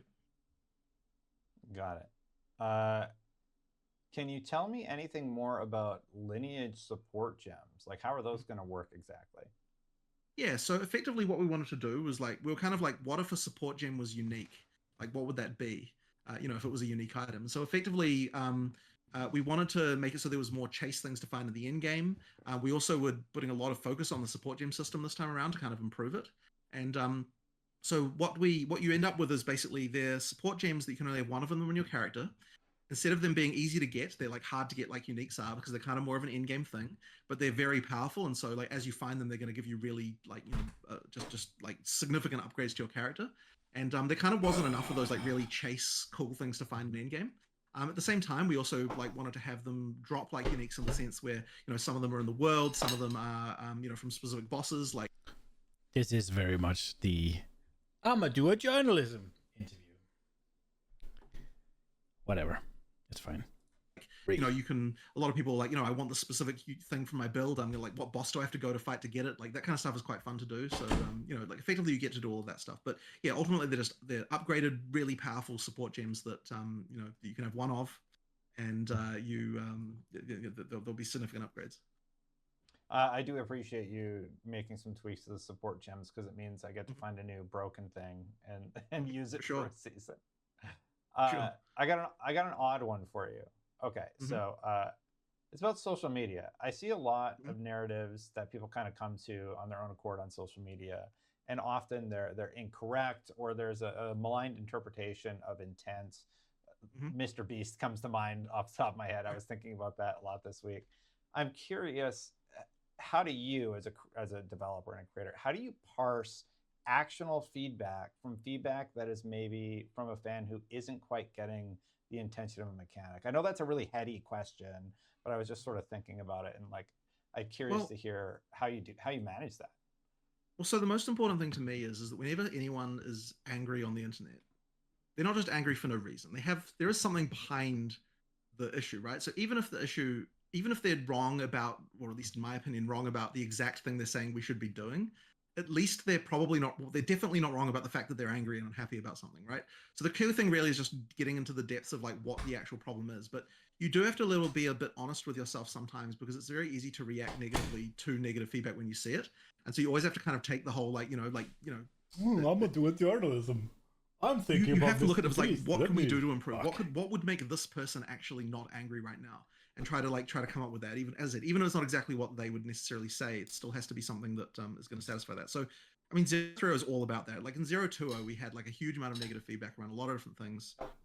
We had to really look at like, what are the things that are going to do that. And right at the start of the league development cycle. Also, how is he saying that it's like, oh, malignant and oftentimes it's wrong? Like, bro, if people are angry on the internet, it doesn't have to be wrong just because they're angry on the internet and using internet words. we put up a big whiteboard. We're like, what are people saying about the game, right? People say that the campaign is a slog. People say that there's not enough builds. People say I don't think they the said the trade campaign's sucks and a that kind of slog. I stuff, think right? they Like said the we weren't game's putting it in slog. terms of solutions. We're putting it as what is the problem people have, like big list of them. What is our answer to all of these? What can we do about them to kind of try and and fix these problems? And so that's like that's kind of what we've been going, like just like have an answer to everything, try to make sure that we're actually like moving things forward. And I think a lot of people will give you latitude for like, even if like you It didn't annoys me a little bit that he doesn't recognize, or that he does recognize it. He doesn't explicitly state that they didn't fix towers, because towers is absolutely a problem point, and it has been since the game released. And he's saying that this release has all answers to everything players are being unhappy about, but not towers though. necessarily get everything perfect. At least if they can see that you're trying, it goes a long way. So like that's the kind of thing that at least we want to make people, we certainly don't want people to be saying you're not listening to us, right? Like so long as they feel like we're actually trying legitimately to fix the problems that they have, then I think that you can go a long way to making people happy and getting that sort of more positivity in the community. Absolutely. Okay, that's kind of cool. Well, I had a thought there, but I want to ask about your free weekend. So you're about to do a free weekend Path of Exile 2 as you head towards the full release, when the whole game will be free. I know that you can get in by purchasing the supporter pack. You can get in early, like anytime, by doing that. And people are loving the game already, loving it enough to complain in some cases anyway. but I got another heady question for you. Once the game is done, how are you going to make that full release feel special when you've had so many special beats on the path so far? Well, I'm sure that like there will definitely be some kind of league or content coming out along with it. Like, one thing we are good at is making a lot of content. So, there will definitely be new stuff. I don't know whether it'll be in-game. Like, maybe it'll be that Act 6 is the last part that comes out. I'm not sure exactly, but that's because I'm not sure exactly when the full release will be, because ultimately, we have to get everything to a point of good balance and everything. But I have no doubt that we will find something. But honestly, one of the surprising things about it is that there are a lot of people who haven't played the game because it costs money, right? There are a lot of people out there who just don't have the money to buy a game. And so it might surprise you. And this number isn't going to be exactly right because I don't remember the exact number, but there was something like only like 35% of the players who played PoE 1 in the last year have played PoE 2. There's still 65% of the players who are waiting until it's free before they try it. So like definitely in any case, there's going to be like a huge uplift just from something like that. Now that isn't the exact right number, but it's something around that. It's like it's a relatively lower number than what I might have expected. So yeah, I mean, just the fact that it's free is going to be a big differentiator for a surprising number of people. Is that then people that have historically played PoE 1, or is it active players? Okay, so well, what about do you have something sneaky planned for the campaign when it concludes? Like, we will see. I mean, look, there's a lot of cool stuff at the end of the. I mean, yeah, there is a lot of cool campaign stuff going on at the end there. But what I'm not sure about is like whether on like what parts of that will get in during early access and what parts will happen right at the release. Like I definitely don't think we would want to not have Act 5 in early access at some point, because that's like a big piece of content. But Act 6, I think we might be able to hold till the full release, but I'm not 100% certain. It's going to come down to playing it by ear and how things shake out, I guess. Okay. More importantly, did Darth get to see the Druid when he visited you guys for a week? I did show him that. So that was a class we really intended to get in for this release, and unfortunately, it just kind of couldn't quite happen. Like we've got our philosophy that we're really trying to stick to of like we don't delay the actual release. Like we have to make sure that we're being regular with that, and I just didn't. If we had tried to get the Druid into this one, it would have delayed it out a bit, and I think that just would have been a mistake. So I mean, it'll definitely be in the next one. And I say definitely, but of course, you never know. But but yeah, I can't imagine a situation where we wouldn't have a class in the next release. Is it something Darth said when he visited, or next league? You get your Druid confirmed. I like to show stuff when people arrive, so he's definitely seen it. I'll always ask when you think launch will be, but I'm going to save that for just a little bit later. For now, I'm curious to hear from you. What additional items do you feel need to be in place Fucking before finally. you're Yes, going to be December. confident enough to launch? I know we sort of talked about it already, but I'd love to hear your thoughts on that. Like, I'm not trying to pressure you on launch or anything like that. I'm more curious about the development cycle. I'm curious as a developer what that roadmap looks like for you, where you're like, okay, now we're ready. So obviously the campaign has to be done, right? That's like, just goes without saying. But the other part is just has to be that we have to get to a point where people generally agree that the game is good and solid and that they are willing to play it again multiple times and that kind of thing, right? So we have to be we have to trust that, because until we've got to that point, Jump in completely clueless and make possibly the worst character in PoE history. Negativity might come that way because we really don't want to ruin the full release. And so what that means is effectively, dude, I guarantee you, if you just read, it won't be the worst character in PoE or RPG history. I was playing D4, and it's a couple of seasons back when it only took one player to summon the boss.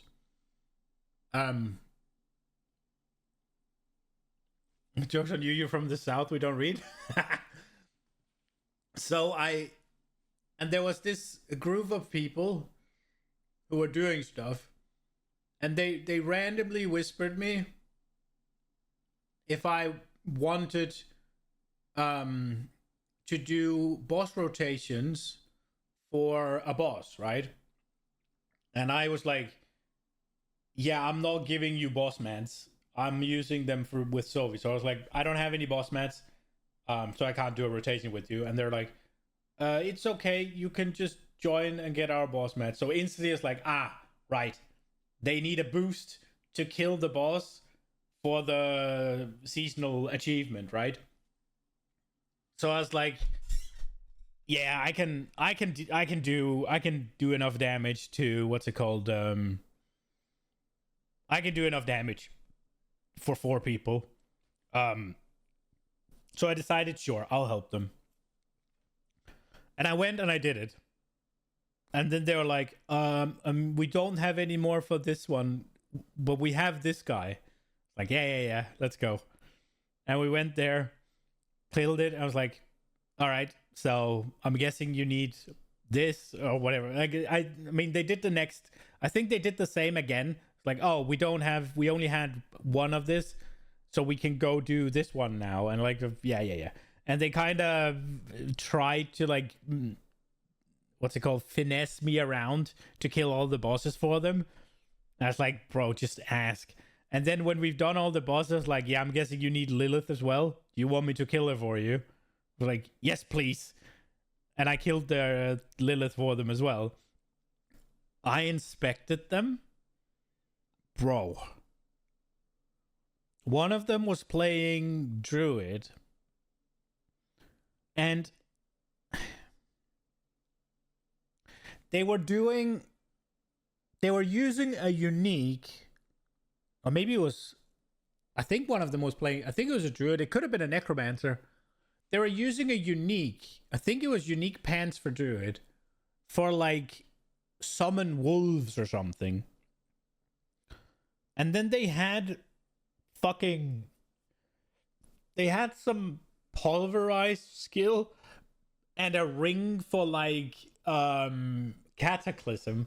So they're like trying to build out like 4 different skills with uniques and aspects and all that. I'm like, yeah, so generally speaking, what you want to do is you want to hone in on one skill or thing at least.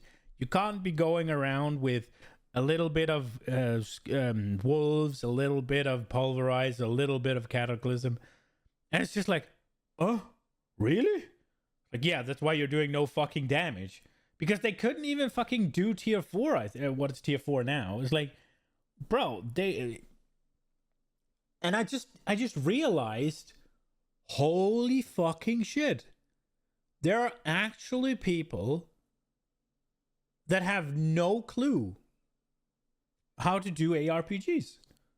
or RPGs in general. This wouldn't work in anything that isn't a story mode single player game. Even current shooters, right? Even current shooters have attachments on the gun, and your gun's gonna be significantly less effective if you don't tailor it for a certain thing. You can also do general, right? But if you just slap on what looks cool, it's gonna be weird to play with. And FIFA, like if you play FIFA Ultimate Team, you have to play with synergies. You have to have people in the right spot and of the right club, nationality, or what's it called? Oh, it's club, nationality, and league, right? And it's just like, I'm just kind of baffled as to what they would have played before. To not understand, hey, I need to all in on a concept at least. I'd have to have a release where people like it, and then I have to have another release after that where people also like that. And if that happens, we know that we don't have this like problem where a bunch of negativity is hiding under the positivity. If you know what I mean.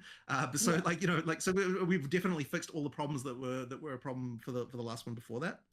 So I'm certain now that it won't be December, right? Like I thought maybe it could be, but I'm certain now it won't be that. Might be the one after that. That's what I really, really hope to. Like, I want to get this done as soon as I can. Like, I really don't want this to go on for years. I called it. You know, like I'm hoping it'll be the one after that, but we'll see. Like, but the first thing is get it to a place where everyone's actually happy. You know, and solve people's problems. You know, fix all the issues. As I said, we hopefully are going a long way with this one. But we'll see how things go. You said not this December, the one after that. So December 2026 is... No, not the December after that. I mean the release after that. Okay. Yeah. So we're releasing every 4 months. So that'd be March, I guess. For the release after that. So it could be March. The next one after that would be potentially August. So you know these are the different. You know, since we're releasing every 4 months and we know exactly what month it is in, people will know it's one of these dates. They just don't know which one it will be. And honestly, we don't know either, right? Like it's going to come down to how things go with the. It's going to be August. How people receive them and so on. Yeah, I'm more asking out of curiosity. I'm it's not going to be March at least. That date happens because I think a lot of people are going to have a good time. Dawn of the Hunt, you got a lot of feedback about Dawn of the Hunt. If he needs 2 releases where people are generally happy, he's not going to get it this time because A, he didn't fix Towers. And Towers is just... Well, he didn't fix the end game, right? There's a bit more in the end game, but it's still nowhere near what you do in PoE 1. So all the PoE 1, or most of the PoE 1 blasters are probably going to be somewhat unhappy. So until they do like a rework of the end game system, with especially the what's it called, the towers and the overlapping and all of that.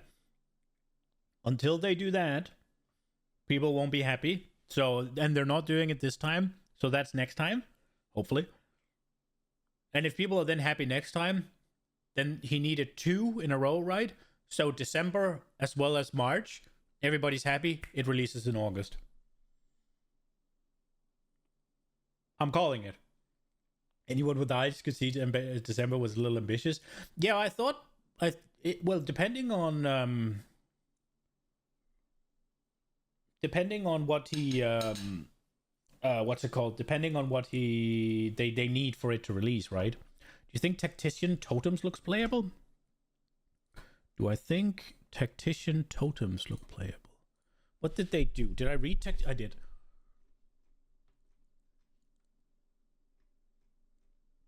Let's see. So you get 1 more totem. I'm assuming you mean like you're gonna do mortar and stuff. I think with the new suppress nodes it could be good. The new suppress node.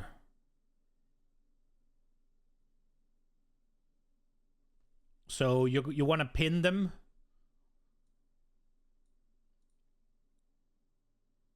I think you'll be able to do it, obviously. Now there is a bit of something to say for mapping with totems, right? Obviously those are stationary and you have to spawn them every time. So as long as you're okay with needing to move, then spend the time summoning out your totems and stuff, right? Before the map is cleared, then yeah, I think it'll be fine. I think anything can be scaled up to do the thing. If you think it seems cool, then you should absolutely play it. Anything in PoE can be made to do tons of damage, right? With enough investment. The question is, how much do you need?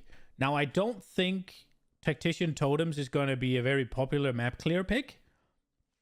Whether or not it's a good boss clear, I can't say. It totally depends on the damage, right?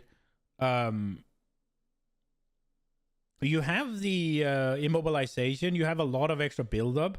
And also, if you pin an enemy, it's effectively stunned, unable to do anything. If and how that works on bosses, right? It could be really good. The backtracking is always bad. Yeah, I don't think it's backtracking, right? Like, backtracking can be happening on every single character in the game, right? That just depends on whether or not you clear everything. I think it's more the case of none of your damage, if you do totems, is movable, right? You can't run and gun. You have to put the things down and have them clear. Now, what that could be is you run, right? And then you drop them down and they clear the map as you run through it. Now, if you can get that to work, it'll be pretty good. Like, throw the totem down. If it's targetable, you throw it down a bit ahead of you, right? And it clears the screen as you move through it. If you can get to that point, it'll be good. You think pin will be good for doing the bosses, getting your skill points? Ooh, I mean, are you kind of a new player, or? Because I don't think you should worry too much about it if you... Most characters should be able to blast the bosses fairly easily.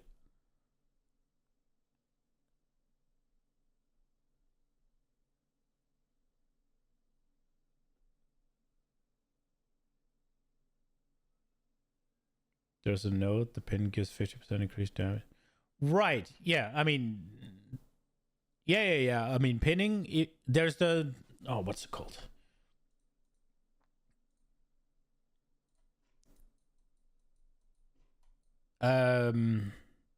There's also this, right? Pinned enemies cannot perform action, so it's effectively a stun then, right? That's really good. You say there's a node where pinned enemies... Is it just a... Is it just one of these nodes here? Oh, fuck.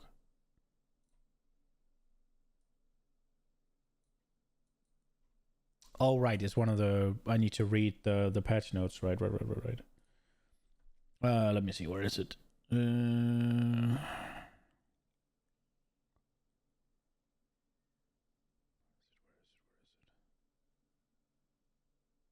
I feel like I read that. Also grant percentage of pen, gain 20% armor, 40% more build up. Oh, right, it's a ballista, right? So it's not a, it's the, you need the specific siege ballista, right? Because you're thinking mortar will wreck bosses? Yeah, it could be. It could be super cool. Now, if you, like, depending on how you want to do it, right? You could pick, like, 2 or 3. I don't know what the totem maximum is. But, like, getting a mortar cannon where you get 15% of damage as extra fire, right? That's pretty good. Increased damage against immobile enemies, that's really good. You also have immobilization build-up, right? So both the artillery ballista, the mortar cannon, and the siege ballista are kind of cool. Shockwave Totem could be good for clearing, but I don't know how. I don't know how these ballistas, if that is going to be your main damage, I don't know how they scale with. I don't know how they scale with. I don't know how well the damage scales. I don't know how they scale with area of effect. What you also could do is you could also just have the ballistas as kind of a support thing. What was it? Cannons at the ready.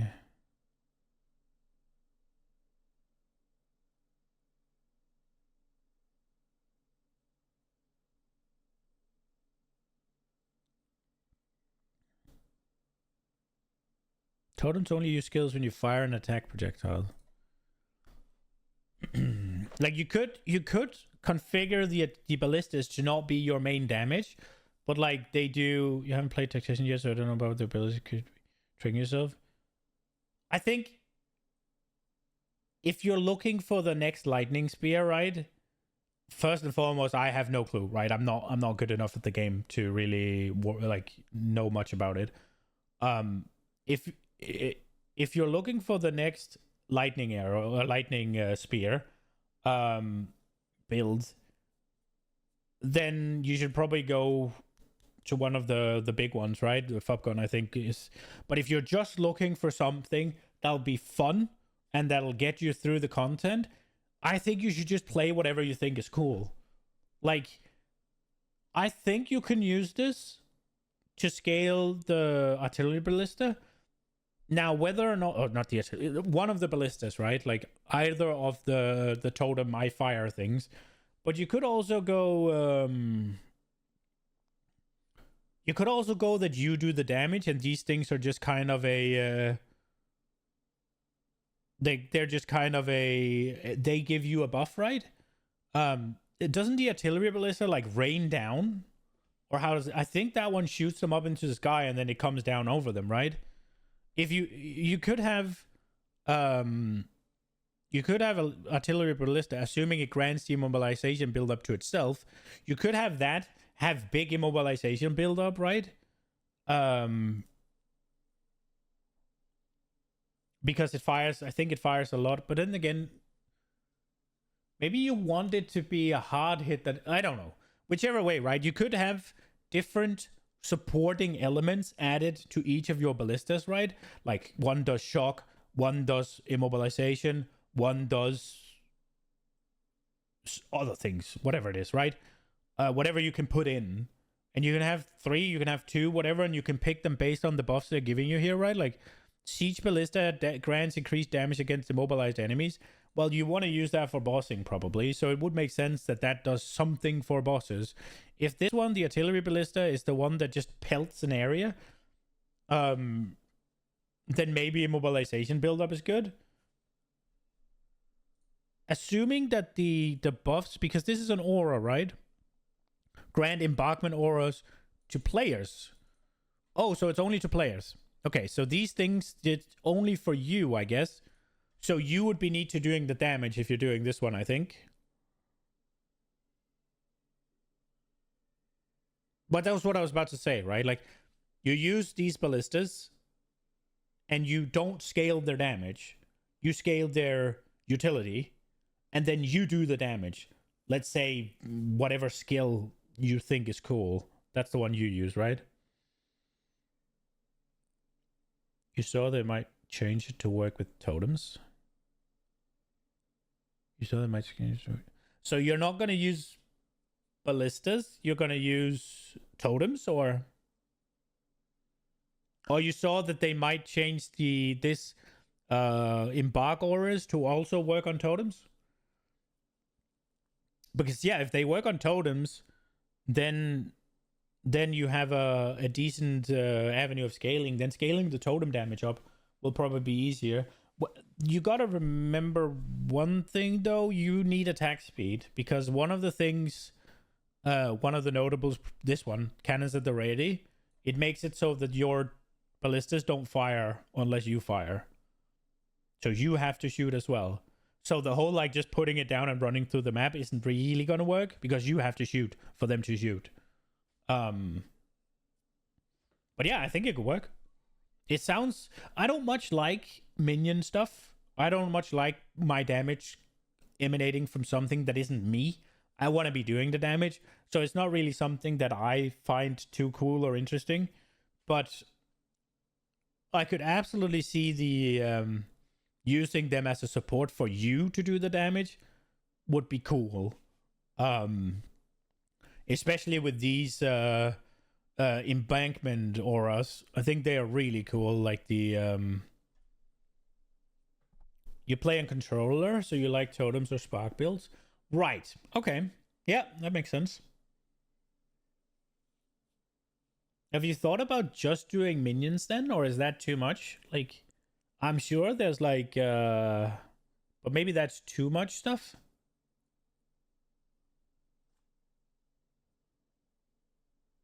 I'm sure there's plenty of Spectra builds or something.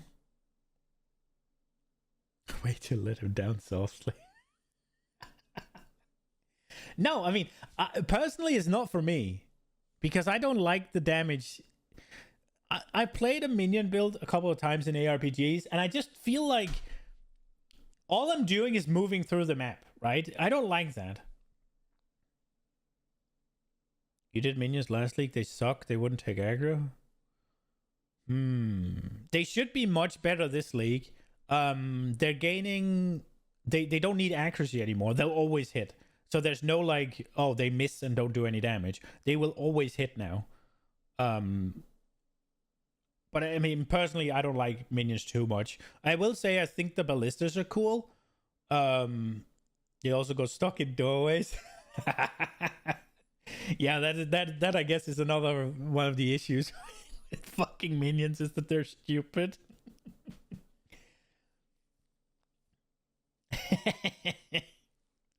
Rip. Yeah, I mean, for me, whenever I play minions, I just feel like I could just be.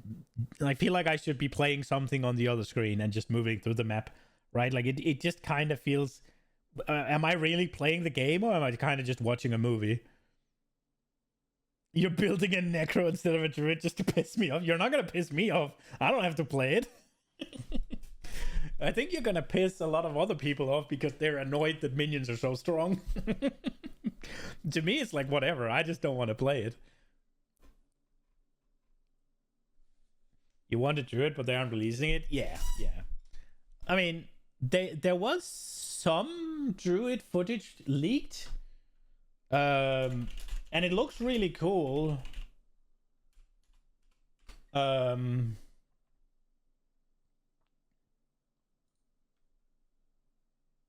see if we can find it.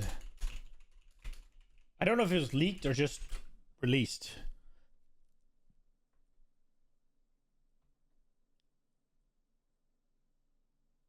Oh, here it is. It's not leaked. It's for... There's a bit of druid here.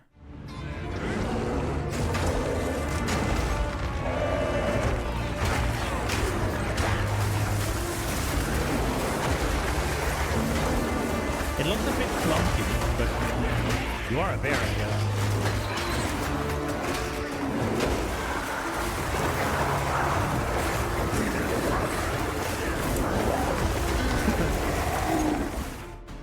I haven't actually watched this. When did this... Gamescom 2023. Oh, so that's super old, so it's definitely not leaked. But yeah, you're a big Diablo 2 player, a Druid fan. I mean, Druid is cool if done right. I like the fantasy as well, but I'm a little bit scarred by the D4 Druid.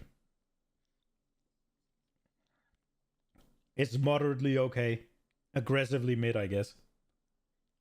So I'm a little less excited.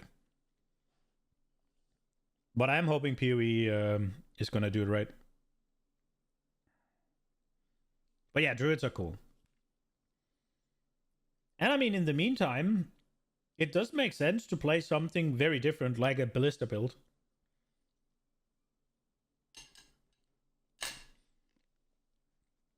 The only thing I can tell you is everything in Path of Exile will work if you throw enough currency at it. The question is, how much currency do you need to throw at it, right? I don't see why ballistas should not be moderately viable, right? You're waiting for Druid before you play. You played maybe an hour of PoE1, so I'm basically clueless. That sounds really good. You're not new though? No. It was just my bad. It was just like you did say that, right? It's just like it sounded a little bit like and obviously the rest of your I just made a misread. It was the rest of your messages doesn't seem like it, but you wrote a specific thing about you think it'll be good for your bosses to get your points, right? So I was like, that sounds like somebody who's struggling to clear the end game, and I just made a misread.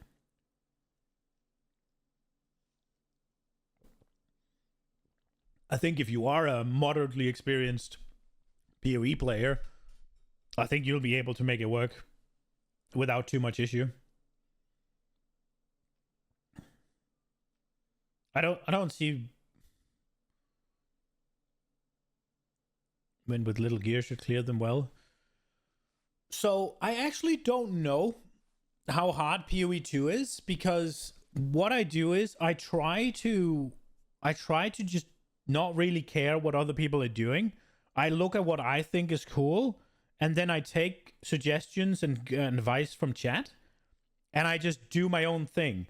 And I've kind of locked in, or not kind of, I've literally locked into meta builds twice. The first thing is like, Monk looked so cool. I really liked the whole Tempest Flurry thing. And then I was thinking, okay, so I'm not getting super much out of being the lightning build, and freeze is super powerful, so let me swap into the frost thing, because I don't need to sacrifice my shock, because the quarterstaff empowerment gives you lightning damage, right? So it's just, and one of my friends back from WoW was like, you should try the frost flurry thingy, because it's really good and you freeze things so easily, it's way better. So I did that, and I was like, all of a sudden, yeah, I'm just playing the freeze invoker that was kind of like blasting everything in tier 1, season 1, league 1. And when I then, Matt told me again, the guy told me that they found this fucking freeze tech, like the herald tech, and I just went up and looked up how it was. I was like, oh, that is super cool, I'm gonna steal that, put it in, all of a sudden, bam, I'm playing the meta build, right? And then for the Dawn of the Hunt, I was like, okay, definitely gonna play the new build, the new class, because obviously the new class is exciting. And the only skill I thought was cool was Lightning Arrow, or Lightning Spear, sorry. And that just turned out to be the absolute S+ tier build. So I actually don't really know how PoE2 endgame is, because those are the only characters I got there. You don't need the gimmicks, but I like that I can be lazy with them and watch TV while I play. You played the freeze build too? Yes, dude, that was so cool. The whole Herald explosion just going... You felt so powerful once you set it up, and everything just... I'm searching for behind screen clear with explosions or whatever, and both Herald Tech and Lightning Arrow, or Lightning Spear, sorry, has given me that. So yeah, I don't know what I'm doing for next league. I'm thinking, and this time I know that it's gonna be the meta because I've seen it and everybody's been crying about it. But I'm kind of thinking fucking Deadeye, because the whole projectiles, I love projectiles. Scaling mass amount of projectiles is one of the coolest things. And another thing I think is super cool is Chain Lightning. Like Arc is probably my favorite spell. And now Deadeye just says, yeah, you get to arc your projectiles. It's like... So I'm playing either that or like a heavily focused weapon swap witch hunter. You think Deadeye and Blood Mage will be the most OP? Gear will be expensive. Yeah, I've played SSF every league. So I'm not sure if I'm going to do that again or if I'm going to go trade. But probably going to go trade, but play it mostly SSF. So yeah, I haven't bought beer. I have bought beer. I've bought a lot of beer. I haven't bought gear, so I don't know anything about that. Like, I've played SSF exclusively. I'm thinking about doing it again. The only reason I'm not is that I think the the new shop is cool. 2, I want to play with the bigger crafting orbs, like the perfect ones or at least the greater ones. And I'm unsure how many of those you'll get on SSF. So I might play some like self-imposed, mild SSF kind of thing. Whereas like, yeah, I'm allowed to use the currency exchange and I'm allowed to sell things for currency, right? But not allowed to buy gear or something along the lines. It doesn't really matter. Just whichever way I'll enjoy the game the most. But yeah, Deadeye and Blood Mage.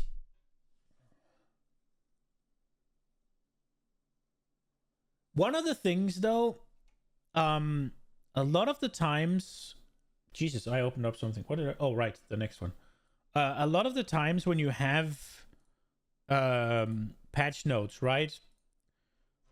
One of the things that gets a lot of the times, the ones that turn into meta are the ones that has the most changes, right? So Pathfinder has a lot. I don't know how big they are.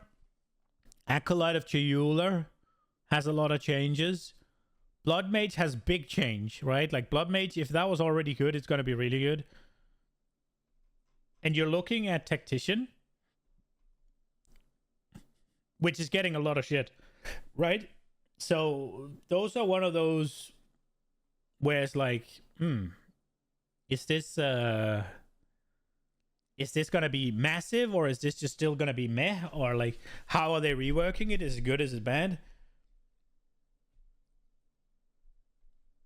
And also, the Tactician, you are gonna share gear with Evasion, right? And Evasion got the deflect stuff, so you're probably gonna want deflect, right? So that gear is gonna be probably expensive because you're not doing the Oh, is it the... Oh, it is this one that has the armor, right? Right, so if you're doing polish that gear, then maybe it won't.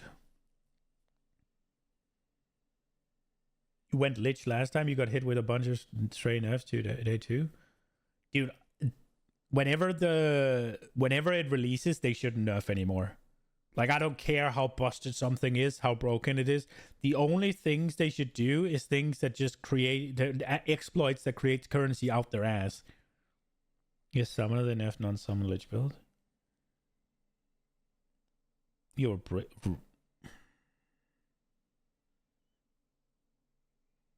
that fucking sucks, man. Yeah, they like if there is a bug or a moderate exploit that is just player power, unless, I mean, if the exploit is not really, it's not like you've invested into making it work, and it's not like that is the only reason the build is good, but it takes it from like S tier to like S+++ tier, right? Then you can remove the exploit. But generally speaking, anything that's like character should not be. You went from being weak to dead character? Rip. Did they actually nerf mid-tier last patch? That's so bad. I really hate when they do that. Really hate when they do that. And Let's what's something continue you this. feel that really worked, and what's something that really did not work? Well, I mean, it's easier to see the stuff that didn't work because of all the stuff around that. And ultimately, I don't think it was Dawn of the Hunt itself exactly that was the issue. Like, I don't think it was the content that was the problem per se. It really came down to there are a lot of nerfs, so that's never a good thing, you know, as far as like, you know, you break people's ability to know how to play because, you know, they were doing a thing, it worked, then they do the thing now and it doesn't work, which is, you know, always going to be a bad time. And at the same time, there weren't enough fixes to problems that players actually. I don't think nerfs are that big of a problem in a normal game. It's just PoE 2 is very small. Whenever you nerf, and you're very limited, right? Whenever you nerf, say, Lightning Spear, well, that was that was the best clearing tool for hunters. That was the best clearing tool for spears. What are you going to do now? If everything didn't really work before, unless you're buffing a bunch of things, it's just like, oh, so now it's just worse, right? So it's not just the nerfs, it's just that the game is relatively small and you're already really pigeonholed into one skill group.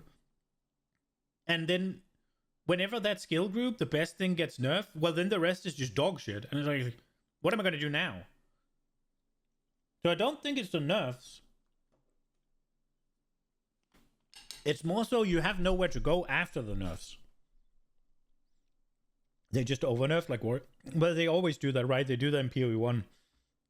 If something is meta, they're going to erase it out of existence. Like, I'm expecting to look at lightning. I haven't finished the patch note, right? I'm expecting lightning spear to get nerfed by to half damage or something stupid. Actually had, like the funny thing is that almost everything that people complained about in 020, they were also complaining about in 010. The difference was you didn't have like the other 90% of people who were happy about all the new stuff and cool bosses and everything, like covering over the fact that there was like a bunch of problems, you know what I mean? So effectively, like 020, it's like, okay, well, we knew about all these bosses, we played them all before. Now it's just a whole bunch of problems you didn't address. And so it's like, okay, well, now we have to make sure we're addressing all that stuff. So that was kind of the main thing that we really had to do. I mean, as far as the stuff that worked, I mean, I think all the content we released was good, right? Like that, there was no problem there really. It just came down to not fixing stuff that was bad. Fair. Okay. I mean, yeah, I always liked the game, but I know fans had some issues with it. So look, I don't consider myself a pro. I think I've made that very clear in most of the content that I make. I approach the game from a novice perspective, and I actually find that fun. I find that I actually do pretty well in Path of Exile 2 if I stop, I read everything, take a beat to plan out my build, and play the game.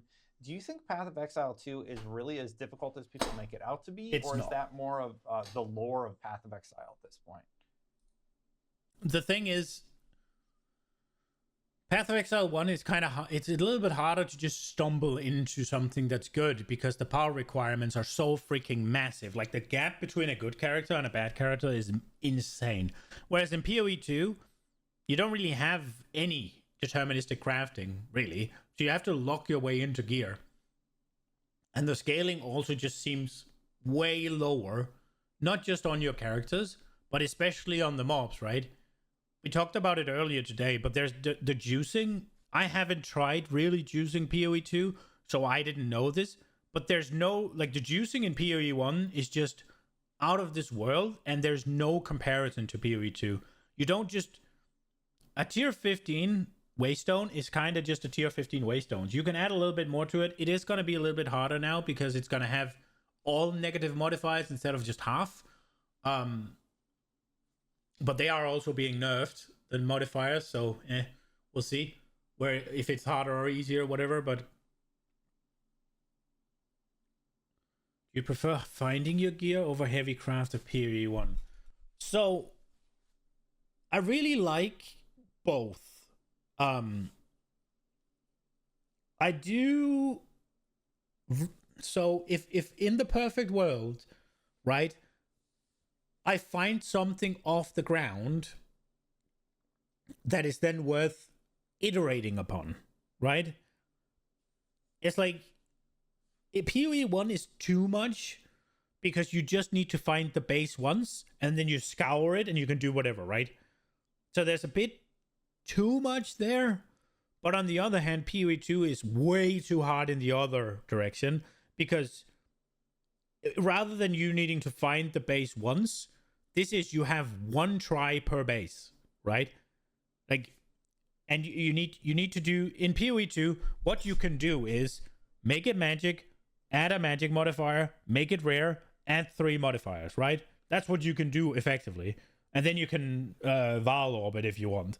They're adding a few more things, but each one of those 6 steps needs to hit. And if they don't, well, you gotta go find something else, right? Like, you gotta find a new thing. So rather than being find one base, now it's you have one shot. And I wanted more towards PoE 1 than what PoE 2 is, but I I think that there's a lot too little emphasis on gear off the ground, like adding scours.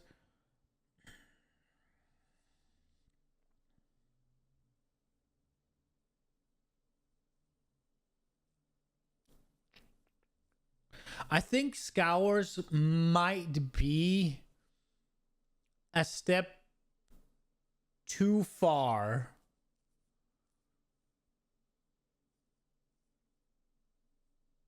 Maybe. Because if you, as much as I would like to be able to scour, and I do think you should be able to scour maps, waystones, if you can scour gear, then why are you picking up anything past like the first 3, right? But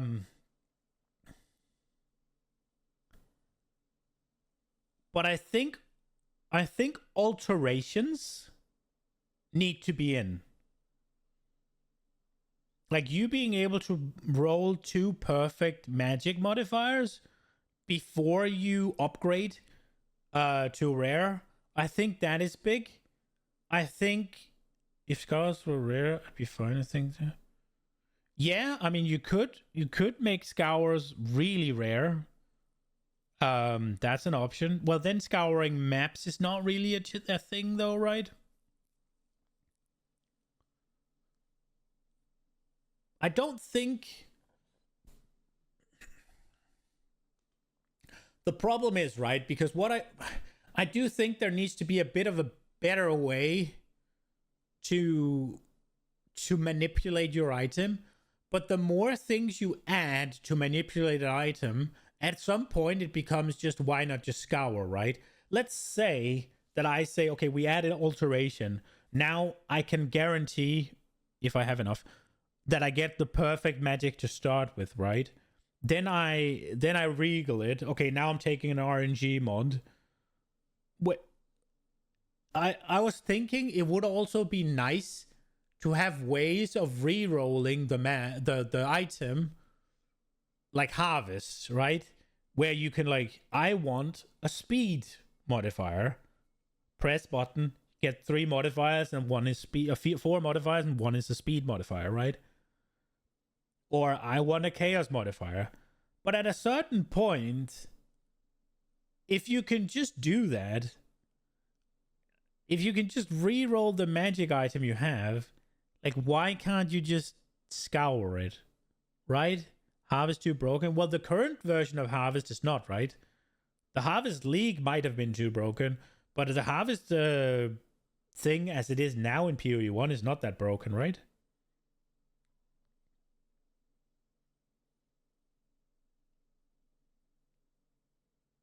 I don't think so, at least. The fact that you can like re-roll your resistances to be what you need, that's really nice. When you can roll, it's basically just a little bit of a targeted chaos orb in PoE 1, right? And I think that's good. Yeah. But if you add too many of those effects, then at what point does it just become scour, right? If I can effectively re-roll my item until I get what I want, then why wouldn't I just be able to scour it? I think that's also a little bit why the chaos looks the way it does. I think alterations and fractured mods would go a decent way in PoE 2. Maybe a targeted chaos, like you have the Eldritch Chaos Orb, right? Where it's like you can make sure that it, or the like you combine, you take the PoE 2 chaos and you make it an Eldritch one, where if X is thing, then it will remove a suffix, and if X is the other thing, then it'll remove a prefix, right? So give you a little bit more control rather than it just being a coin toss, right? It all matters on the rarity of the currency.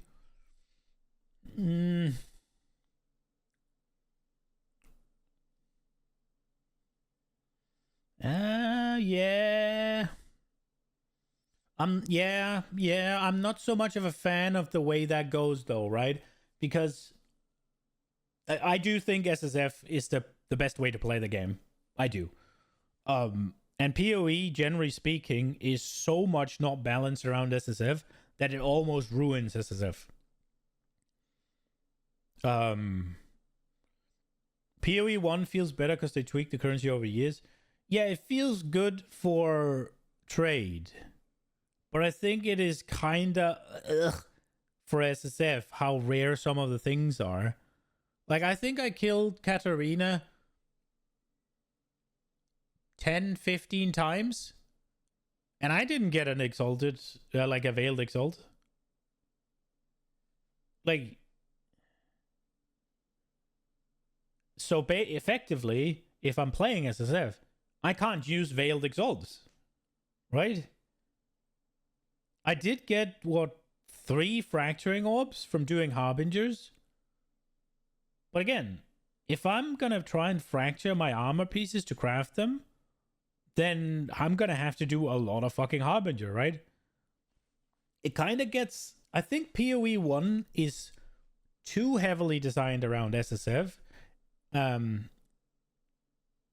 They need different drop rates based on the league you go into. Yeah, but people don't want that though either, right? Because SSF is supposed to be harder. So if you make it like a benefit league, right, then all of a sudden all the prestige goes out of it and people are gonna I don't care. Personally, I don't care, at least. But I just think whenever you make, especially currency, whenever you make currency too rare, it just kind of becomes something that people don't get to interact with. Like, take Hinakora's luck, right? I'm not saying that you should be able to use Hinakora's luck on every single craft you do, on every single thing you do, right? But most people will never interact with the Hinakora's luck. And that's kind of sad. And I'm not saying that it shouldn't be like, there shouldn't be any like end game chase, goals, currency, crafts, whatever. But it's just a little bit too extreme. Like a Hinakora's luck, like realistically, you'd need to use how many of them per item if you wanted to really use the item, right? And obviously you shouldn't because it's super powerful, but right? But the point remains, it's not something anybody really gets to use. And honestly, how many... If you take the normal player, how many does even get to use a fracturing orb? It's kind of sad. So when you make currency rare, it sort of just becomes something exclusive for the blasters, especially in PoE 1. Now, PoE 2 is not as much juicing, I think, but you still can, but it's just kind of convoluted, I guess. Using locks and PoE 2 items is going to feel rough. Yeah, but it depends on the drop rate, right? It might not be as rare. I think it will be, though.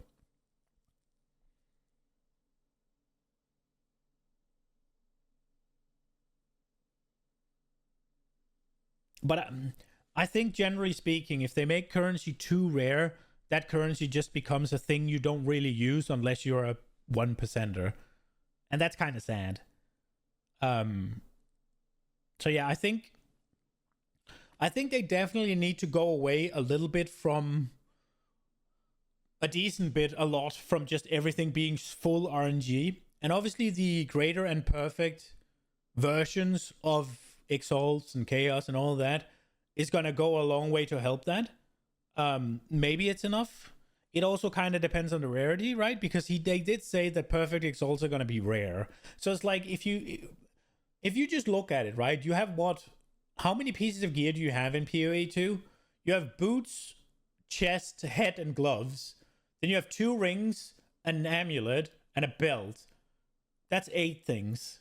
Am I missing something? I don't think I am. Then there's weapons, right? So it's 1 or 2 weapons. So let's just say you have 10 things. Then you only have 1 weapon set of 2, or you have 2 two-handed you swap to, right? Let's say 10. If those 10 things all need 6 modifiers, then you need to loot 30 perfect exalts. Assuming you hit them first try. And also assuming you craft from the ground, which you want to do because now there's these exquisite items, right? So if you need not only the RNG of hitting it once, like first time every time, 30 times, but 30 is still a lot. And if they're super rare, Perfect Exalt it's an exalted orb, just like anything else, but the modifiers it can add are tier 3 and up. So you'll never get like tier 6 life. So there is regular exalts, there's greater exalts, and there's perfect exalts.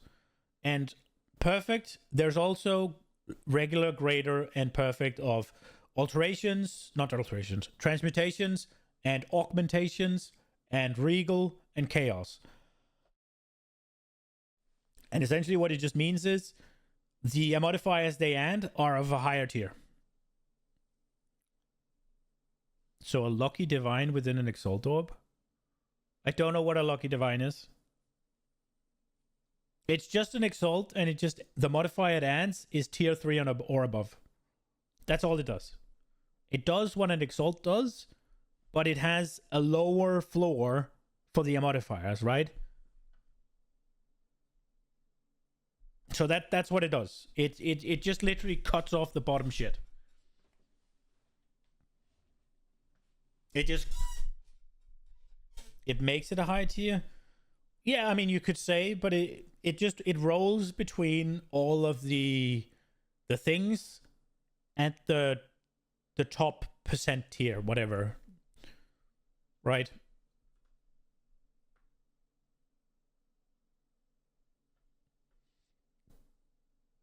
If that's what a Lucky Divine does, yes. But doesn't the Lucky Divine re-roll your things to maybe go up a tier? Or maybe I don't know. I would assume.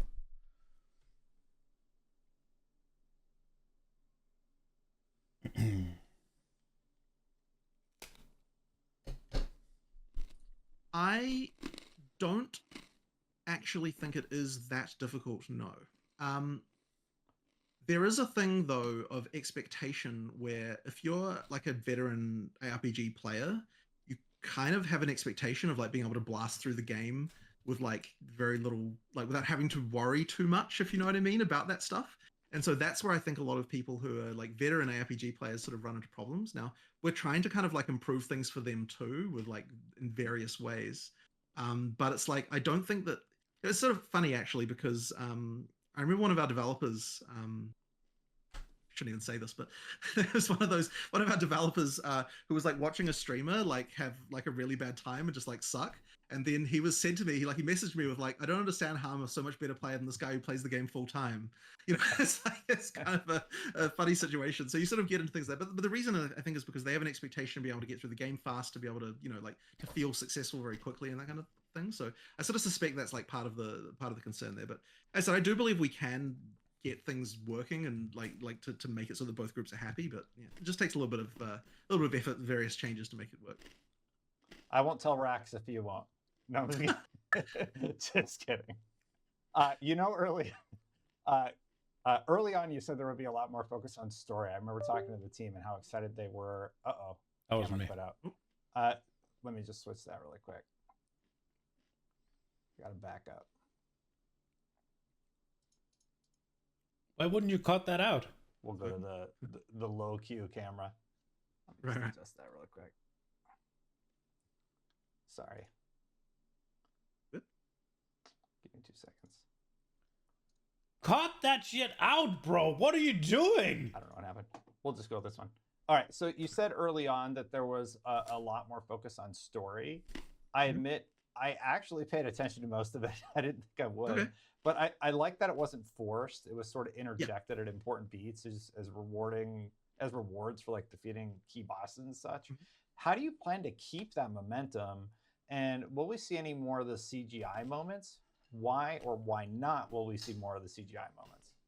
Yeah, so we CGI moments? Act 4, I would say, actually probably has even more of that kind of like good storyline stuff. In fact, some of the stuff that we're doing in Act 4 with story stuff is actually quite a lot better. We've actually got the character talking a lot more often to really? other NPCs in Act 4, and we're actually going to go back and maybe re-record and actually redo quite a lot of stuff earlier in the game as well in that style. At least that's the plan. So there's actually quite a lot more going on there. We've got more storyline moments of like not cutscenes in the sense of like a CG rendered thing, but more cutscenes in the sense of like Half-Life style, where you can still walk around, but there's a cutscene happening in front of you, like that kind of stuff. Like we quite like that stuff as well, so we're doing more of that.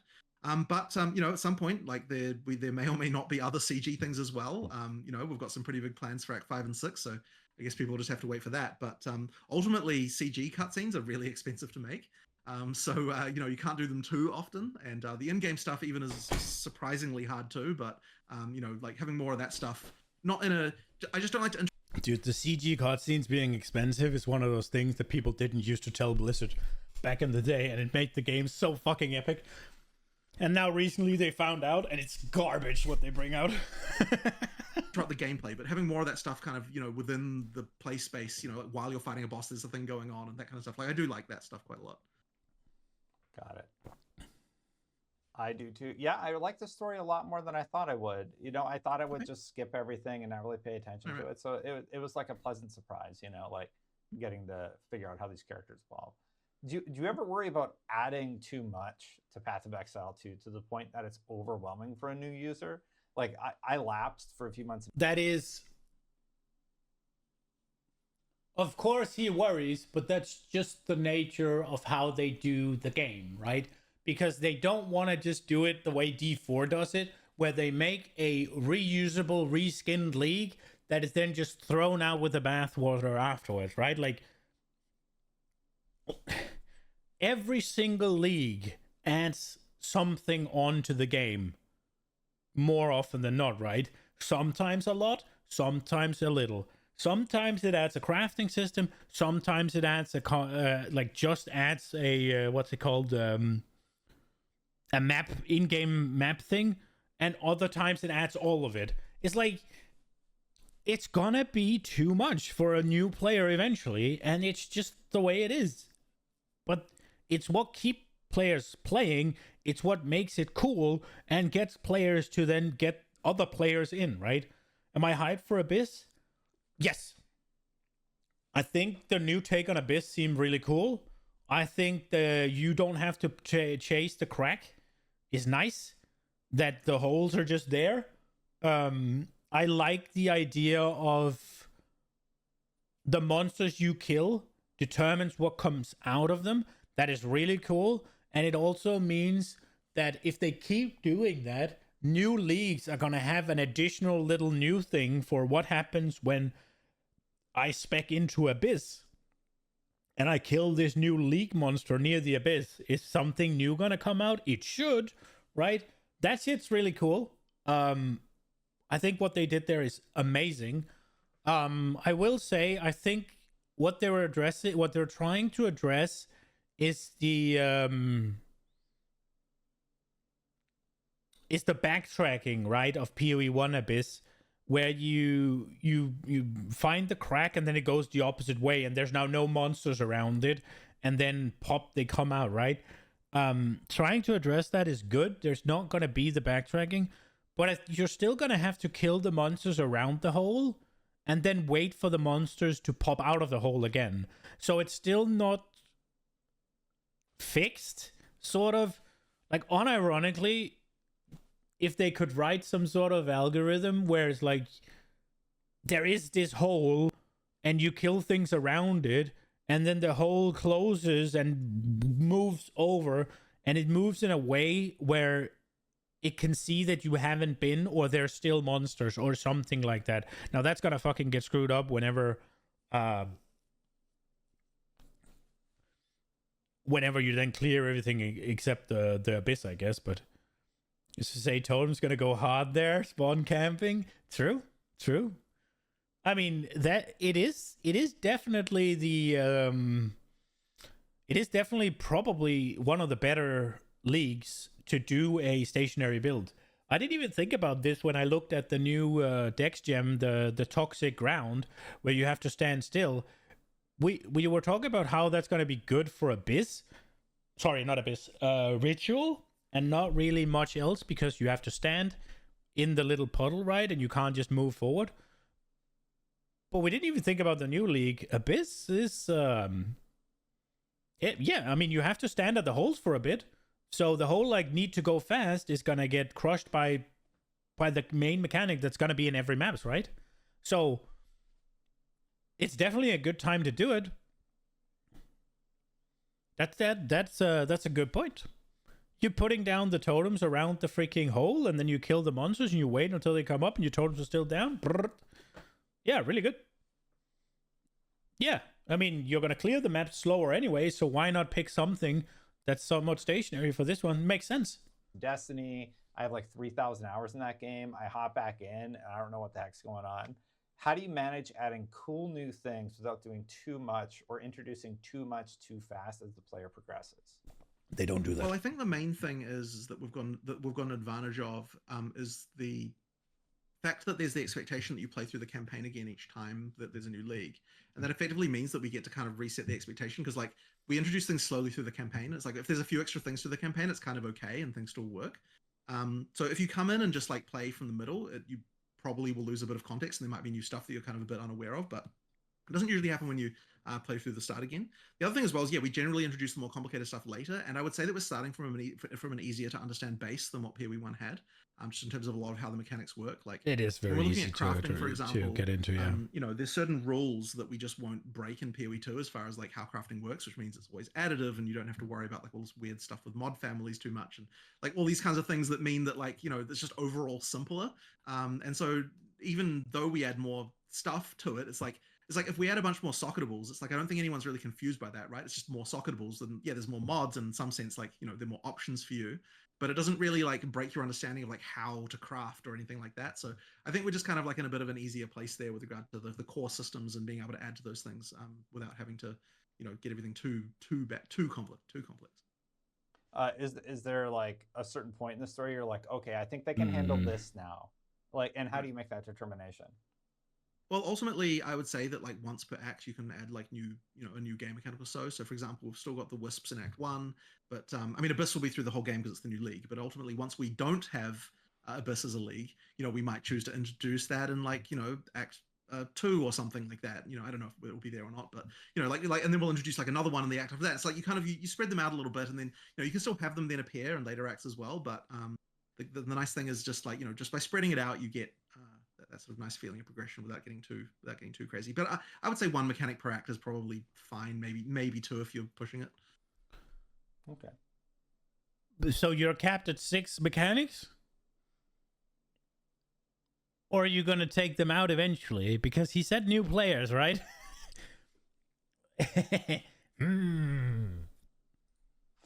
Going back to the first time that you launched early access, if there was one thing you could have done slightly differently, and I might have asked this in one of our other interviews, but we're getting closer to launch now. I'm curious, do you even reflect on that time and think, oh, we could have done this? Or is it just like a distant memory at this point? I mean, it's very hard to say what we could have done differently, because like I don't think we could have had the information we needed to have. Like on some level, when you're talking about a game as complex, in terms of, well, not even necessarily complex, but it's just in terms of all the things that can mesh together. Like, I don't think it's possible to exhaustively, like, I don't think any amount of testing would find the problems that you need to be able to find by throwing a bunch of players at it. So it's really sort of hard to look back and say, oh, we could have done this or we could have done that, when it's like, you know, how you know. Now, what I do wish we'd have done for 020 was concentrate more on the negative things that people were saying, like, even though they weren't that loud at the time, because like, you know, ultimately they were very important. So that's the kind of like, you know, the mistake I don't want to make again, is even when there's a bunch of positivity, still be focusing on the negative things to like kind of to tease out what it is that needs to be improved. So that's honestly what I would like hope that I could do better. But yeah, that's kind of the main thing, I guess. Got it. Well, my last one was going to be, so early 20. I do really hope the Third Edict goes well. I hope the server launch goes well, and I hope the community is happy with it, because you could totally see last league, the Dawn of the Hunt, that Jonathan got a massive punch in the stomach And him and Mark just doesn't deserve it. I think they seem so nice. It's like, I really hope it's going to be good. Not just because I want to play something good, but also a little bit because I don't want to see them having to deal with the community being in uproar and saying everything is shit again. Like, yeah. 2026 for full release, you're thinking, but you kind of answered the question already. So, yeah. So instead, I will just say thank you so much for continuing to work on Path of Exile. I know the fans appreciate it. I always love getting to chat with you, and I don't really like this guy's interviews. He's very I did a journalism, and I don't like it. Now I was gonna watch what's it called, Dreamcore's video, but we'll do that tomorrow, and we'll keep banging on with the patch notes. There's a lot to cover still. So we are probably gonna have to do some of it tomorrow, unless these go quick. But yeah, let's keep going. There's still an hour. I can read a lot in an hour, right? Oh, we need music because just listening to me yapping is gonna suck a little bit. Let's get. There we go. Musica. It might be a little loud. There we go. Okay, the base damage scaling of all spell, player spell, and secondary damage skills have been tweaked to scale better in the late game. Oh, we're getting more damage? Just flat out more damage? So not only are we gonna get more damage on the base damage scaling of skills, we're also gonna get higher scaling support gems? Oh shit. We're gonna blast. Generally speaking, spells that do not have more damage, more better. Yes.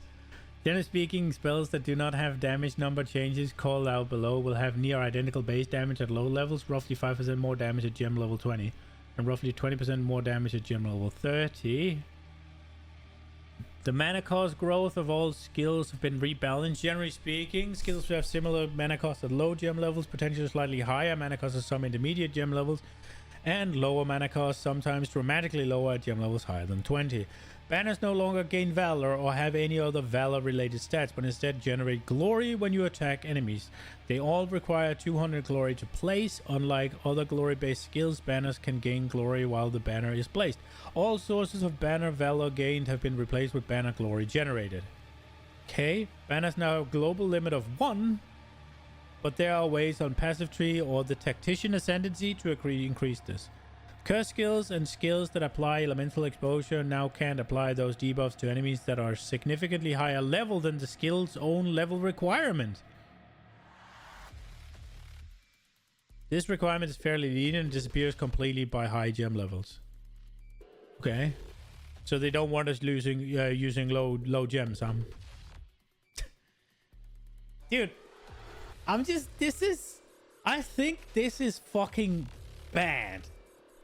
It's like, rather than, it's so dumb in my eyes, because it's like, yeah, we don't want you using low level skills. Okay.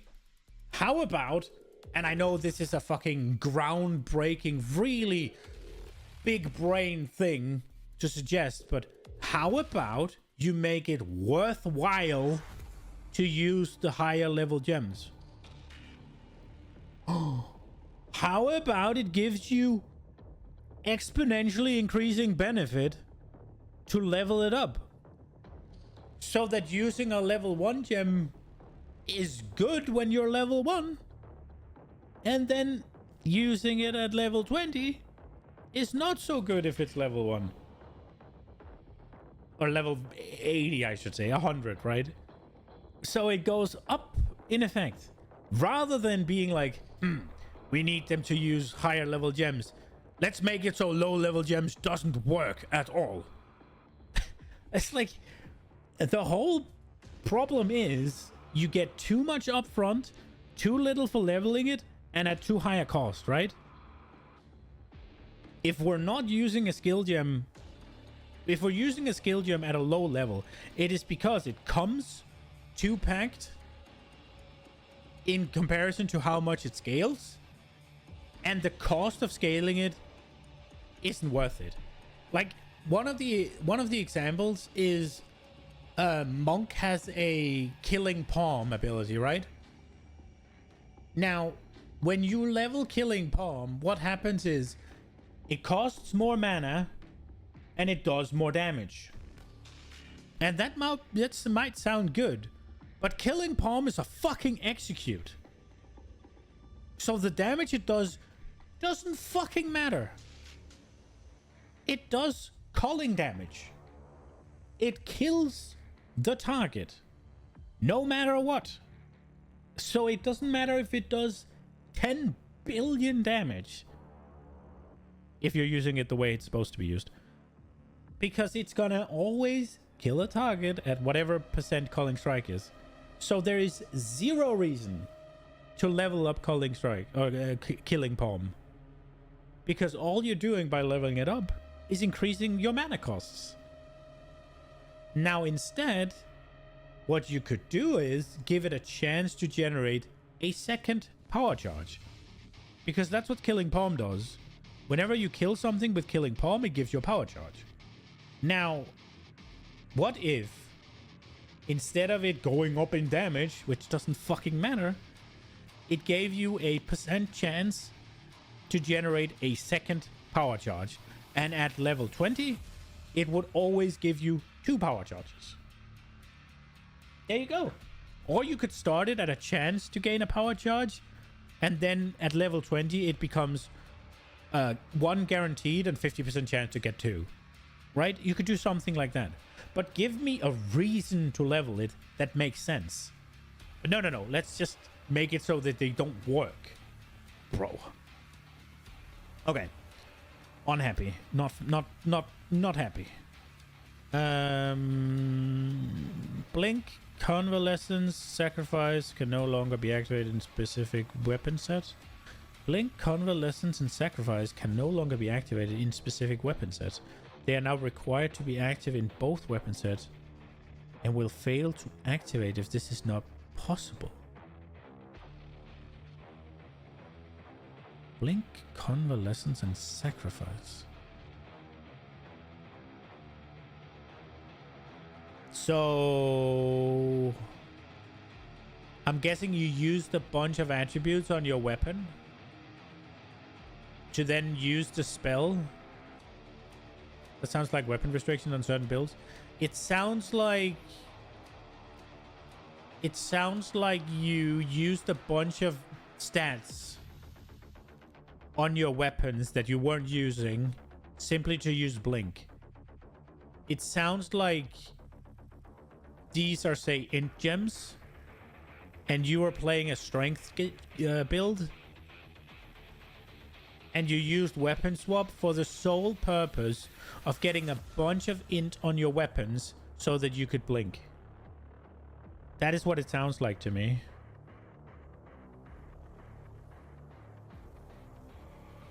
That makes sense. I don't think that's too restrictive, if I'm being honest. I don't see any other, because I think they are, I don't think they're weapon specific.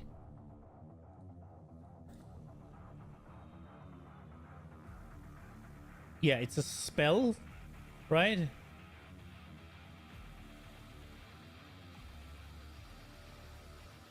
Oh, it's not even just a spell. It's a reservation. Are they all reservations then?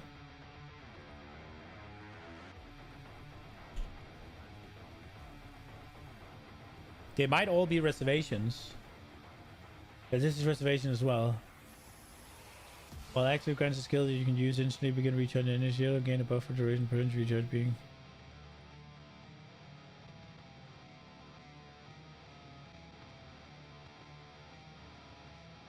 Sacrifice. Okay, so they are... Okay, so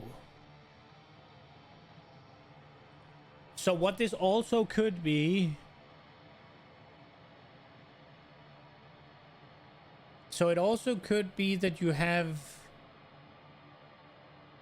No, wait, wouldn't they turn off? It could also be that you have a scepter with skip spirit on it, right? that allows you to use these things once you swap. So that you swap weapon and then gain blink. That could also be what they did. Both of them are fine, I think.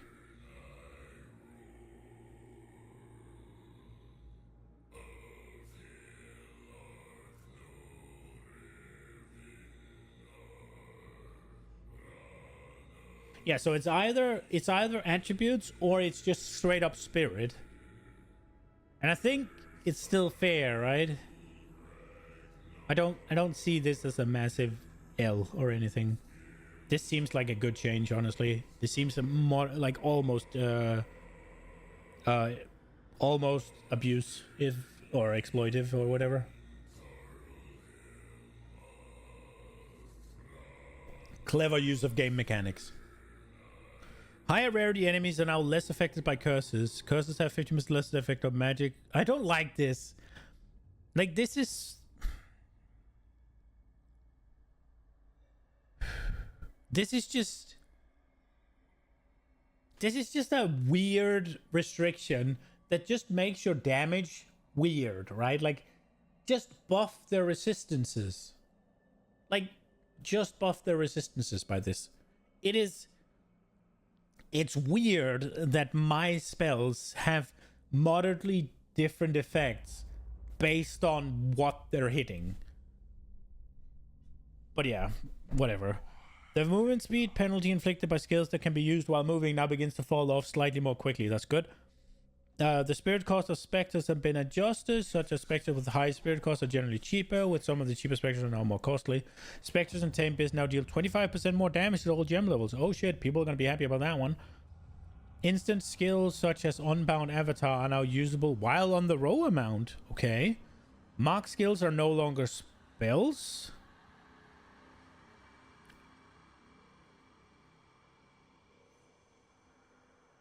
Does that mean... So that probably means that they can't be triggered. That they can't be used by cast when shock or cast on crit. Does it mean that they're tied to the weapons as well? I'm unsure what this change actually means. I would assume it means it can't be used in the meta gems. But what other things? Blasphemy is curses, right? Not spells, just... I assume it's just like you can't auto-trigger them, basically. But it could have other implications. It obviously is also going to affect which support gems can be used with them. Reservation skills that had reduced reservation with quality now have increased reservation efficiency with quality instead. I guess they're like, instead of being additive, it's now just, or instead of being multiplicative, it's now additive. So I guess it's just making them worse. Killing Palm, Staggering Palm, Shattering Palm, Hand of Chayula, and Frozen Locust now deal damage based on your equipped quarterstaff. They no longer have flat damage, added damage, or additional critical strikes, and Palm skills can no longer be used without a quarterstaff equipped by default. Really? That's sad.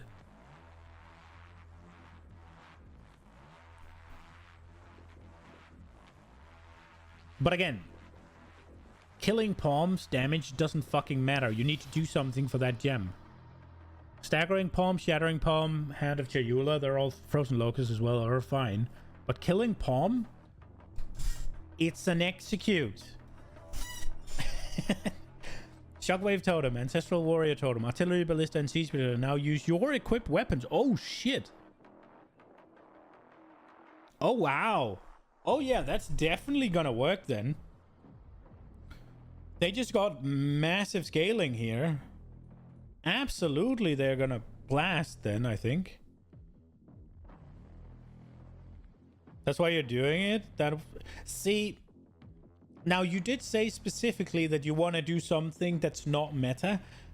Just it being in the patch notes with big changes makes it not unlikely to be meta, right? If you want to do something that's not gonna be meta, You want to do something that's neither nerfed nor buffed.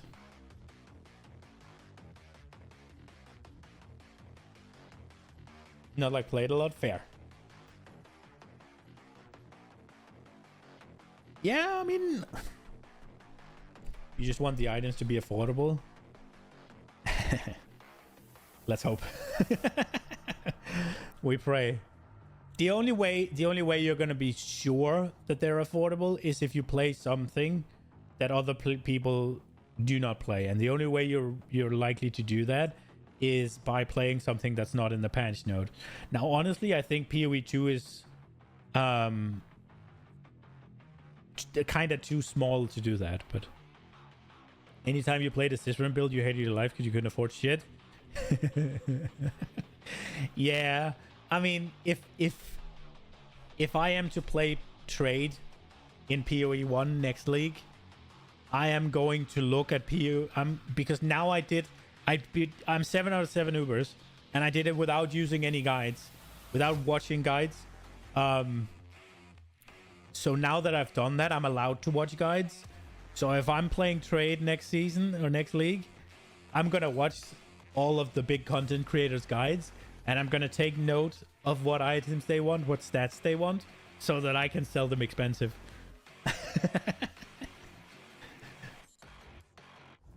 Okay, new. Ground effect captured by whirlwinds now only lasts for 4 seconds before the whirlwind reverts to its normal state. That's so ass.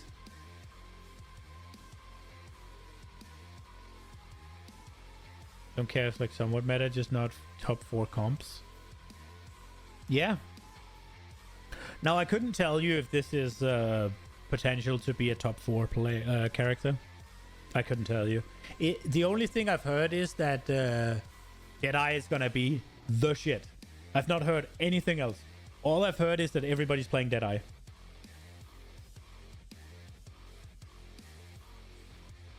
And Deadeye seems so fucking cool, so I'm a little bit sad that I'm gonna be a meta cock for freaking 3 leagues in a row. You're avoiding Deadeye like the plague? Yeah, so my desire to not play meta and try and make my own shit is pulling me in that direction, which is why I'm kind of interested in the Witch Hunter. But at the same time, the 2 things they're adding for Deadeye are just perfect fits for what I find cool. So it's like, it's just, oh, you had the Huntress. Like, I'm a sucker for lightning damage. I love the arcing. I love the chaining, like forking and chaining. I love those 2 effects. They're so cool. Played Falcon Dead Kind of Season 1, so try. Fair. I mean, that's good. That you have, it's not good that you're tired of it. It's good that you have something else to play. I think I'm gonna do the Deadeye because it's just perfectly what I think is cool. Forking and chaining is just some of my favorite abilities because lightning is so cool, and then scaling the shit out of projectiles is also just so, I love just filling up the screen with bullshit, and you get to do both, so I'm kind of like, I kind of have to do it. Ground effect captured by whirlwind now only lasts 4 seconds before it reverts to its normal state. That sounds so ass, but I guess it doesn't really matter for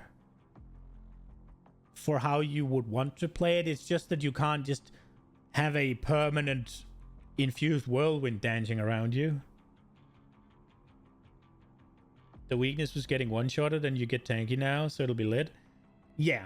I mean, the only reason I don't play Deadeye in PoE 1 is that I don't like evasion. I hate the... Oh, no damage, no damage, no damage. Dead. I hate it.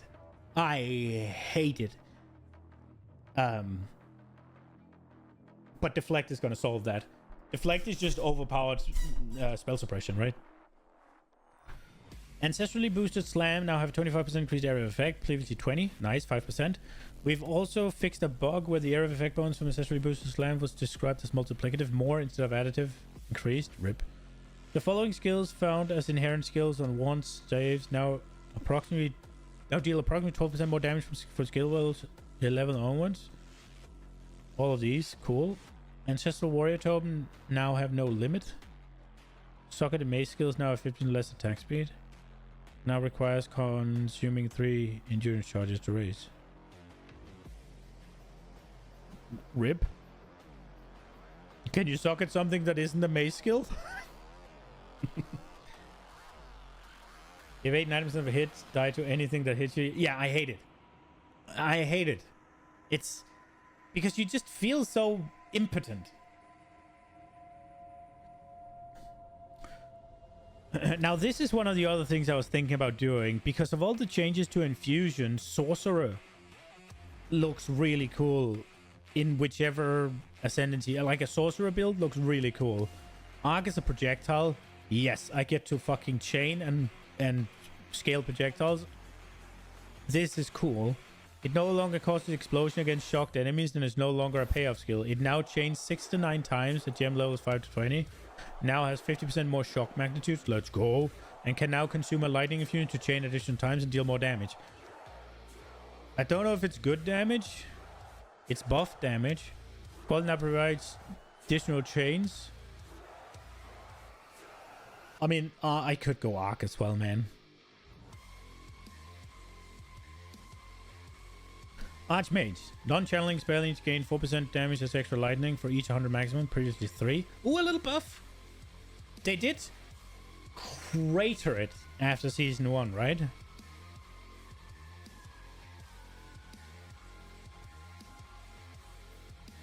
That's kind of cool. Armor piercing rounds. Quality now breaks percent of armor previously. Oh, it nerfed?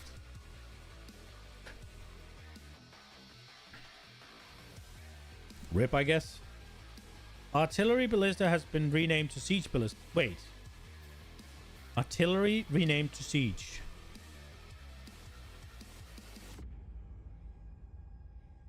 Artillery?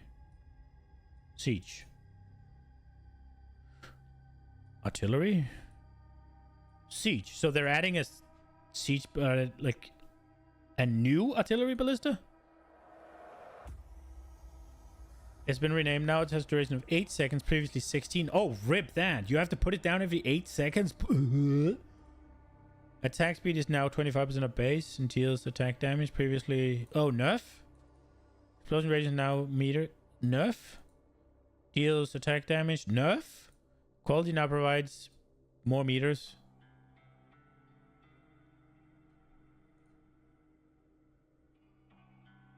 Wait. They nerfed artillery ballista pretty heavily, didn't they?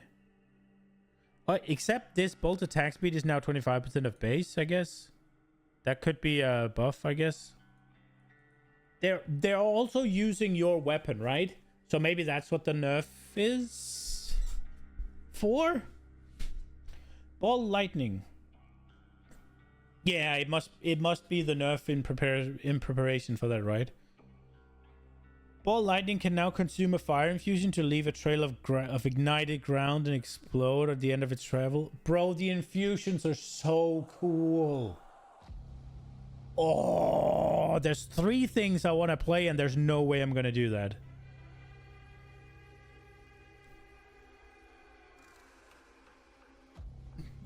Batter Shout. Fuck's Batter Shout. Explosion now deals 50% more damage against unique. Okay. Berserk. Increased rage effect at gem load. No longer grants leech. Okay. Bind Spectre.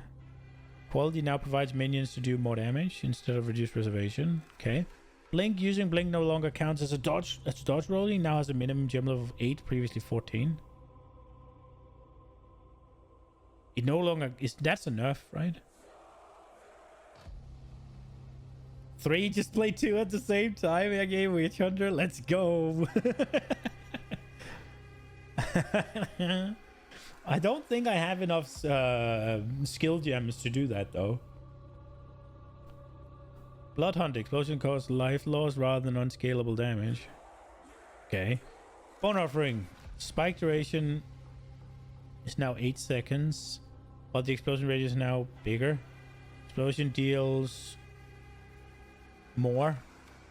The buff now has minions take reduced damage while shielded.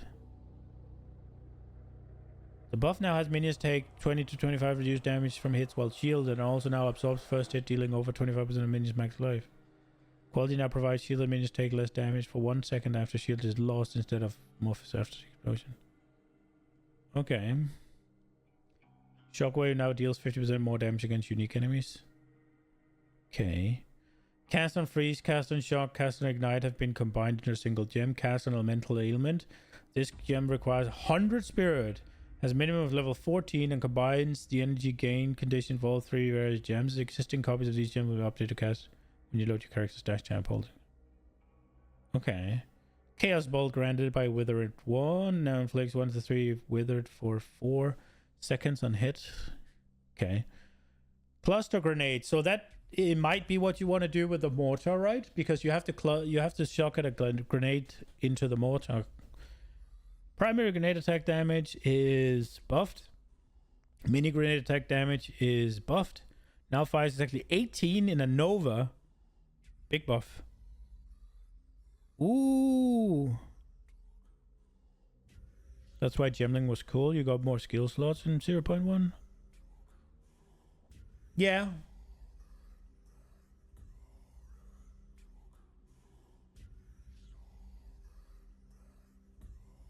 I'm gonna be honest. Is the skill slot limitation really doing anything?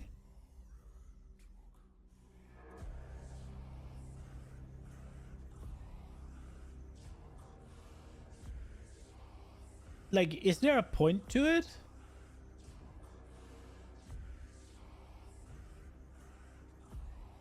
Like, I think it's a little bit outdated, no? Like, what's the point of it? It's like you can only have so many keybinds anyways, right? You only have so much spirit anyways, right?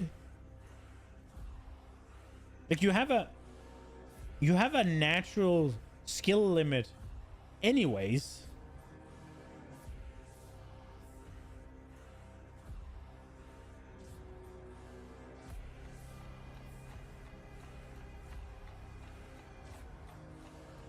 He was dead.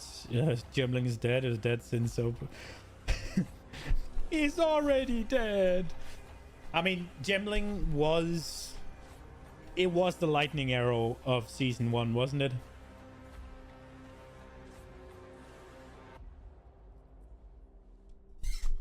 Yeah, the 2 new changes to Gemling Legionnaire seem super ass.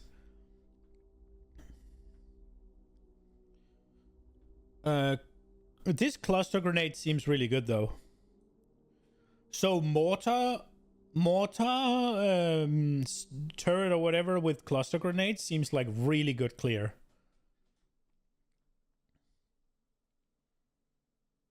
Your super shotgun is nearby. A relic from your You scale AoE, right? And you have 18 mini grenades and 1 big, you're just gonna blow up a massive amount of the stream. Stat stacker nerf was huge.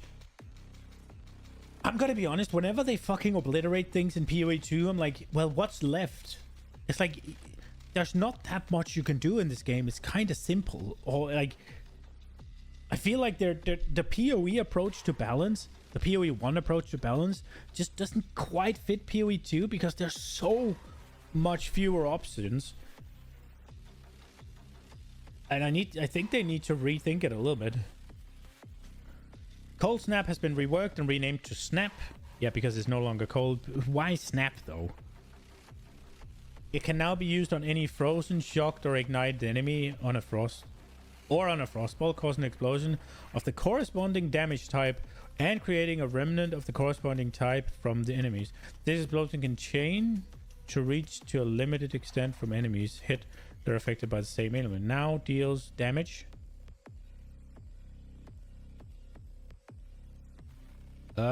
Less damage.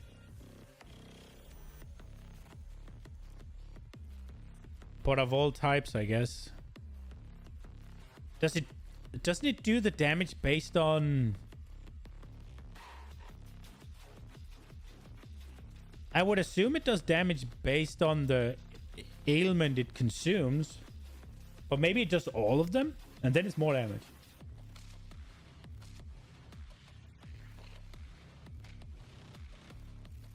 To be fair, yes, but also we haven't discovered all the builds yet that do work, but they really shouldn't be nerfing so quickly. Give us some time to let people cook builds.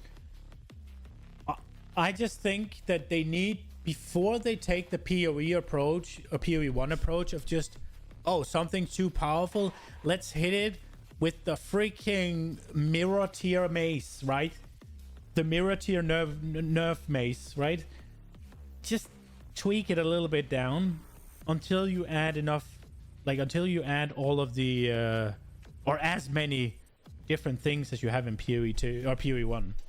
Because right now it's kind of just like, well, what's left, right? Like if I want to play spears, what's left for clear? Because everything else was not good. Lightning spear was the shit. And now lightning spear is probably not going to be good. So what am I going to do then? No fucking way I'm doing tornadoes. Because that requires me to press fucking 7 buttons before I can do damage.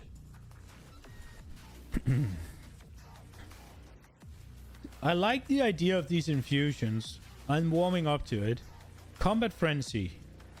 Quality now provides chance when you gain a charge to gain an additional charge. Less of it. Rip. Comet now deals damage more.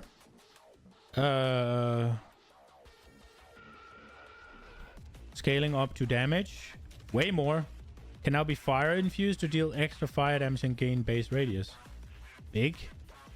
Contagion quality now provides contagion targets 2 additional enemies when cast instead of 100% to maximum 2. Okay. 2 more additional enemies sounds really good. Dark Effigy. 0.2 meters to impact radius instead of chance to inflict withered. Defiance banner aura now grants 30% more armor and evasion.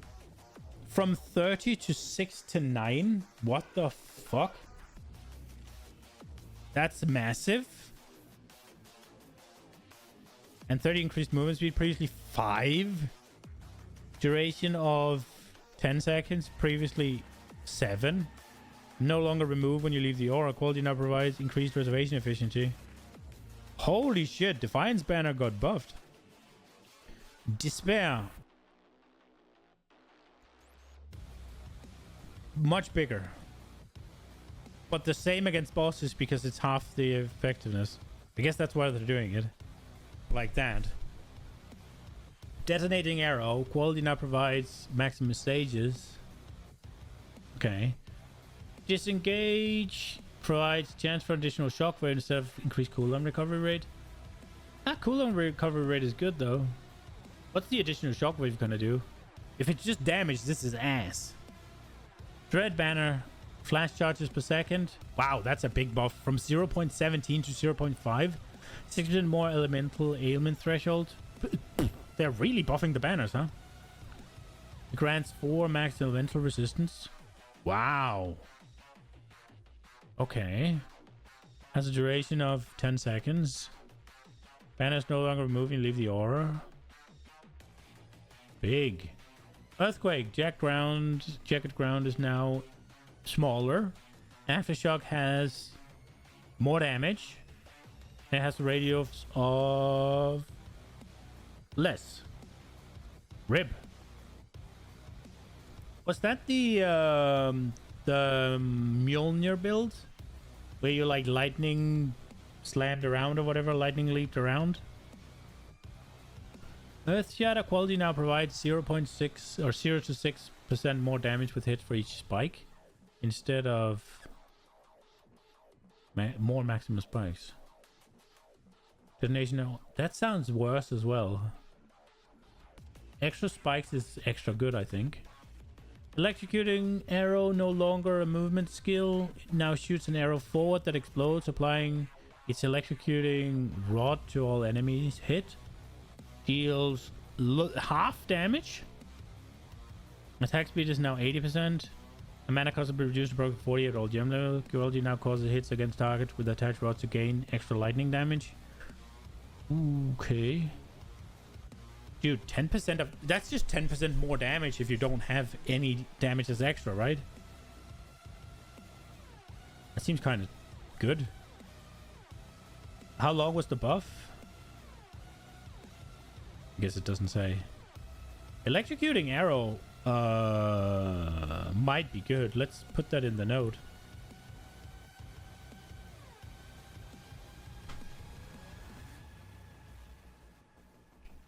Electrocuting arrow support skill. Elemental Sundering. Pulse now can consume up to 20 ailments, previously 9. Cold Explosion deals 40% more damage. The cold now also deals 100% more damage against unique enemies. Jesus, okay. You consume 20 ailments and go boom. Ember Fuselage. A Fusillade. That one's pretty cool, but it seems kind of ass to play with. Can now be infused with lightning to cause each ember and in an entire fusillade to create a beam that changes lightning damage to enemies. The infusion is consumed when fuser fires all embers. Now has a minimum gem level of 9. Emergency reload. Now reloads all your crossbow ammunition clips, previously just your most recent, and empowers each clip's ammunition to deal increased damage for its duration, or until you expend all your empowered bolts. Now has the number of each clip's empowered bolts is equal to the maximum ammunition of the clip. That's pretty cool. Let's put emergency reload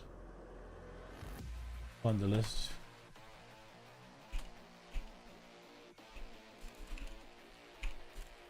Question mark? It's something to check out tomorrow. Enfeeble no longer has curse, makes non-unique targets deal less damage. You're falling asleep already, it's only 3 PM. Yeah? I mean, it is, yeah, thanks for watching, Tuma. Have a good one. I'll be here for another 25-ish minutes, then I'm hopping off as well. Enfeeble no longer has curse. I would like to see if I could get through, but we're only halfway, seemingly, but there is some forum post underneath. No longer has curse mark, makes non-unique targets deal less damage. Or curse makes unique damage deal. Curse now makes targets deal less damage. Right, because now they have the curses are less effective. Escape shot now creates ice fragments in its area of effect. These fragments explode after a short duration to deal additional damage. Additionally, it now causes you to travel 6 meters back. Okay, that's pretty cool.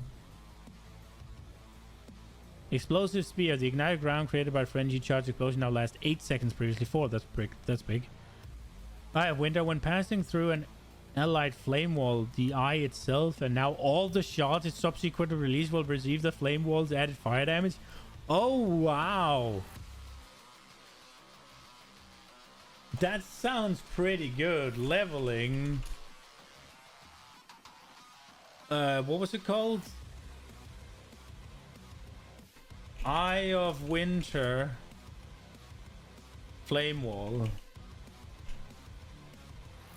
Because the Flame Wall is a pretty big source of land damage unless it got nerfed.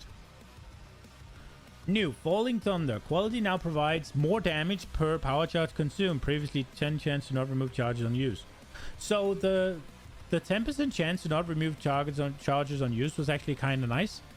I wish they would bake that into the skill gem and just give it this as well, or bake this in, whatever. Either or keep it at least. But yeah, I guess not. Falling Thunder is really cool. Especially when you get to do it like back to back, like just... It's really cool. Falling Thunder is a really cool spell. I like that one. Fangs of Frost. Explosion now causes 150% more freeze buildup at level 1, previously 50, and gains 9 more per level, previously 6. Quality 15% chance to not consume parry debuff instead of melee strike range. Okay, Fireball no longer creates a secondary fireball projectile by default. No longer creates a secondary fireball projectile. Instead, it can consume a fire infusion to do so. So it just got nerfed, I guess. Now has minimum gem level of 3, previously 9. Primary projectile and explosion now deal damage. Little more. Scaling up to a lot more. Secondary projectile now deal double. Scaling up to triple. Jesus. Secondary projectile can now hit the same. Oh crap. That's really cool. Firestorm. Not gonna lie, it should be crazy. The fireball? That looks really cool. Same stuff for like Spark. Yeah, the infusion stuff looks really good. There's 3 things I want to play right now. And it's obviously Deadeye because I love the chaining of the projectiles. It is Witch Hunter because I think it could be really cool with the 2 talent trees. And it's Sorcerer because I think the infusions are really cool. I could play anything with the infusions now. I could play a Witch Hunter with infusions. I just need to travel all the way around. Ones like that seem to be a lot of cast speed and projectile. Should melt bosses at least. Yeah, but you need to generate the infusions though.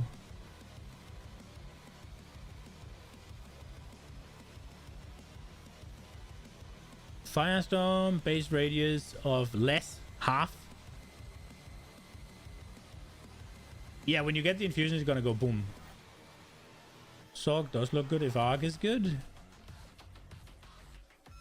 Yeah, Arc looks cool. What was it that? What was the infusion change to Arc? It's a projectile, so you got projectile scaling, right? And the whole like explosion of shock. It's now a. It does seem a little bit like Arc is a bit more of a support skill because it has shock magnitude. So Arc seems a little bit more like it's gonna be support rather than main damage. But maybe not. So Firestorm radius is halved. That sucks. Creates 1 bolt every 0.2. So that's nerfed. No longer consumes ignite to create improved bolts. Instead, it can now consume every type of elemental infusion. Fire infusion causes the storm to get to previous size and create 3 times as many bolts. So this is half. So it'll do... Wait. If I take 4... So it's a 50% more bolts when you fire infuse it. It's definitely better than Spark after you swap to it. Okay. So it's 50% more bolts than before. Cold and lightning infusion cause the storm to create additional cold and lightning bolts respectively. 1 of each infusion can be consumed by single use. Firebolt is now damage. Less. Rip. The Firestorm seems so fucking cool if you can consistently do it with all the infusions. I really kinda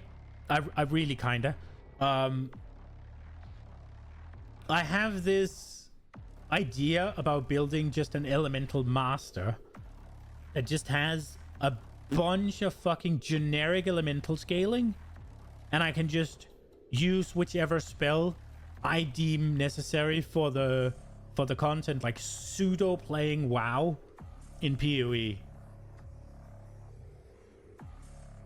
Have you seen you can change them to chaos? Yeah, the fire skills, that's really cool. But it's only the fire. It's not everything else.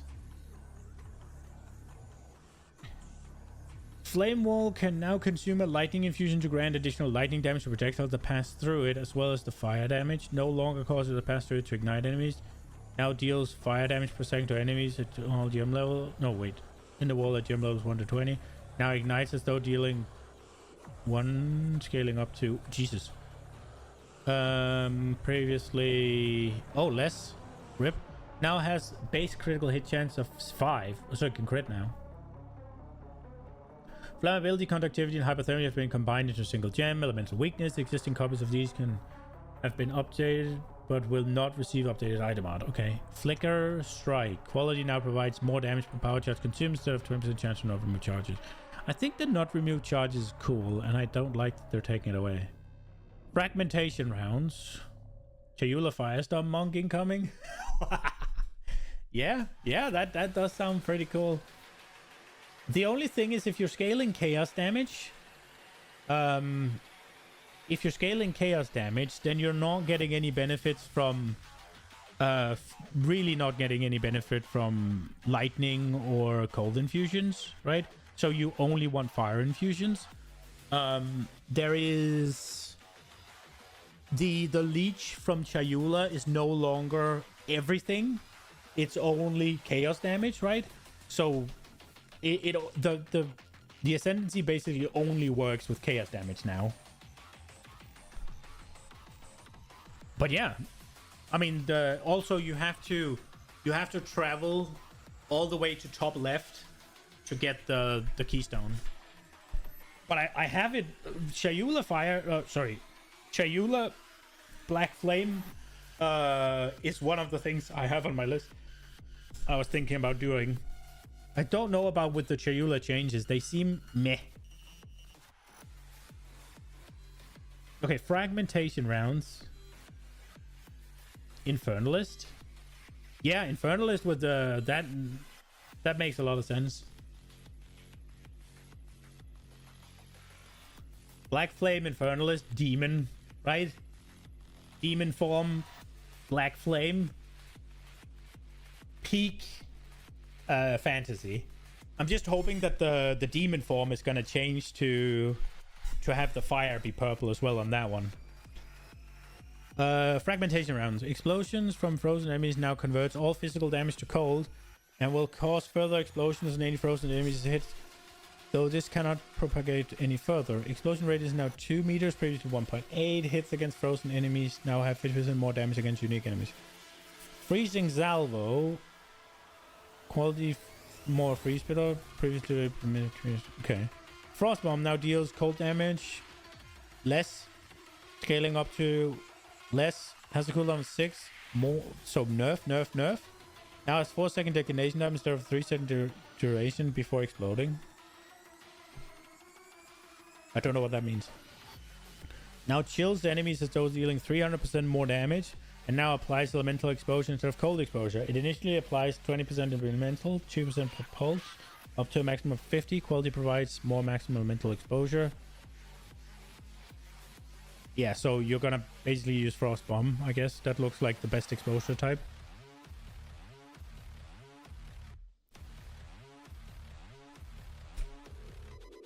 Infusion spell. Leveling Eye of Winter, Flame Wall, Frost Bomb. For exposure.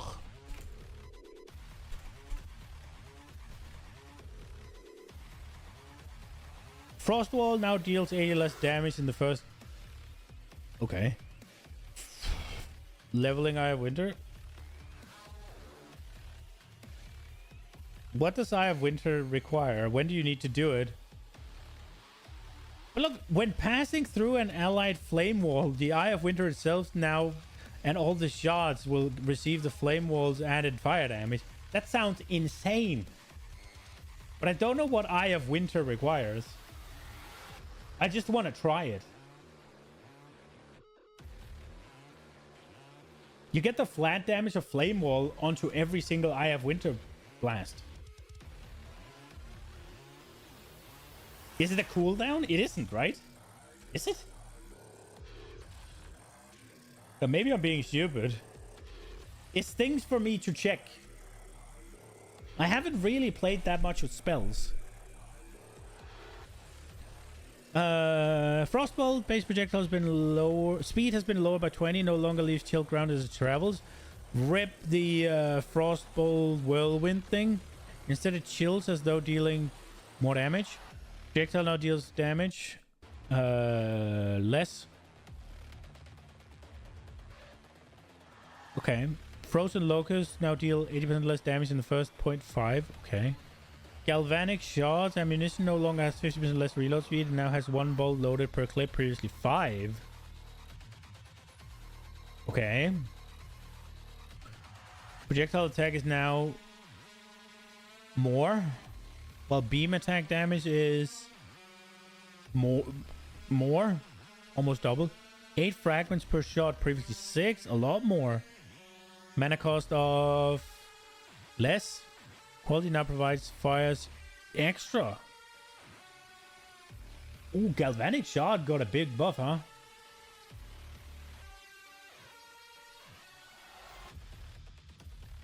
Except you have to reload every time, but... I'm gonna put galvanic shards in my little witch hunter.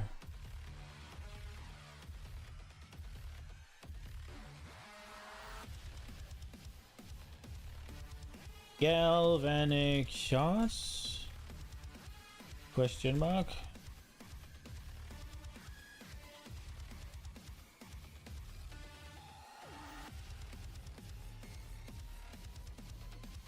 I have Winter's tier 13. Well, scratch that then. Huh? Oh, that's a big rip. I mean, when do you get... Oh, tier 13 is late, right? Rip that. Fuck that. Gas grenade no longer has special behavior, causing it to detonate as soon as it stops bouncing. Instead, it strictly obeys the detonate like all grenades. Level 58. Yeah, I'm not doing that.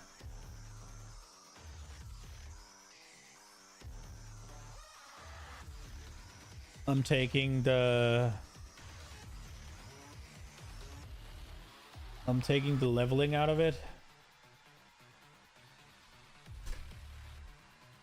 52? It doesn't matter, bro. I thought it would be like 30.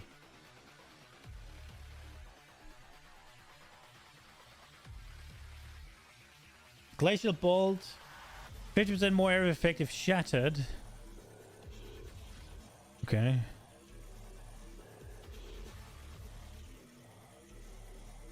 It's literally last tier. Right, okay. I thought last tier was for like ultimates and stuff, but I guess not.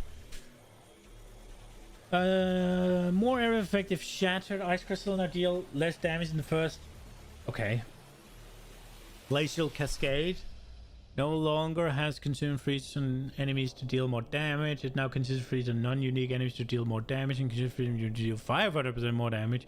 Burst radius is now bigger. Final burst radius is bigger. Glacial Cascade is a really cool spell. It's just hard to pull off.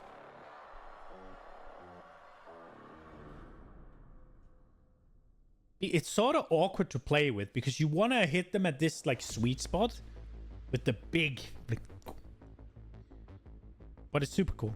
Hailstorm rounds now fall in an expanding circle rather than overlapping each other. Rip.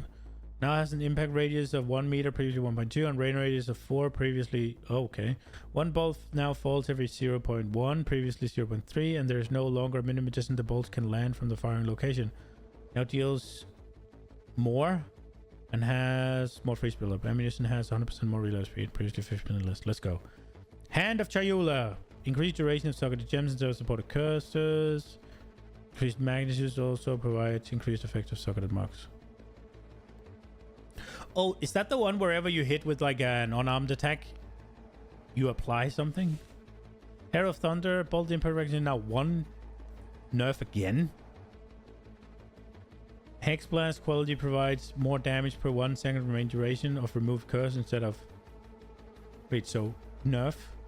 High velocity rounds no longer consumes... This is what I want to do. No longer consumes fully broken armor. Instead, hitting a fully armor broken enemy will apply a debuff to that enemy, which causes your attack hits against that enemy to deal physical damage equal to 5% of the physical damage dealt by high velocity round that applied the debuff. Dude, this is what I want to play. He's already dead. High velocity rounds, man. This is what I want to play. Ice Nova can now consume a cold infusion to deal more damage and create an area of chilled ground. Okay. Ice shots now deal damage. 29 to 82, up from 12 to 33. Shall we both play this then? I mean, I'm thinking about doing it at least. I'm fairly certain that at least one of my characters is going to try to do this whole like armor break, high velocity, shotgun shot. And I'm either going to do the Witch Hunter where I'm going to scale like projectile amount and attack speed in one tree, and then Omega Blast single target in the other. Or I'm just going to kind of do a little bit of both in the one tree and then the other tree is going to be clear. So I don't know. It depends on whether or not I can find a. It depends on whether the shotgun charge is going to be good at map clearing. It depends on whether or not I can find a crossbow skill that scales with projectiles. I just think the rotation, at least on crossbow, will be ass. Yeah, so for crossbow right now, for single target at least, I think it'll be fine. Because you're just going to do armor piercing rounds, which is just machine gun single target, right? Just... And then whenever the armor is broken, finally, you hit it with one high velocity round, and then you go up into his face and shotgun blast him. That's the rotation. You're just going to hold down the fucking fragmentation, whatever, like just... until the debuff is over. So whenever you do the high velocity round, like, you'll just do 5% of a high velocity round per time you hit it, right? So that combo, I think, should take out most things in the game. And I really want to do it. It's just, I have to find something that I can play while I do it that doesn't make clearing the map ass. Ice shots now deal giga damage. An arm after 1.5 now deal 300% more damage after arming. Now deal less damage in the first of the duration. They no longer deal 700% more damage after. Okay, so that's where, okay. Projectiles now deal damage less. Now has arming time for if shot directly onto an enemy. Quality now provides shots chill instead of just a chill. Okay. Incendiary shot now has ignite you and flake with skill are 200% faster. Also have 30% increased ignite duration for each pellet that hits the target. Wow. Okay. 300% more flammability. Quality now provides increased ignite duration for each fragment that hits target. Okay. So this is like, yeah, let me just apply ignite real quick.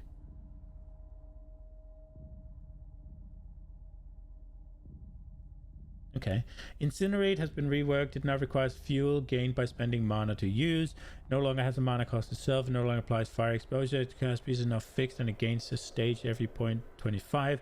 Its cone length is now longer. It now has 12 stages. It no longer creates burning ground by default. Instead of fire infusion, can be consumed to cause ignited ground. Igniting ground radius is bigger. Its minimum gem level is now 13, previously 5. Beam now has 50% less ignite duration, previously 25. Deals 30% more damage per stage. Beam now ignites as though dealing damage. Previously, okay.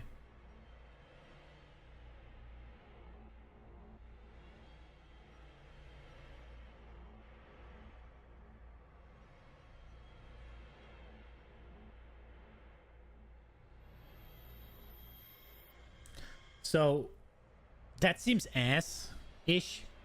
I guess the way you want to do this is you want to spend a bunch of mana to get the fuel, and then you want to set up the combo and then freeze the enemy when you got it's shocked, it's frozen, you got all the buffs you can have, curse, all that shit, and then you want to just burn them. I guess it could be cool.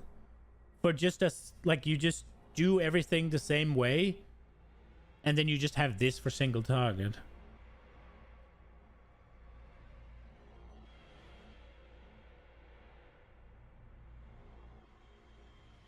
Maybe.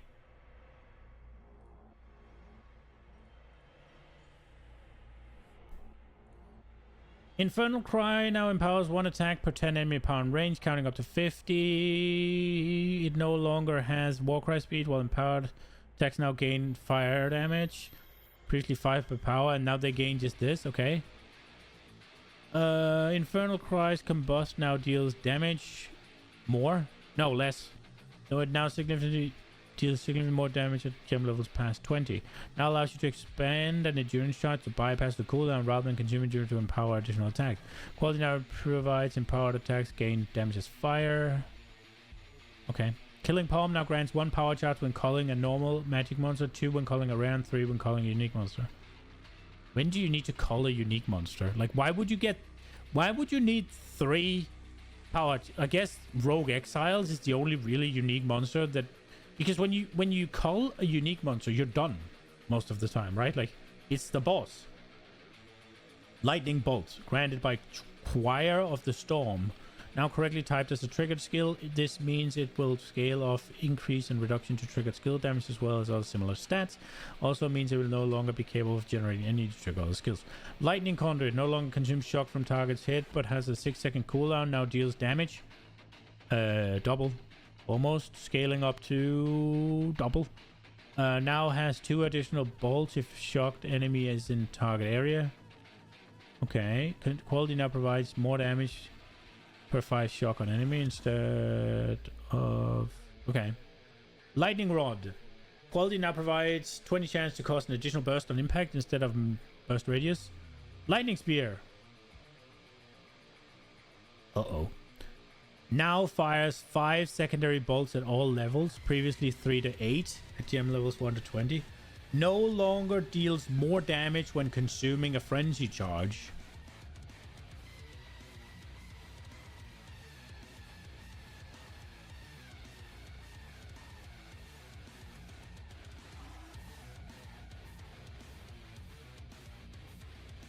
Is that it?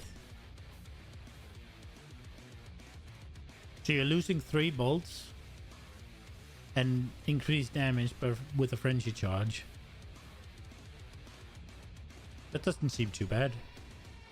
But then now how do you even combo with Lightning Bolt now? Or Lightning Spear, sorry. Is Lightning Spear now just Shock Spear?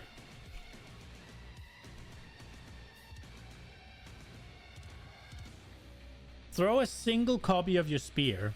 When it hits an enemy, it bursts, firing secondary light bolt projectiles at multiple other enemies within a large area around it. Consumes a frenzy charge if possible to cause the main spear to split into multiple copies of impact, each one of which then burst. Converts damage, 100% more to shock.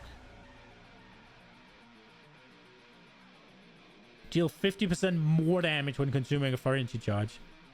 But you still get the spear splits to 3 targets.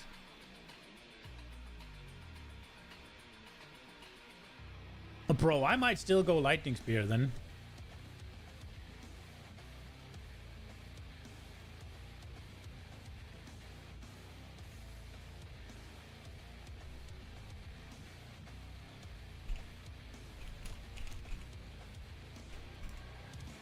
Unironically, I might actually still go Lightning Spear then. Yeah, 50% more damage is a lot to lose. But if I'm going Witch Hunter, then I do 35% of their health anyways.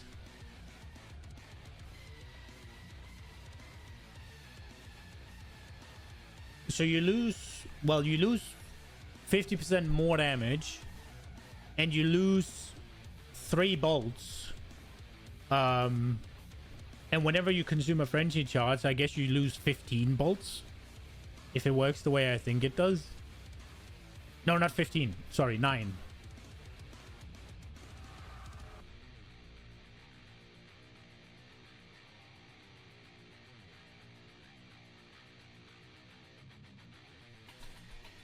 I just don't know of anything else that can clear a screen like Lightning Spear.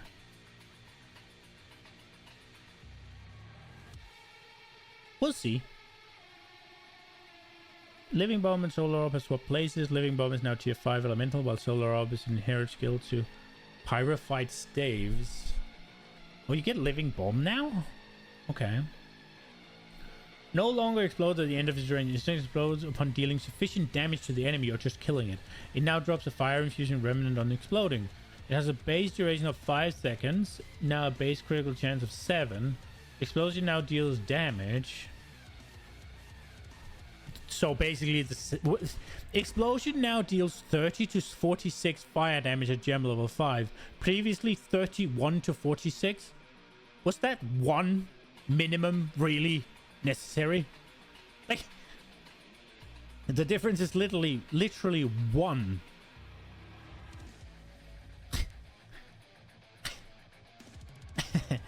Scaling up to 340, 510. More. Okay, Living Bomb sounds cool. How much do we have left of this? Oh, we might need to stop now and continue tomorrow. Magma Berry is a good place to stop. I can remember that. Yeah. We're gonna call it. Nina's home. She came home like half an hour ago. So, I'm gonna call it. This was cool. I'm looking forward to continuing tomorrow, where we're gonna look into the things that I have written down, thought of. I think it could be cool. Path of Exile 2 Abyss League.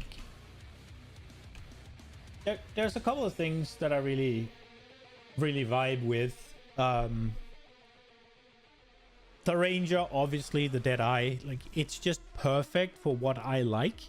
So I'm very inclined to play it. But the whole infusion stuff seems super cool and very interesting. And the amount of different things you can do based on what you have.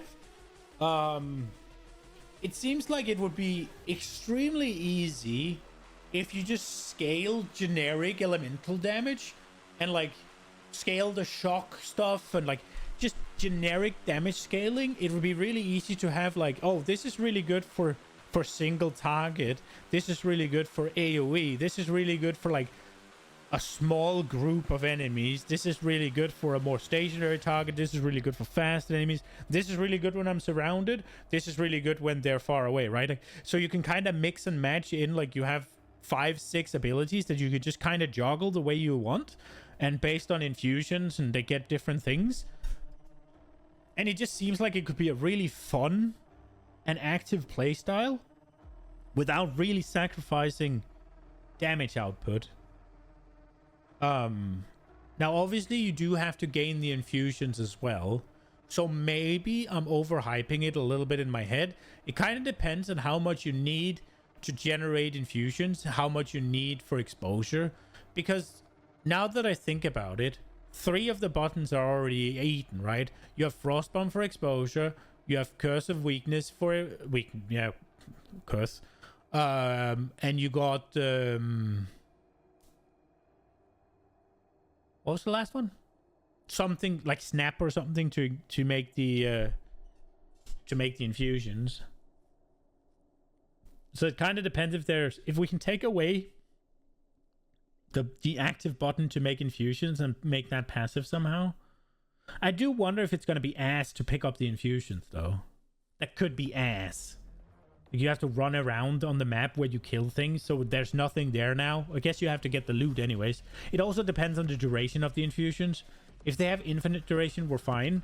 If they have like a short duration, it's gonna suck ass. If they have like charge